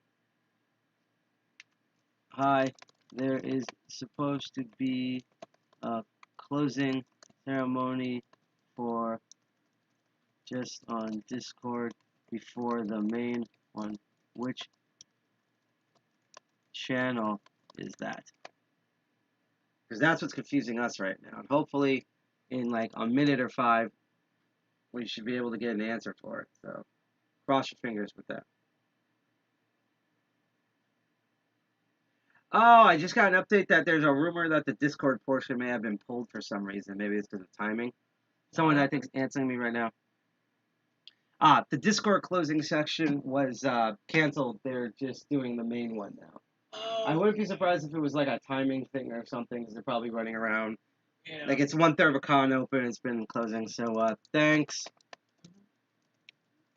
Thank you, a null value, who's one of the info desk people. We now know how to close, let's spell close correctly, our live stream.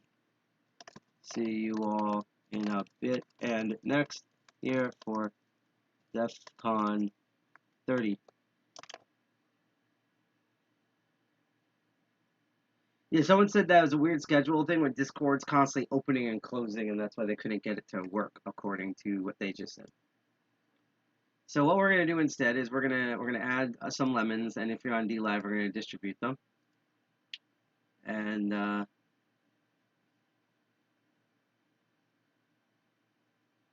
wait, what's going on with the Many Hats Club? I know that they're, yeah, you probably, yeah, their Discord group is like now I think closed to the public, so it's just all the people who got in. That's a major British hacking group, the Many Hats Club. No, I'm glad that we're closed for travel, and that's not me being like, oh, terrible immigrants and stuff. No, that is because, that is literally because of how bad everything's going on here. And what really sucks is that there's definitely been some bad stuff going on because of the current administration, but, you know, similar to like Reagan and Bush and stuff, we are still suffering from the previous administration. So right now the rest of the dominoes are falling, and that's why basically nothing works right now. So now that I know that's been pulled, I guess I'm going to do one last thing that I'm actually going to see if I can. And then what we'll go to is after lemons get distributed, we're going to end the stream early. We're going to just go raid the main DEFCON channel here and see what's, and then we're going to call it a stream.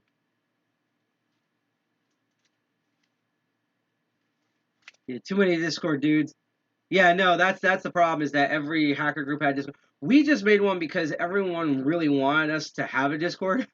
We also have people who are experienced with Discord, and it turned out to be really useful communication platform for particular capture the flags, and like also just like when our repos get updated and stuff.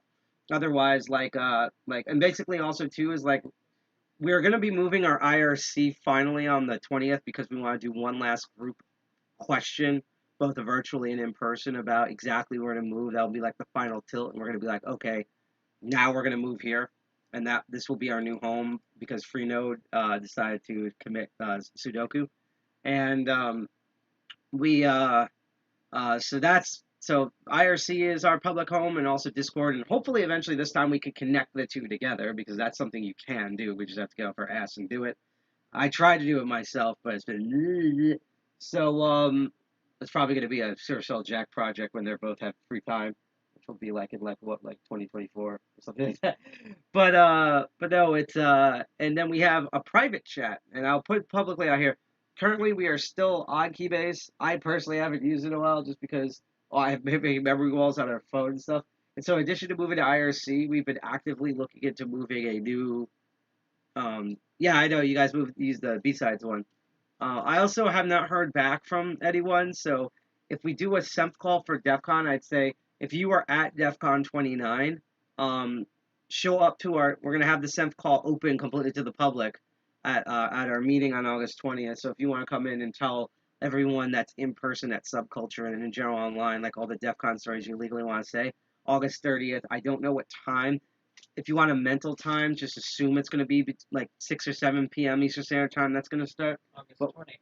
Yeah, 20. I think. I keep doing this is right. Because basically what I'm going to do after this is I'm going to take a nap and then set up for Esther Velocking, and then I'll actually have active brain cells. Yeah, immediately after this, I got to eat. Yeah, that's why I just had the bowl of cereal here. Yeah, Pony Lover says I have a Keybase, but no one uses it. It's sad because it used to be that everyone used it. Yeah. And then a 4-letter word that is not the F word came in. Yeah. And what sucks is that Zoom, I know some of the engineers there. They have good engineers, and they actually have decent security. But then the frickin' CEO came out and just went, I'm going to shoot us in the wiener, and then killed both their platform and every platform they were attached to, which was also Keybase. And it's like, okay, Zoom did that, and they bought Keybase. Amazon bought Wicker. What is it with... Who's going to buy Signal now? Is Google going to scoop them up, or Facebook? No, Facebook bought WhatsApp. Hewlett-Packard. Oh. No, the really sad part... And Oracle bought TikTok. Yes. So the third one is this. The really sad part, and we're going to switch back to the screen because we're going to attempt to do this and hopefully not crash the stream, is we're going to try to download one of those VMs. We're just going to get it running. We're not going to futz with it. We just want to see if we can download it and run it.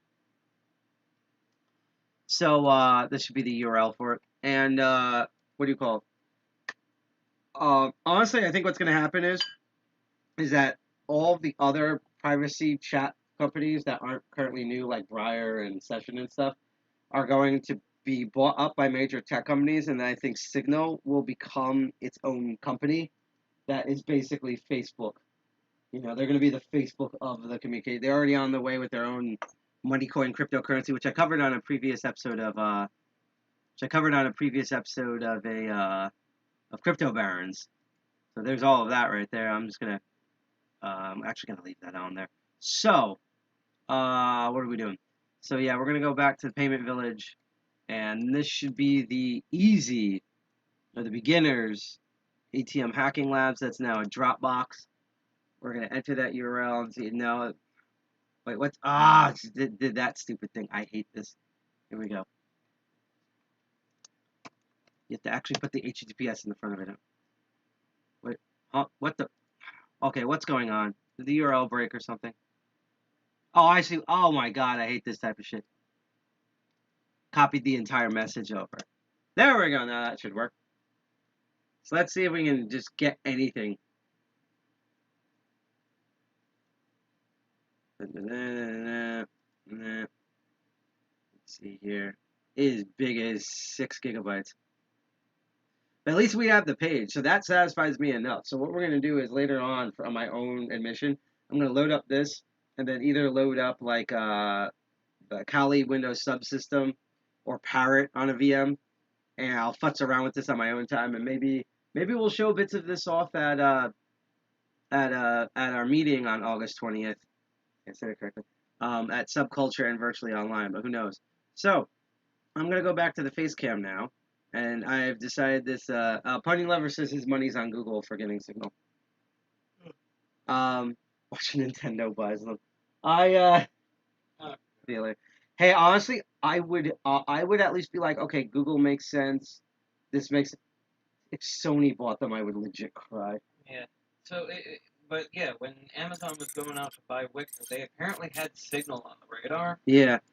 And I was expecting them to buy Signal, and from the things I've heard, the only reason they went to Wicker in particular is because union members were using Wicker in their warehouses to communicate and organize. It's the same way of that. Supposedly, the reason why Zoom bought Keybase was that was them getting sued and yelled at for all of like their bad encryption and security stuff. So they needed their own security key. So instead of buying them from scratch, they apparently ganked them from Keybase. Kind of, but it's on the opposite spectrum. I'm more saying that Amazon's purchase of Wicker was yeah, I'm just saying that like in order to get information. Right, in order to get information. But what I'm trying to get to is that all these companies, like, they never buy the company of being like, they're not like Microsoft, but they're like, ooh, Bethesda, we can have more IPs. Like, it's always just sort of like, we're too lazy to do this, so we'll do that. Or like, we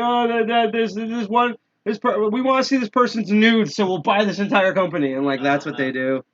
And it's freaking horrible. But yeah, that's going to be it. Thank you for suffering with us. This is the best term for this. Yeah. Of us live streaming DEFCON. For some reason, I have ideas, but for some reason, last year, this is not a diss on DEFCON. This is more of like on our end, was so smooth. Yeah. Like we were on every day, and we got to every single thing, and everything just went well. The scheduling on this, and I think that's because we had hope that year, so it forced DEFCON to move into that second week, and no one has anything that second weekend.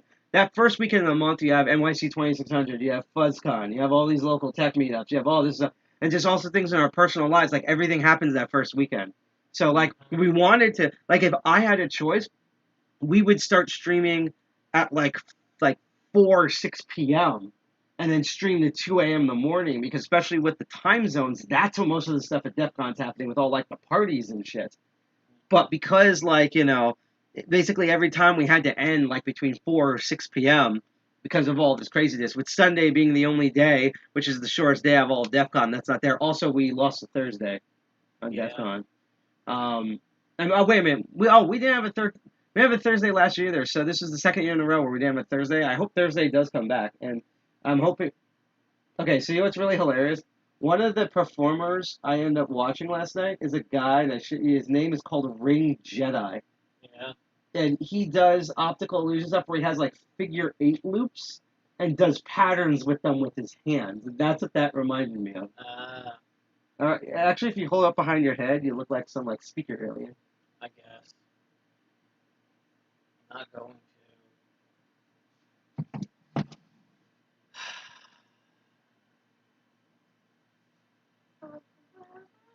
Accurate. I actually like this look. Sure. It's like, I am Sony, man. I could hear all the Sony. I know where all the PlayStation 5s are being sold, because I could hear them. Yeah. Yes, DEFCON was all online for 28. It's officially not called. All the URLs say 28 because those were already baked in, but it's officially called DEFCON Safe Mode. That was also when they made their own intro, so we just played their intro. We had to make the intro this time, and there's a weird error in the editing software I use where it still has like an extra clip from the thing I cut. So I'm going to have to go an extra 8 frames to make sure that gets cut off. And then that'll be sad. My neuroses will be satisfied, and I'll probably update, because I've been meaning to update the intros just themselves online. And my goal is before the end of this week, so before the end of next Friday, at absolute worst, this might be an announcement for our meetup. I will finally put the March and April meetups that we had, because I still have it on the machine, and do a bunch of other stuff over the folder. And so officially all the DEFCON meetups, all the DCG 201 meetups we've had, ever since we started live streaming, will be in one playlist on YouTube, one playlist on PeerTube, and you'll be able to see all of them. I've been putting that last just because there's been so many important things both in DCG 201 and in my own life to do all that. So enough rambling. What we're gonna do is we're gonna have you folks chill out, and we're basically gonna raid the main channel so that 70 folks can see the closing ceremonies. Just as a reminder, we are not done yet. I'm personally taking a break. He's doing the smart thing and fucking off before any more things explode. I'm going to at 9 p.m. tonight. So normally it's at 8 p.m., but for 9 p.m. tonight, Eastern Standard Time, 9 p.m. If I can count backwards, that'll be 6 p.m. Pacific Standard Time. I've always wanted to say Pacific Standard Time because it just rolls off the tongue better. But 9 p.m. Eastern Standard Time will be Master of Unlocking. We're gonna probably start with looking at Tool and the Bypass Village. So the lockpicking and Bypass Village, which are all virtual this year, smartly so. Even though we do have updated rules on how to do this hygienically in person. And then we're going to go onto the table with one of the Elmos, and I'm gonna tell you guys a fun story about how I nearly died and got these awesome locks by nearly dying. So that's gonna be fun. So anyhow, thank you for putting up. That was the end of DEFCON 28. Stay tuned for the closing ceremonies. We're about to raid that. Is that a specific standard time? Also, fuck o'clock in the morning should actually exist. That should be like a real time, like a real actual time on the clock. Like honestly, like the midnight to 1 a.m. on New Year's Eve should be called fuck o'clock, or like the time when daylight savings switches should be called fuck o'clock in the morning officially. Like that hour shift should be called that officially. Whether it's we lose an hour or gain an hour because you're fucking around, we don't know where anything is.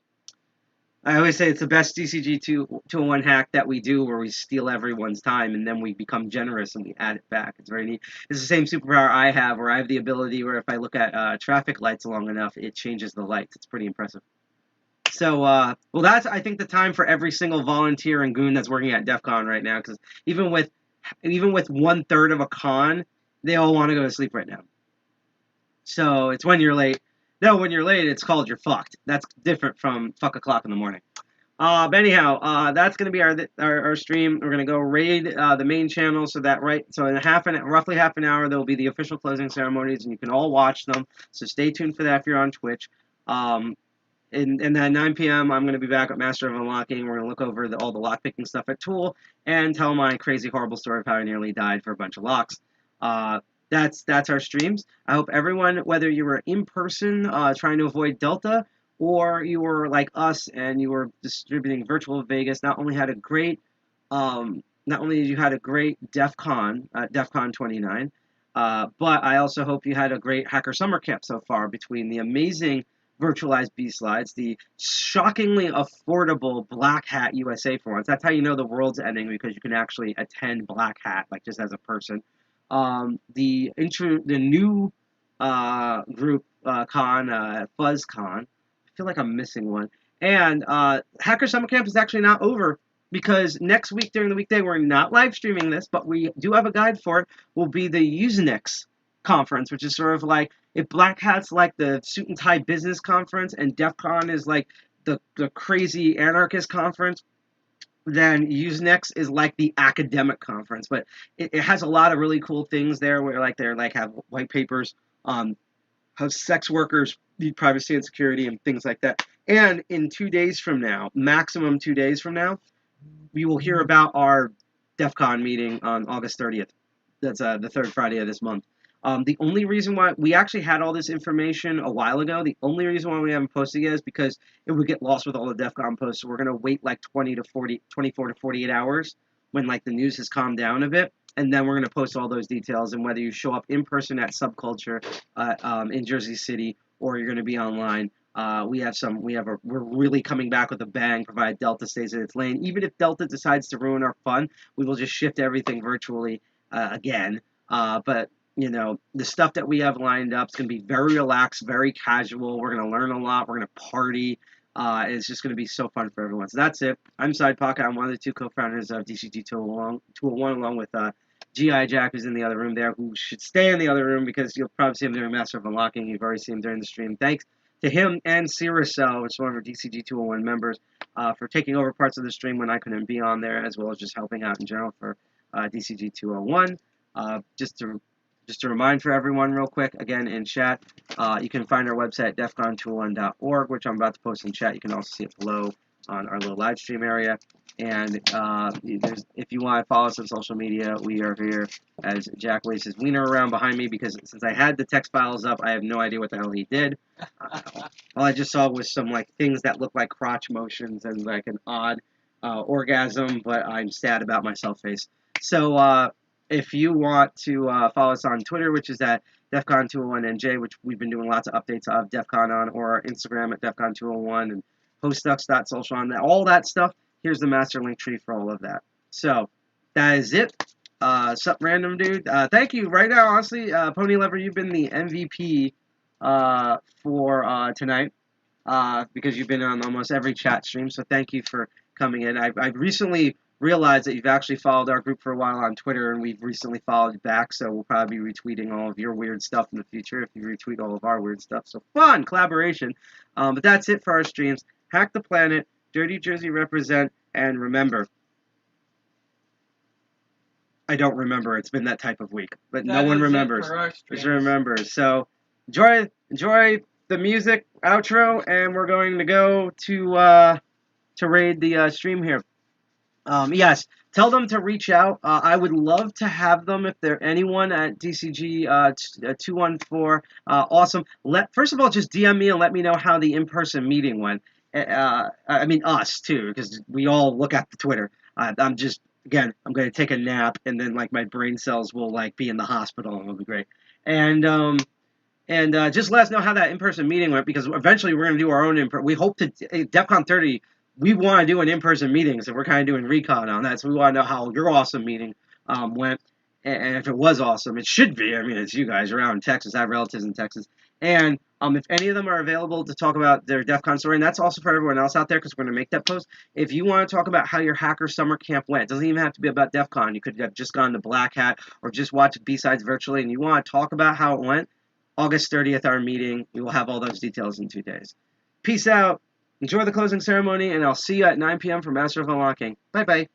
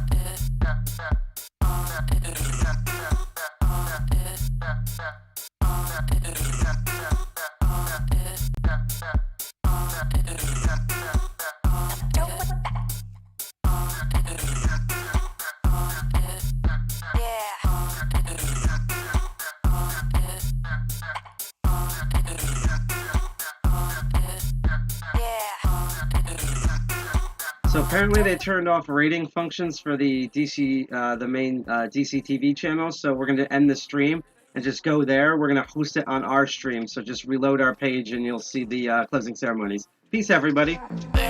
Enjoy the rest of your con. Hack the planet.